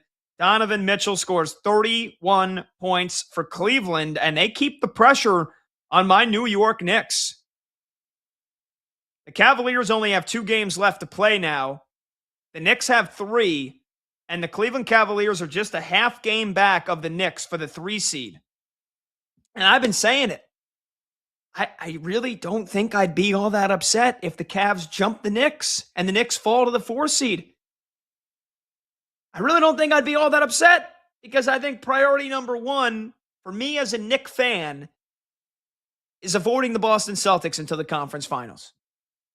You might say that that's scared. That's reality. I've been waiting my entire lifetime for a Knicks championship. They haven't gotten there since 1973. I was born 21 years after that. So honestly, whatever is the easier route, that's the route that I'm hoping for the Knicks. And I do think the Detroit Pistons in the second round would be an easier route than the Boston Celtics. And I don't give a damn about how the Pistons crushed the Knicks both of the last 2 times they played them, because the Knicks were 0 for 10 combined last year against the Thunder, the Cavaliers, and the Celtics. Oh, the Knicks can't beat the great teams. They're not doing anything in the playoffs. And then they beat the Celtics pretty handily. And that was going to be 3-1 with seconds remaining before Jason Tatum tore his Achilles. So I don't give a damn how the Knicks did in the regular season against the Detroit Pistons. You got Cade Cunningham, who might not be 100%. I would rather play the Pistons in the second round if I'm a Knicks fan. So the Cavs move half game back for the Knicks in that 3-4 spot in the Eastern Conference. In the loss for the Hawks, Nickeil Alexander-Walker, he's going to win Most Improved Player. He has been fantastic this year. 25 points in his first season with Atlanta since they got him in the offseason from the Timberwolves. The Hawks lose, and this makes the play-in tournament now very interesting for like 5 teams here. Because with the Hawks losing, they're still the 5 seed, but they're only a half game ahead of the Raptors. They're 1 game ahead of the Magic, who are in the play-in tournament right now if the season ended today. And they're a game and a half ahead of the Sixers. So the Hawks are by no means guaranteed to not be in the play-in tournament. They now have 2 games left here. Atlanta does. They play the Cavaliers again on Friday. And then on Sunday, they finish with the Miami Heat, who have already been guaranteed to be in the play-in tournament and are likely going to be in that 9-10 matchup where their season's on the line. But, I mean, the rest of the regular season is meaningless for Miami. Well, I guess it's not meaningless. I guess they technically could jump Charlotte and host that 9 versus 10 game. But in all likelihood, the Heat will be the 10 seed, and they'll have to win 2 games, both on the road, just to get into the playoffs. So it was a big win for the Cavs tonight. Big game for Donovan Mitchell. Speaking of the Magic, they played a Timberwolves team that I think has resigned their fate to being the 6th seed in the West because they didn't play Anthony Edwards again. They didn't play Rudy Gobert. They didn't play Julius Randle. They basically sent out the B squad, and the Magic took care of business, beat them 132-120. Paolo Banchero had 20 points, 8 rebounds, and 6 assists. And again, with that win, the Magic are now a half game back of the Raptors to get in guaranteed spot in the playoffs with 2 games left to go for Orlando, 3 games left for Toronto. And Orlando was a team that was sputtering a week ago. Now, all of a sudden, they've played some bad teams. They've played some teams that have rested their stars, and they've won 4 in a row. And they're a half a game out of getting into a guaranteed spot, not having to be in the play-in tournament. So they got Franz Wagner back. And I was talking a whole lot of smack about the Magic, rightfully so, because they were a disaster just a couple of weeks ago. Now they've started to hit their stride here, maybe right at the right time. And then speaking of Cade Cunningham, he returned tonight after missing the last 11 games and the last 3 weeks after his left lung collapsed against the Wizards. I didn't think he would be returning before the playoffs began. Not only did he return pretty damn good in a blowout win over the Bucks, he only played 26 minutes and he only took 11 shots, but 13 points, 10 assists, 5 rebounds, a steal, and a block. So a double-double for Cade. And that is, again, I don't believe in the Pistons. I think they going to the NBA Finals. They're going to be the Knicks or the Celtics. But they got Cade Cunningham back, And if he can prove he's 100% physically, with his fitness, with his conditioning, Detroit's going to be a tough out, man. They were almost quite ready to beat the Knicks last year, and they came up just short. I know there's a lot of Detroit fans that are thinking this is the year. I'm not there yet, but they do get Cade Cunningham. That was massive. All right, let's give you a couple of quick baseball scores. 2 games going on right now. The A's lead the Yankees 3-2 in the bottom of the 9th. It's last licks for the Yanks. They'll be hoping to get Aaron Judge to the plate. They'll have to get a couple of guys there if they want to do so. But the A's jumped ahead with 2 runs in the 4th. And just in the top of the 9th, Brent Rooker with a sac fly. 3-2. A's lead the Yankees. Yankees' second best record in baseball behind the Dodgers at 8-2. Or actually, I guess now since the Dodgers lost to the Blue Jays today, I think the Yankees actually have the best record in baseball. Yeah, they do.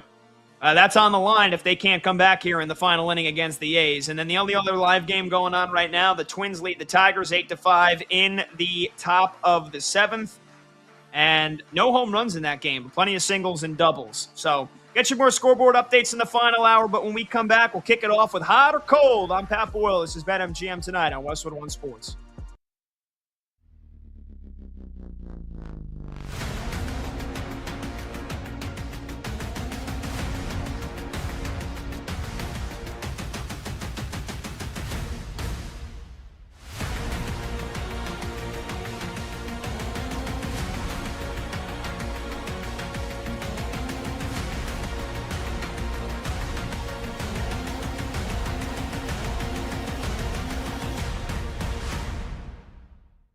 With Sean McDermott gone, and a new coach, and a new attitude, and a new mindset, and a new perspective for Josh Allen and Buffalo, this is their best chance to get back to the Super Bowl. This represents their best chance. With the stadium opening, too, this represents their best chance to win the first Super Bowl championship in franchise history and get back to the Super Bowl for the first time since Super Bowl 29 when they got blitzed by the Cowboys for the second consecutive year. Now, I'll hold, obviously, the NFL season predictions until we're much later in the offseason, right?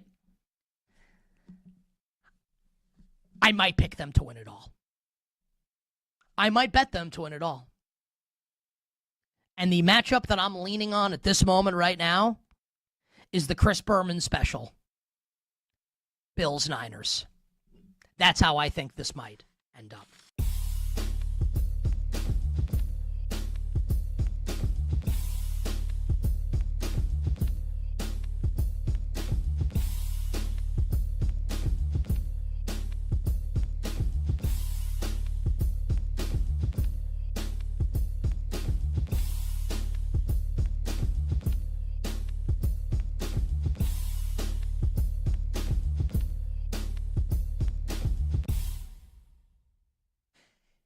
If Arizona State's Jordan Tyson is on the board, that's my pick for the Jets at 16.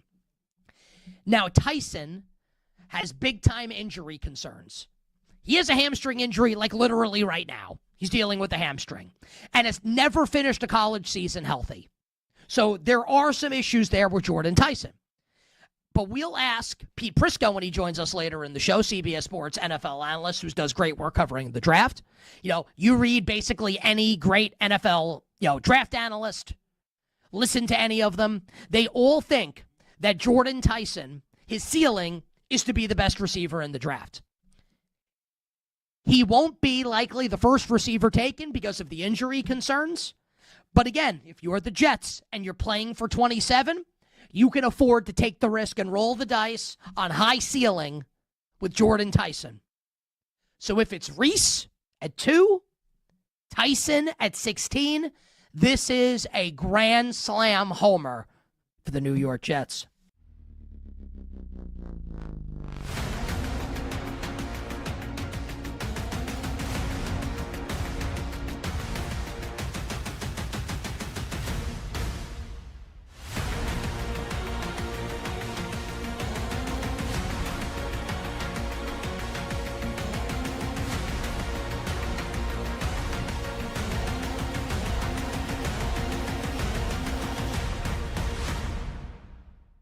Is Notre Dame running back Jeremiah Love, Pete, worthy of a top 10 selection in this year's draft in your estimation?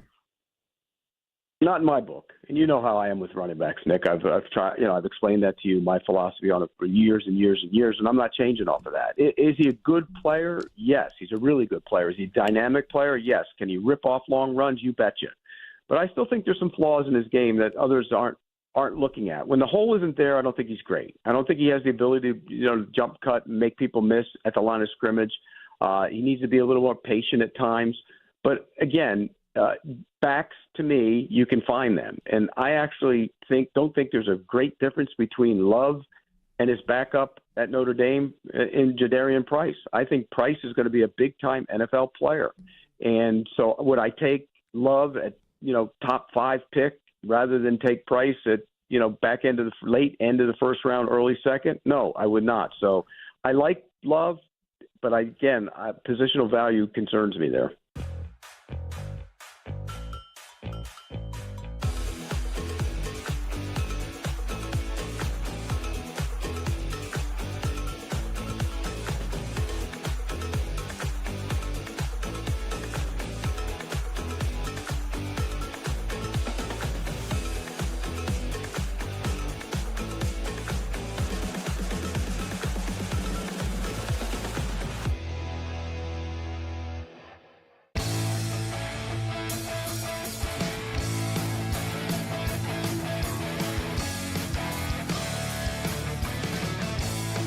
Shuts down. The games light up. This is BetMGM Tonight on Westwood One Sports. A lot to get excited about. See if he can finish off McMahon here. Here's the pitch he does. The sinker gets McMahon, and the strikeout puts an exclamation point on the outing from Joe Kunal, who has his second career save, first as an A, and they complete a 3-2 come from behind victory against the New York Yankees to even up the series. Hey, welcome on back. BetMGM Tonight, Westwood One Sports. I'm Pat Boyle. Final hour number 5, and we're brought to you by BetMGM. Make it legendary. Download the app today. Please gamble responsibly. You can watch the show live on YouTube. Just search BetMGM Tonight and hit that subscribe button. You can watch the show live on Twitter at BetMGM Tonight, and you can listen to the show on the Westwood One Sports app, the Odyssey app, SiriusXM, Channel 375, and hundreds of local affiliates throughout North America. Our talking text line is 310-840-4910. You can call, you can text, 310-840-4910. Great job by producer Brandon Combs, quickly turning around a game that ended literally 2 minutes ago.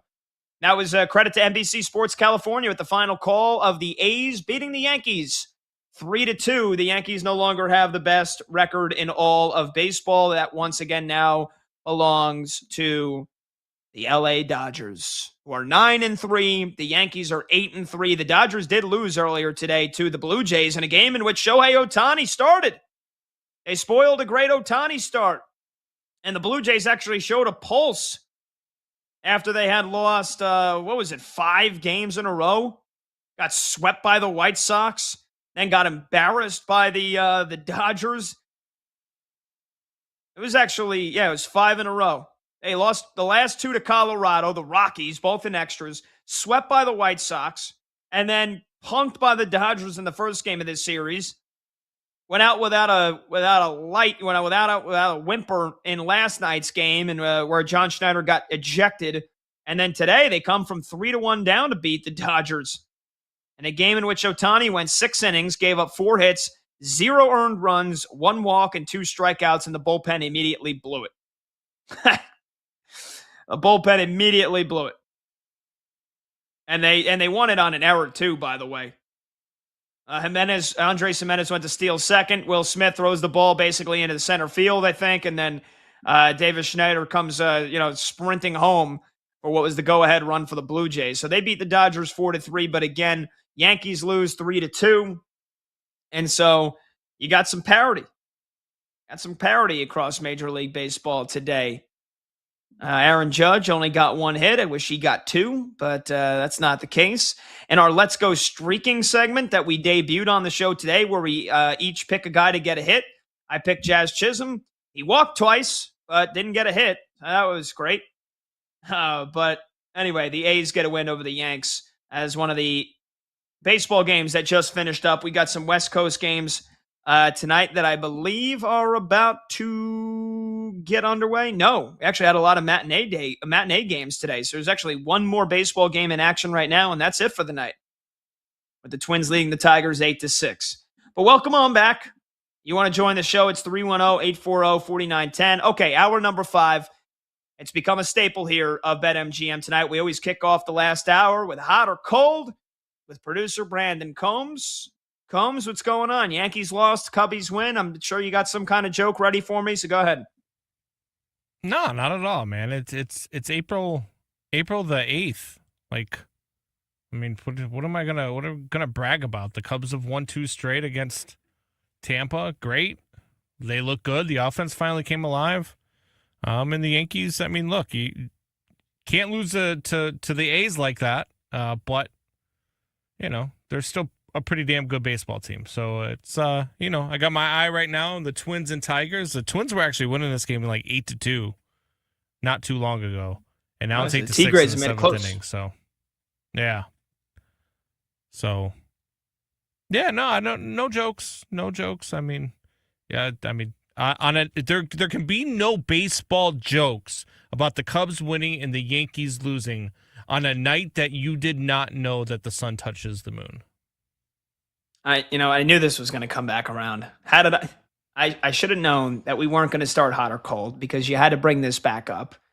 Yeah, you know what? Look, is astronomy maybe my strong suit, or astrology, whatever the hell you would call it? Maybe not. But common sense. It's not common sense, because there is a dark side of the moon. And every movie I've ever seen, it's always dark out in space. So, I mean, it's like, does the sun just doesn't go away? So how can it ever be dark out in space? Or is it just there's always a dark side of the moon and there's always a bright side of the moon? Is that what happens? There's just there's times where the sun catches the moon and depends on where the earth is in relation to the moon and to the sun, and that's what determines how much sunlight is hitting the moon. I mean, and the dark side of the moon is where the sun's not hitting. That's why you have different shapes of moons, Pat. That's why, you got the crescent moon, you got the half moon, full moon. It all depends on how much sunlight is hitting the moon. So tell me, if the sun never moves, we make a trip around the sun once a year. Mm-hmm. How often does the moon make a trip around the earth? Is it once a day? I don't think you know that. And I think that was part of the reason why the earth rotates, right? Like the earth like rotates. Yes, so we're rotating on our axis and we're revolving Correct. the sun. No. Yes, we are. When you ever say I made another trip around the sun, I'm trying to figure out how you're talking. So you're talking about how often does the moon run around the earth? Because now you're confusing the hell out of me. Yeah. So according to Monty, the moon orbits the earth once every 27.322 days. I think Monty didn't even look that up. Monty just knows that offhand. He's the So and how often do we because again, like, that's why there's sunrise and that's why there's day and there's night every single day, because we're revolving around the sun, and we're also the Correct. Earth is also spinning. By the way, we're not high, I promise.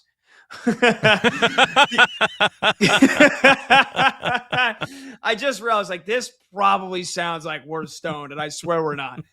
Would never, absolutely not. No, but in all seriousness, we got into this conversation an hour and a half ago because we were doing Would You Rather, and Combs said, would you rather live on the moon or live under at the bottom of the ocean? And I said I'd rather live at the bottom of the ocean because the moon, it's always dark.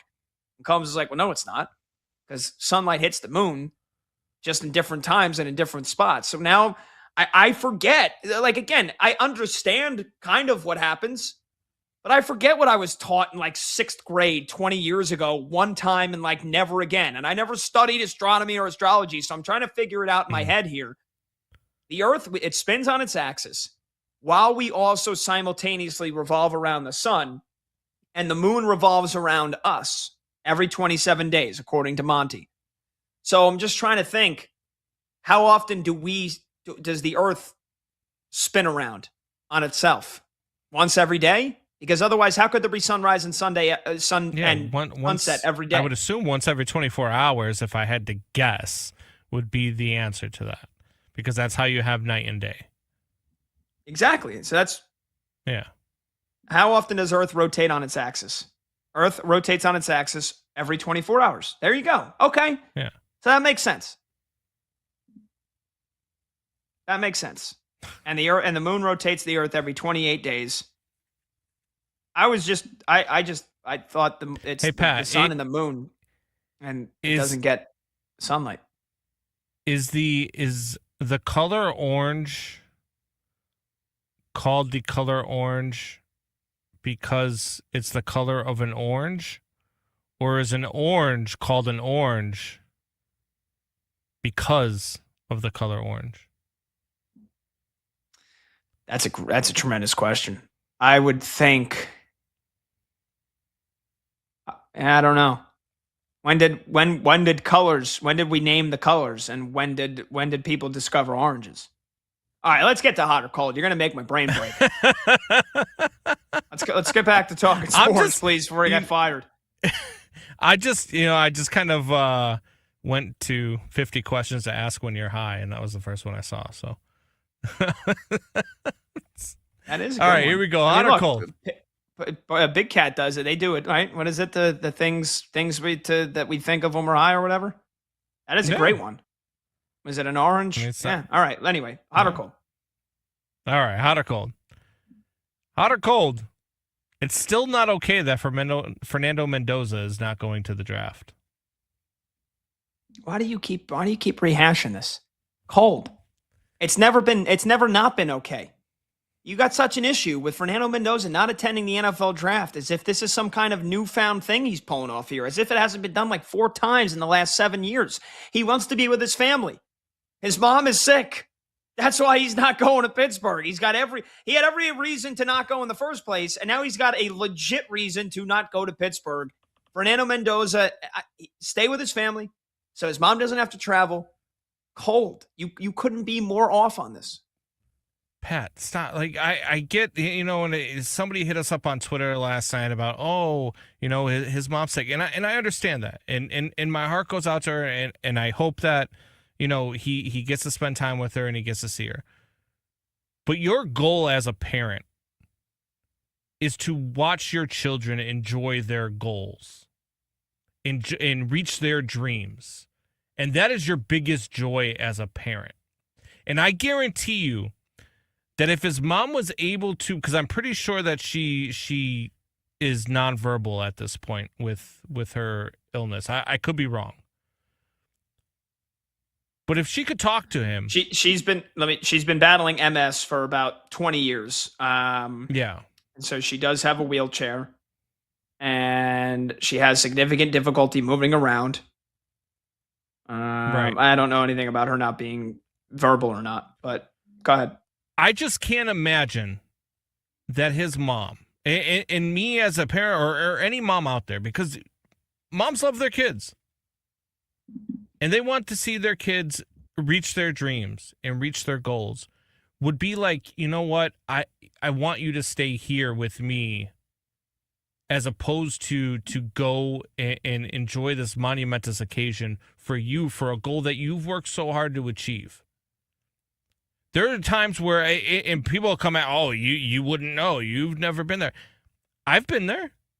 I've absolutely had to deal with a decision on whether or not to stay home with a family member who was on hospice, or take an opportunity to do something in my career that I had never been able to do before. Got offered a chance to do White Sox pre- and post-game show, meet Ozzie Guillen, do all of that stuff, work behind the scenes. And at first, I had the same thoughts that probably Fernando Mendoza did. hey, I don't know if I should do this. I don't know if this is the right time. Father-in-law just got put on hospice. Do I go or do I not go? Then after a conversation with my wife, she was right. Go. Because if you didn't go, he would be upset that you didn't go because of him. Because they want to see you accomplish your goals. They want to see you do all of the things that you've set out to do. So by doing that is the way that you honor them, is the way that you handle that. Now, look, his decision is his decision.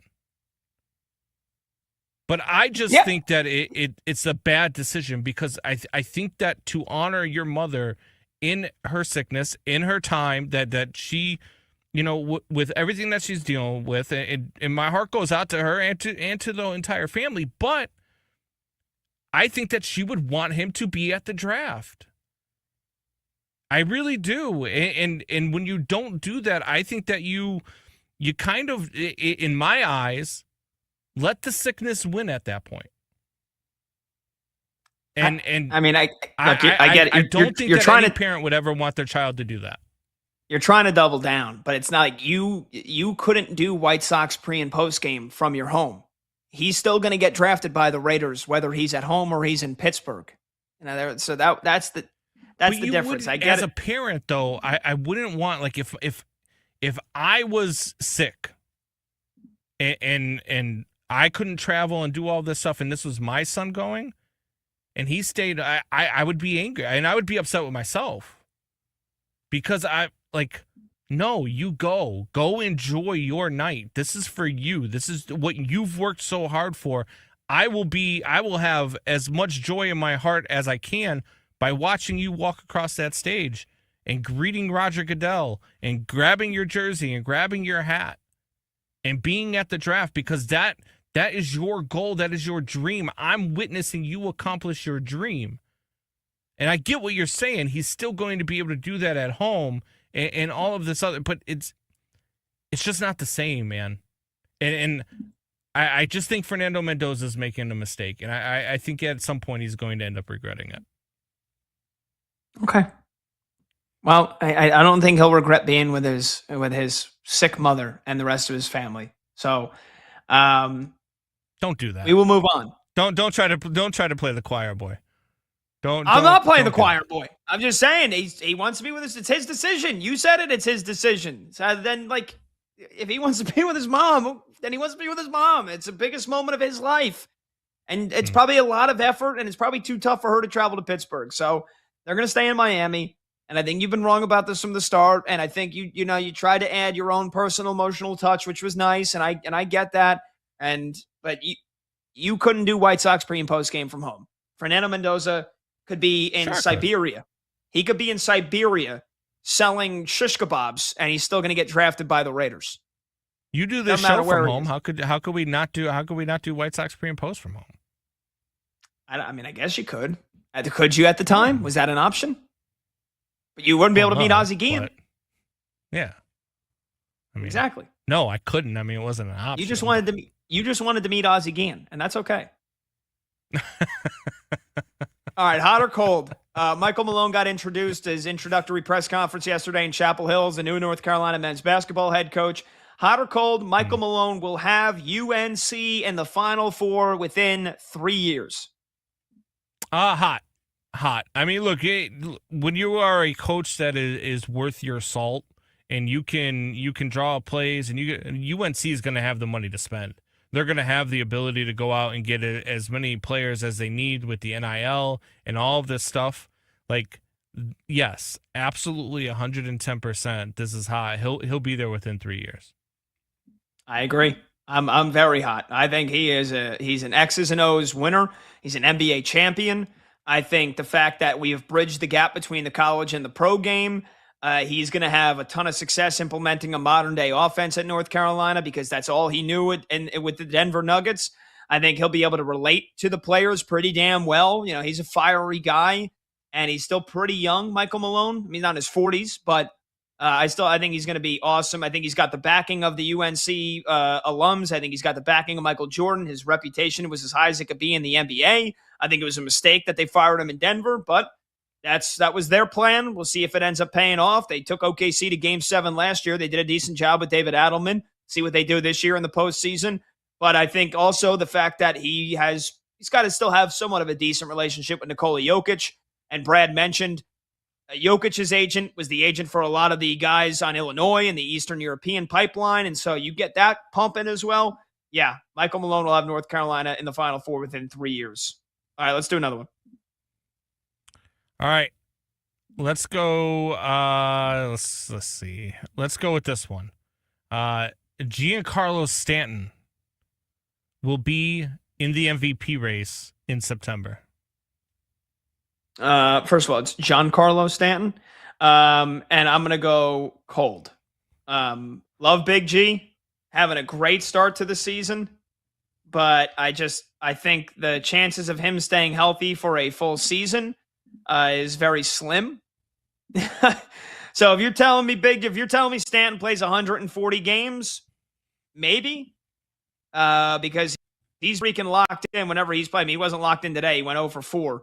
But he's still off to a tremendous start to the year. He's hitting 340, OPS of 835. He's surprisingly only has one home run. He's already got a handful of doubles, but he's actually smoked a ton of singles so far. And the strikeouts are not like what they used to be, where Stanton would strike out 150, 160 times and 350 at-bats on the year. 11 strikeouts so far and 41 at-bats. That's way below the Major League average. So he's having a great year, but he's on the same team as Aaron Judge. I just don't see a season where Stanton puts up better numbers than Judge. So MVP race? No, I can't get that optimistic, even though I think Stanton has been a nearly Hall of Fame player in October for the Yankees over the last couple of years in the postseason when it counts. MVP, no. Yeah, look, I'd like to see it. I'd like to see him do it. I like Stanton a lot. I've always been a fan of Stanton. It's been a shame to watch kind of his descent a little bit, I guess, is what you would call it. So I would like to see it. I don't know that it's going to happen, but I thought it was interesting. I was looking at his numbers. I like the numbers. I was like, hey, maybe we could make a case, but I don't know if we can. Yeah, also, what do you mean his descent? He had one of the best seasons of his career last year because, again, he was hurt. He only played half the games. He had a 944 OPS. But that's what I'm talking about, Pat. The guy, he had a home run every 3 games last year, Combs. But the guy can't stay healthy enough to put together an entire season. That's nothing new. That's nothing new. When he's healthy, he's awesome. So you're telling me that in 2023, when he hit 191, he was awesome in 101 games? He was hurt on it. He was hurt on and off that year. Okay, so what about 2022 when he hit 211? Was he awesome? All right, the last couple of years. The last couple of years. So what I'm talking about has been his descent. Yes. Well, you can't say it's been his descent when then he hit 233 in 2024, and then last year he hit 273 with an OPS of nearly 950.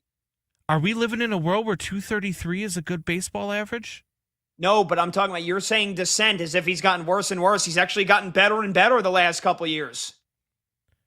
He got better last year. He had a good season last year in 77 games. He got better from a bad season because he didn't have a chance. Because he didn't have a chance to be bad because he was good for half of a season. And in 2024, he was like literally Babe Ruth in the postseason. So, did the Yankees win that World Series? Just wondering. Nope, they did not. Oh, are we going to go to commercial break? Yes, we are. Phone number to join the show, 310-840-4910. That's 310-840-4910. That was a doozy of a segment. We still got some more hot or cold when we come back. Get you caught up on the West Coast NBA games and the one baseball game that is still in action. But any of your thoughts, predictions on the Masters, which starts at 7:30 a.m. Eastern tomorrow, 9 hours from now, we'll take them. Anything you want to get in on here, get aboard, 310-840-4910. I'm Pat Boyle. This is BetMGM tonight on Westwood One Sports.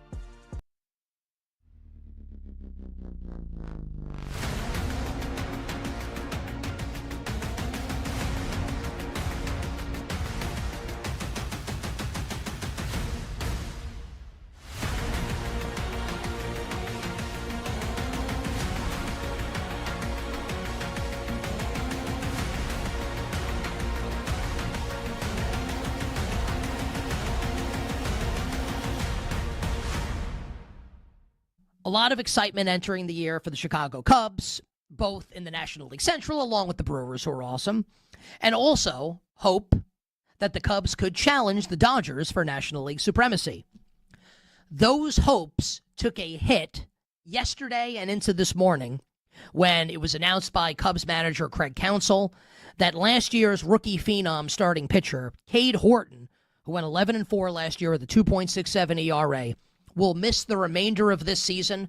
He will undergo elbow surgery, and it's possible that will be full Tommy John reconstruction. They won't know, the doctors, until they go in for surgery. This would be his second Tommy John surgery in his young career, both in the minors and in the majors. So obviously you feel for the young man, right? He's got a long rehab ahead of him. You hope he's able to come back. And I wouldn't begrudge Cubs fans for thinking, do we have what it takes now to get over the hump? And while there's no way to spin this as a good thing, actually, let me tell you why the Cubs losing a really good young starting pitcher is actually a good for their chances of winning the pennant. It's not.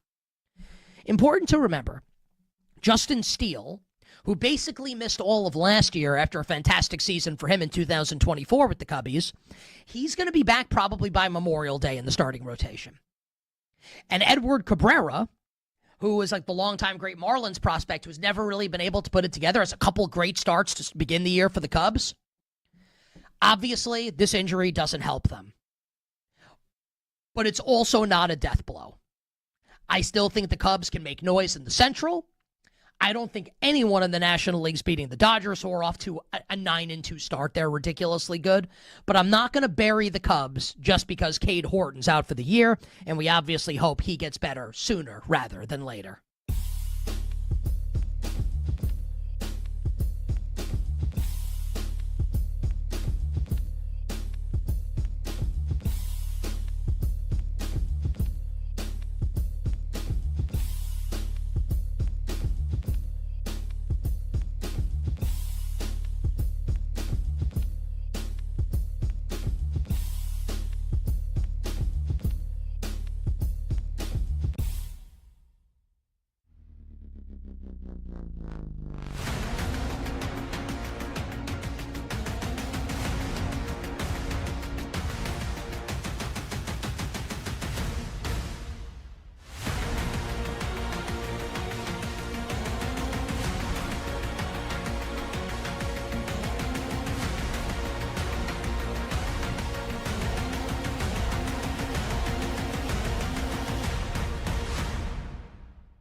We talked about this last week when the news broke that Puka Nacua had entered rehab for Los Angeles. And Sean McVay at the league meetings saying that Davante Adams had been dangled in trade talks, presumably for Eagles receiver A.J. Brown. The Rams are all in on this season. They're all in. Could be the final year for Matthew Stafford. They have the 13th pick, courtesy of that brain-dead trade with the Atlanta Falcons, James Pierce, who may not play in the NFL again. Davante Adams is going to be 34. Tail end of his career. Can they count on Puka Nacua? Maybe. Maybe not. When the Rams get on the clock at 13, if USC wide receiver Mekhi Lemon is available, the Rams shouldn't even hesitate. There should be no time off that clock. Turn in the pick. Here's Mekhi Lemon. And best case scenario, you've got Lemon, Davante, and Puka all catching passes for Matthew Stafford. And then, when Davante's eventually done, here's Mekhi Lemon as your wide receiver 2, along with Puka Nacua. I think that makes all the sense in the world.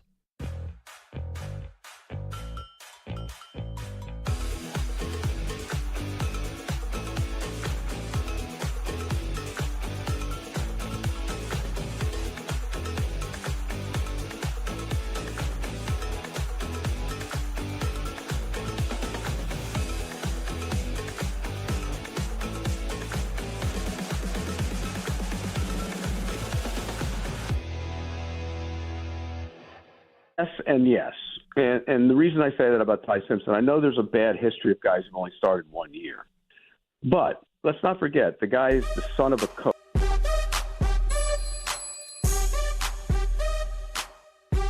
Live scores, sharp options, no waiting till tomorrow. BetMGM Tonight is back.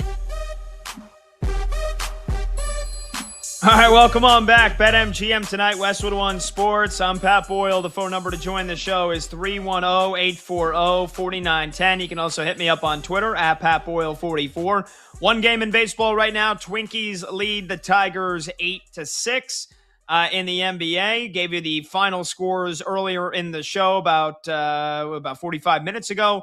Right now, you got 4 games going on. Each one has a little bit of meaning. A couple have significant meanings. So again, a lot of this is going to come down to just seeding positioning here in the Western Conference. The Denver Nuggets entered tonight a full game ahead of both the Lakers and the Rockets for the 3 seed, which I think is critical. As somebody that thinks the Oklahoma City Thunder are probably going to win back-to-back championships this year and at bare minimum get back to the NBA Finals, avoiding them as long as you can is the key. So if you're a 4 or a 5 seed, you're playing the Thunder in the second round. If you're the 3 seed, you would avoid them until the conference finals, as long as you get there and they get there. And I think the Spurs are a really solid team with Wemby leading the way, but I think they are unproven and their lack of experience. I think the Nuggets will beat the Spurs in the second round. So it's key for the Denver Nuggets to keep winning games here and lock up that 3 seed with just a couple of days left to go in the season. Well, they're in a dogfight right now with the Memphis Grizzlies, who have not only been tanking for most of the season. I mean, they're playing guys I've never even heard of before. I mean, I know Walter Clayton Jr., the rookie from Florida. He hasn't played much this year. He's in the starting lineup tonight. Toby Okani. I couldn't even. Jemai Meshack. I'm sorry. I don't know half these guys that are playing for the Memphis Grizzlies tonight. And they're hanging around with the Nuggets. They were actually beating the Nuggets at the half. They were up by 4. The Nuggets have jumped in front here. It's 84-81 midway through the third quarter. I just, teams are intentionally trying to lose. More on that in a second on what the Kings did last night, because that was a disgrace. We'll get to that with producer Brandon Combs. But teams they're trying to lose, and they're playing G Leaguers. How are you not blowing them out? Because of the 3-ball. The Grizzlies have hit 14 threes. I mean, the Memphis Grizzlies in a game the other day, they lost by 16. A game that they lost by 16, they set the NBA record for most threes in a game with 29. And lost by 16. Make it make sense. And I love the NBA. It's crazy. You make 29 threes in a game and lose and get blown out. Anyway, Jokic, he's barely even shot the ball tonight. And I think the plan in the rest of the game is pretty obvious for Denver. Give the ball to the MVP, to the 3-time MVP. He's only taken 4 shots. He's got a triple-double, 10 points, 11 rebounds, 10 assists. Jamal Murray's got 22, but Denver playing with their food right now in a game that they got to win. The Spurs, speaking of them, they're beating the Blazers 51-38. Again, no Victor Wembanyama in this game. No Stephon Castle either, the reigning rookie of the year. Wemby with that rib contusion, he's going to have to play in their final 2 games if he wants to be eligible to win NBA Defensive Player of the Year, which he will in a landslide if he plays the last 2 games. If he wants to be first-team All-NBA, which he probably will, and if he wants to, he's going to finish as the MVP runner-up probably. He ain't winning the MVP. He ain't winning it over SGA. No matter what he says, he can pump his chest. Again, you really want to win the MVP. You'd think he'd make sure that he's guaranteed to play 65 games. He's got to play 2 more, and there's only 2 more games after this. So they're playing the Blazers, who are in a dogfight with the Clippers to get the 8th seed in the West. You get the 8th seed in the West, you're guaranteed 2 cracks in the play-in tournament to get into the playoffs. You get the 9 seed, it's win or go home, and you got to win 2 games. So, big game for the Blazers as well. The Spurs lead them 52-38. Again, even without their best player in Wemby and arguably their 3rd best player in Stephon Castle. De'Aaron Fox has 14 points for San Antonio. And then the Thunder lead the Clippers 34-21 in the first quarter. I just mentioned the position the Clippers are in with the Blazers. Thunder, they mathematically guarantee that they are the 1 seed in the Western Conference with a win tonight. Chet Holmgren with 14 points in the first quarter. Thunder already up double digits. Both teams playing a back-to-back. And so we'll see if the Clips can fight their way back into that one. And then not much meaning to this last game. The Suns, they are guaranteed to be in the play-in tournament. They're guaranteed to be either the 7 or the 8 seed. They lead the Mavericks at the end of the first quarter, 33-29. Okay, let's get back to some hot or cold here with producer Brandon Combs. Combs, let's go with more of the Masters here. Hot or cold, Rory McIlroy, the defending champion, who said he feels more relaxed and he can enjoy playing now at the Masters.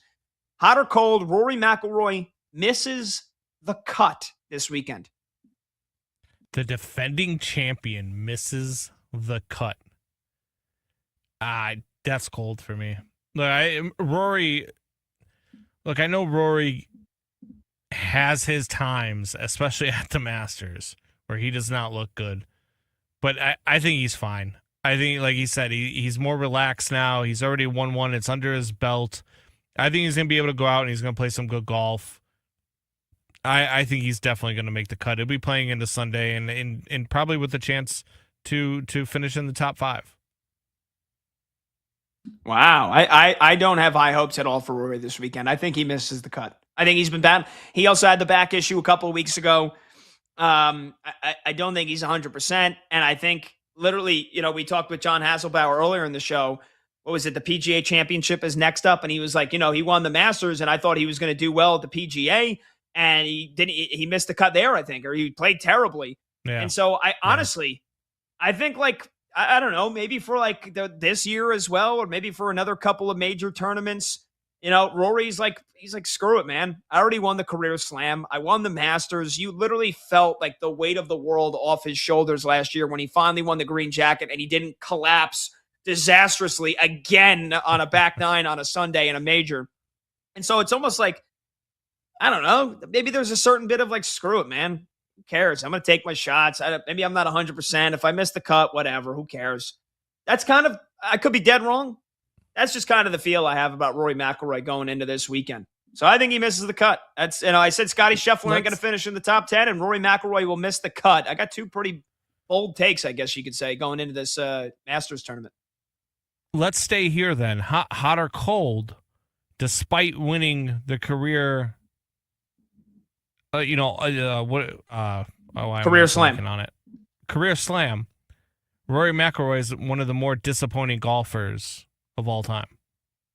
Ooh, that's a good one. And look, I guess I'll give you a hedge. I'm gonna hedge because I don't think it's as simple as saying yes or no or hot or cold. But I mean, look, man, when Rory won the U.S. Open in dominant fashion in 2011, and then he won the PGA Championship in 2012. Then he won the PGA Championship again in 2014, and then he won the Open by what? It was 15 freaking strokes in 2014 as well. He looked like he was on pace to win 15 to 20 majors. What we think Scotty Scheffler is going to do now, that's what we all thought about Rory over a decade ago, and it never happened. And it was collapse after collapse after disappointing major tournament after disappointing major tournament. So I guess you could say when you look at the first 4 majors that he won, and then it took 11 years to win another one, yeah, that is disappointing. But he was never as dominant, though, as people thought that he was supposed to be. Because people thought he was going to be Tiger Woods type dominant. When he first broke in, he was supposed to be the passing of the torch from Tiger to Rory. And that just never happened, man. Yes, sure, he's won all of the majors. But, I mean, he's won them sporadically. Like when Tiger was doing it, Tiger was winning them back to back to back. You weren't touching them. And with Rory, it was all right, you won the FedEx Cup title in 2016. And then I think you won the Players in the FedEx in 2019.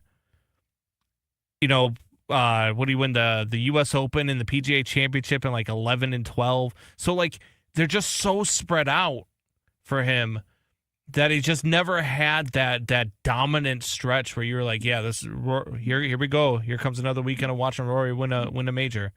It's just always seemed to be a struggle for him. So that's why I think when I talk about golfers and guys that I thought were going to be something who have been disappointing.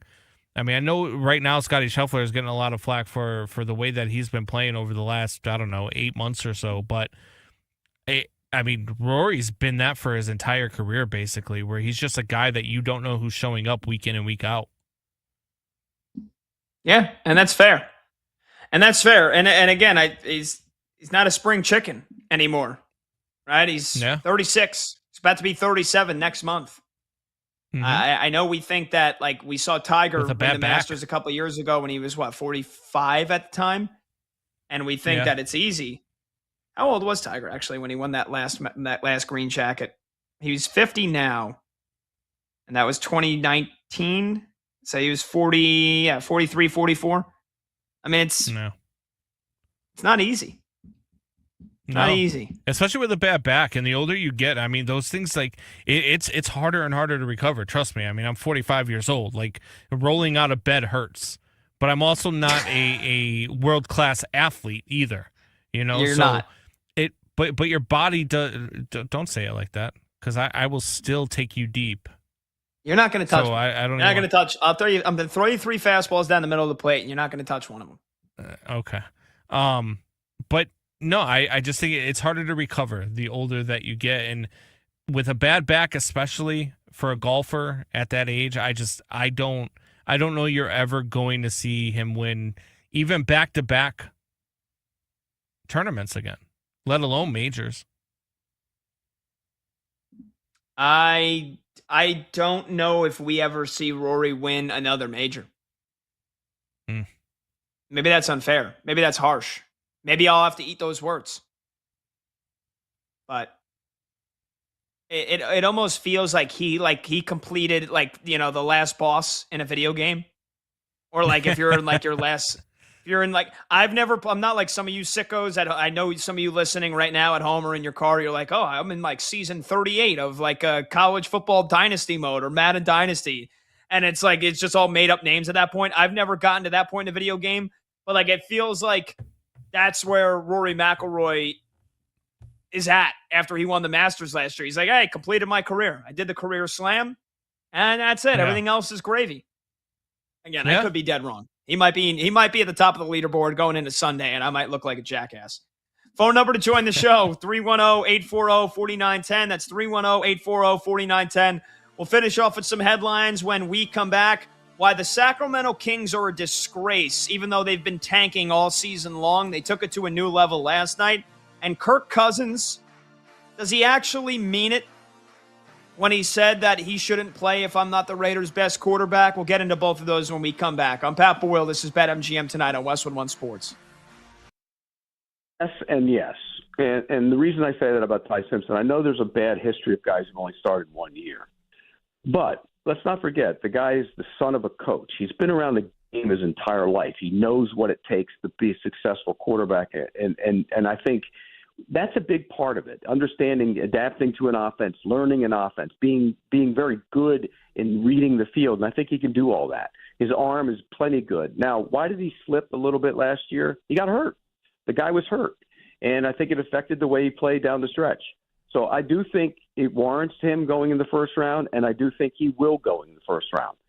What might change some of the perception of that is peeking ahead to next year's draft. And what you have to say is, okay, going into next year, there's probably 13 guys, 14 guys that have a chance to be first-round picks.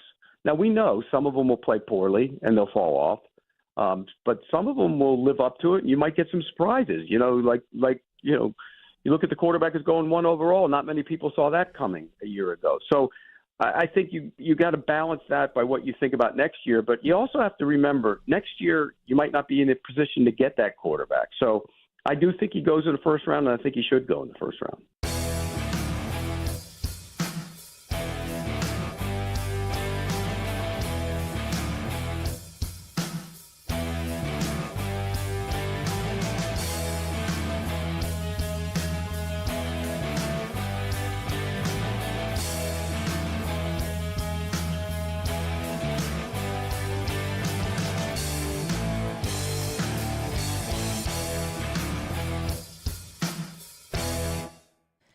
The thing that I think is most impactful, though, as far as something that impacts what will happen on the court, is his contract. 6 years, $50 million for Mike Malone at North Carolina. So he immediately becomes one of the highest paid coaches in all of college basketball. And what that shows me and signals to me is that North Carolina is ready, is willing, and is able to spend big. And as I told you earlier this week, I talked about it on Instagram at the Costos, TheKostos. Please follow me there. It helps me sleep better at night. If Carolina has the same level of talent as Duke, Kentucky, Michigan, they have an NBA championship winning coach in Michael Malone. I think North Carolina is going to win and win big with Michael Malone at head coach.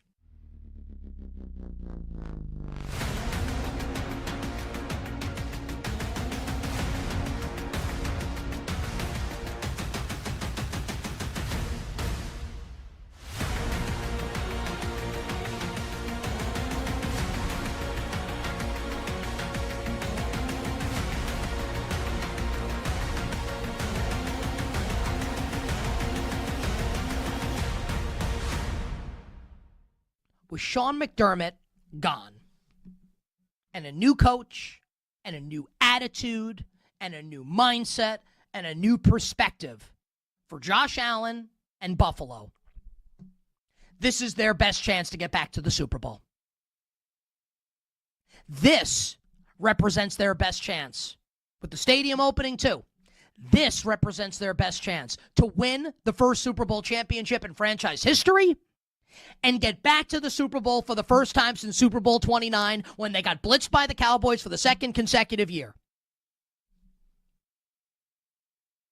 Now, I'll hold, obviously, the NFL season predictions until we're much later in the offseason, right? I might pick them to win it all. I might bet them to win it all. And the matchup that I'm leaning on at this moment right now is the Chris Berman special. Bills-Niners. That's how I think this might end up.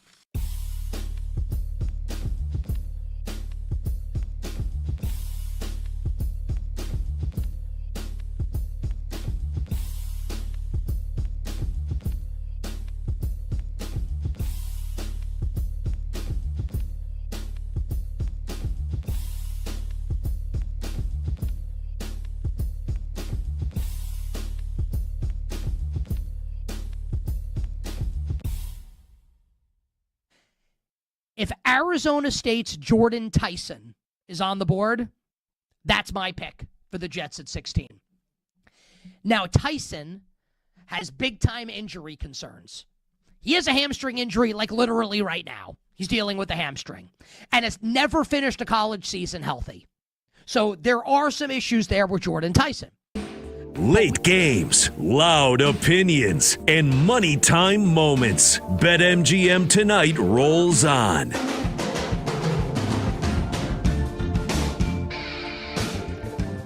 Welcome on back. BetMGM Tonight, Westwood One Sports. I'm Pat Boyle. Last chance to get aboard the phone lines at 310-840-4910. You can call, you can text, you can also hit me up on Twitter at PatBoyle44. Masters begins in the morning. Cannot freaking wait. I'll be waking up early and checking on in first thing when I wake up. My coffee cannot wait. You know, again, some of it's on ESPN app, some of it's on Amazon Prime, so I know that that's annoying for a lot of folks. I can already hear the takes tomorrow, especially from Mad Dog. I can't even figure out how to watch the Masters. Enough! What are they streaming? I can already see it. I can hear it. I can hear it tomorrow on a show or whatever. Anyway, a couple of headlines I want to get to before we finish off here. So last night, the Golden State Warriors, who are guaranteed to be in the play-in tournament, they're guaranteed to be the 10 seed. Well, just about. I don't think they can jump the Trailblazers for the 9 seed. They're 3 games back of Portland. And And off the top of my head, I don't know who owns a tiebreaker, but either way, the Warriors, they're playing in the 9 versus the 10 seed game next week on Tuesday or Wednesday, whenever the hell it is. But at the same time, Steph Curry just came back after he missed the last several weeks with that persistent injury that he had. And I think it was a quad injury, their hamstring, whatever. And they're playing the Kings, who have been tanking all year long. And the Kings they have the 3rd worst record in all of basketball. But found themselves in a dogfight last night with the Sacramento Kings. Kings are actually winning in the 4th quarter with about 5 minutes left to go. And then for a team that's been tanking all year, they took it to a new disgraceful low when their head coach, Doug Christie, is calling it a strategy mistake and not intentional tanking. They commit what basically was a take foul on Seth Curry. They were already in the penalty. So the Warriors are already in the bonus, right? Which is 5 fouls and a quarter. And Doug McDermott, as the ball gets inbounded, Doug Christie signaling him to foul Seth Curry, Steph's brother. Seth Curry is also a pretty damn good free throw shooter. So if there's anybody you would want to foul intentionally, it wouldn't be Seth Curry. And yet Doug McDermott just runs over and grabs him. And it's 2 free throws immediately for the Warriors. In a game that was a 1-possession game. And Doug Christie and the Kings are trying to say that, no, it wasn't intentional that we did that. We didn't intentionally send the Warriors to the free throw line in a game that, we're definitely trying to lose. And instead, Doug Christie said it was a strategy mistake. Kings were up by 1 with 3:15 to go. And if you don't think that losing that game matters, just go ahead and take a look at NBA Tankathon, because the top 3 teams all get the best percentage chances of the number 1 pick. They all get 14% chance, and they get a 52% chance of picking in the top 4. After that, the 4th and the 5th worst records both get a 11.5% chance at the number 1 overall pick and a 45% chance at the top 4. After that, the 6th and the 7th worst records in the NBA, they only get an 8% chance at the number 1 overall pick and a 35% chance of picking in the top 4. And Utah still has a chance to finish with a worse record than the Brooklyn Nets and get into the top 3, which would give them the best statistical chances of landing the number 1 overall pick. So that meant something for the Kings to lose that game. And if there was ever blatant tanking in a season where we've all been raving and ranting and yelling about it, me more than anybody else that I know, this was the way to do it. Intentionally foul a tremendous free throw shooter when you're up by 1 with 3 minutes to go in the game, when the other team is already in the bonus. Doug Christie, the Kings head coach, said he wanted to use a timeout before he automatically lost it when the clock ticked below 3 minutes. And he miscalculated that the Warriors were in the bonus, didn't know they were in the bonus. And they choose to foul Seth Curry, who's an 86% career free throw shooter, despite plenty of other more appealing options on the floor to foul if you were opting to hack a player. Now, the Warriors win 110-105, and successful tank by the Kings. The NBA on Wednesday, today, said that they are looking into what the Kings did, and they're investigating them. If there's ever an opportunity to bring down the hammer, and they're not, again, Adam Silver is not going to take away one of their first round draft pick. He won't do it. Not at this point. The NBA Board of Governors is going to vote late May on these new tanking tactics and these tanking rules that they want to implement. They're not going to take away the first round draft pick for the Kings now, but I mean, I'd fine them $1 million. Like, do something. Do something. Please protect the integrity of the game. There's 3 minutes left. They're winning by 1. We all know they're trying to lose. At least disguise it a little bit better than intentionally fouling one of the best free throw shooters in the active game right now. When you're in the bonus, or they're in the bonus. Just a disgrace, a pathetic organization, the Sacramento Kings. That's why they'll never win anything. And as excited as I got for them that 1 year, a couple of years ago, where they played the Warriors in the first round and went to a Game 7, and it was the whole light the beam thing. As much as I enjoyed that success this year, I think the Kings don't deserve to win anything. They're an embarrassment. embarrassment. Last night was an absolute disgrace. Okay, one last quick topic here. Kirk Cousins, I think he's been hearing our show. I think he's been hearing other shows debate whether or not he should be the starter for the first couple of weeks. After Clint Kubiak basically said in an ideal world, we give Fernando Mendoza some time. He doesn't start right away. I think Kirk Cousins is probably getting spun into being the bad guy by some folks around the country and by people that are talking about this. I agree with the Raiders. I think they should give Kirk Cousins the starting job for the first couple of weeks. Let Fernando Mendoza learn and watch behind him and take in what it's like on game day and the preparation leading up to a game. And Kirk Cousins said today, he goes, the Raiders need to play the best quarterback, even if it's not me. He said, quote, if that's not me, I don't want to be out there. I don't think that's the best thing for the team. If I'm the best option, then I believe it's important that those guys are out there. I think Kirk Cousins is one of the ultimate competitors. This is like a PR spin. He doesn't mean this one bit. He wants to be the starter. I guarantee it. All right, that's all we have time for. Thanks to everybody on the show. Combs, Monty, Chloe, Max, Zach, and Brad. I'm Pat Boyle. We'll be back tomorrow. BetMGM tonight.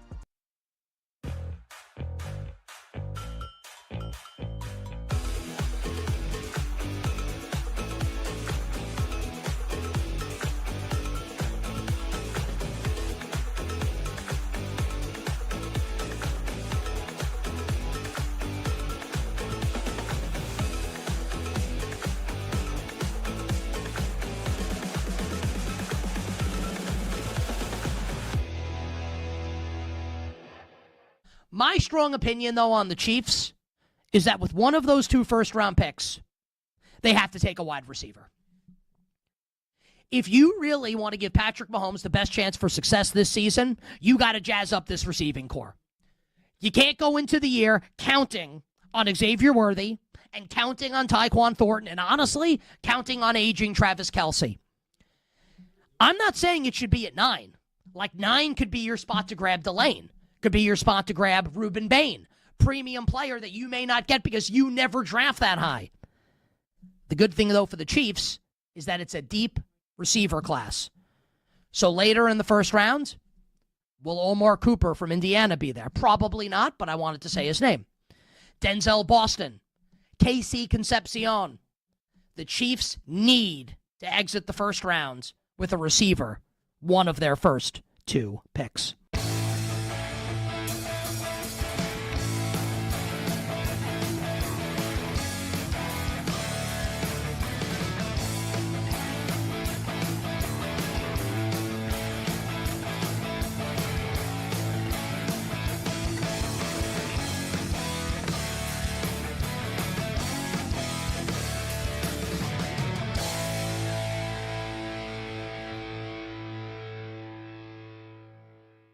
The player that I think the Jets should draft at number 2 overall, Ohio State, edge rusher, off-ball linebacker hybrid, Arvell Reese.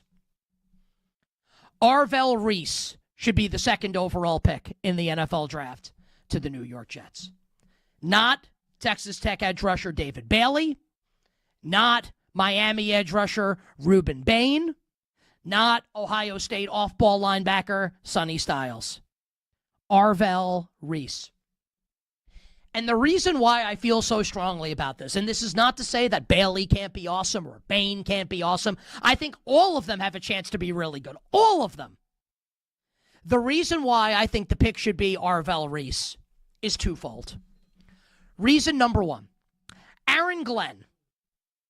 Feel like we need a laugh track here. The fact that Aaron Glenn's still the coach of the Jets is a little funny. But he is still the coach of the Jets. Aaron Glenn has said over the course of the last few weeks that Geno Smith will lead the Jets to the promised land. I just wanted to say that. He has also said that the Jets defense will be more multiple this season. So we'll get some looks with the Jets in a 4-3 look, some looks with the Jets in a 3-4 look. And if that's what you're going to do, Arvell Reese should be the pick.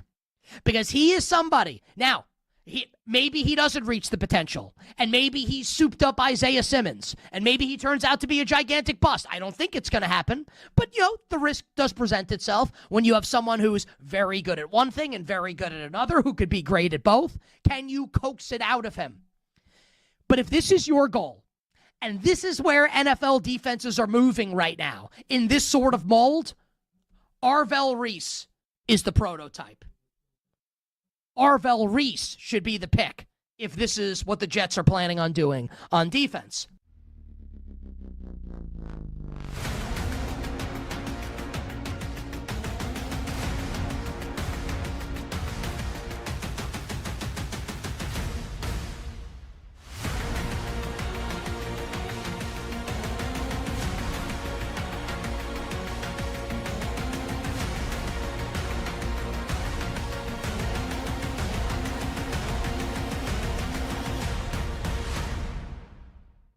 A lot of excitement entering the year for the Chicago Cubs, both in the National League Central, along with the Brewers, who are awesome, and also hope that the Cubs could challenge the Dodgers for National League supremacy. Those hopes took a hit yesterday and into this morning when it was announced by Cubs manager Craig Counsell that last year's rookie phenom starting pitcher, Cade Horton, who went 11-4 last year with a 2.67 ERA, will miss the remainder of this season. He will undergo elbow surgery, and it's possible that will be full Tommy John reconstruction. They won't know, the doctors, until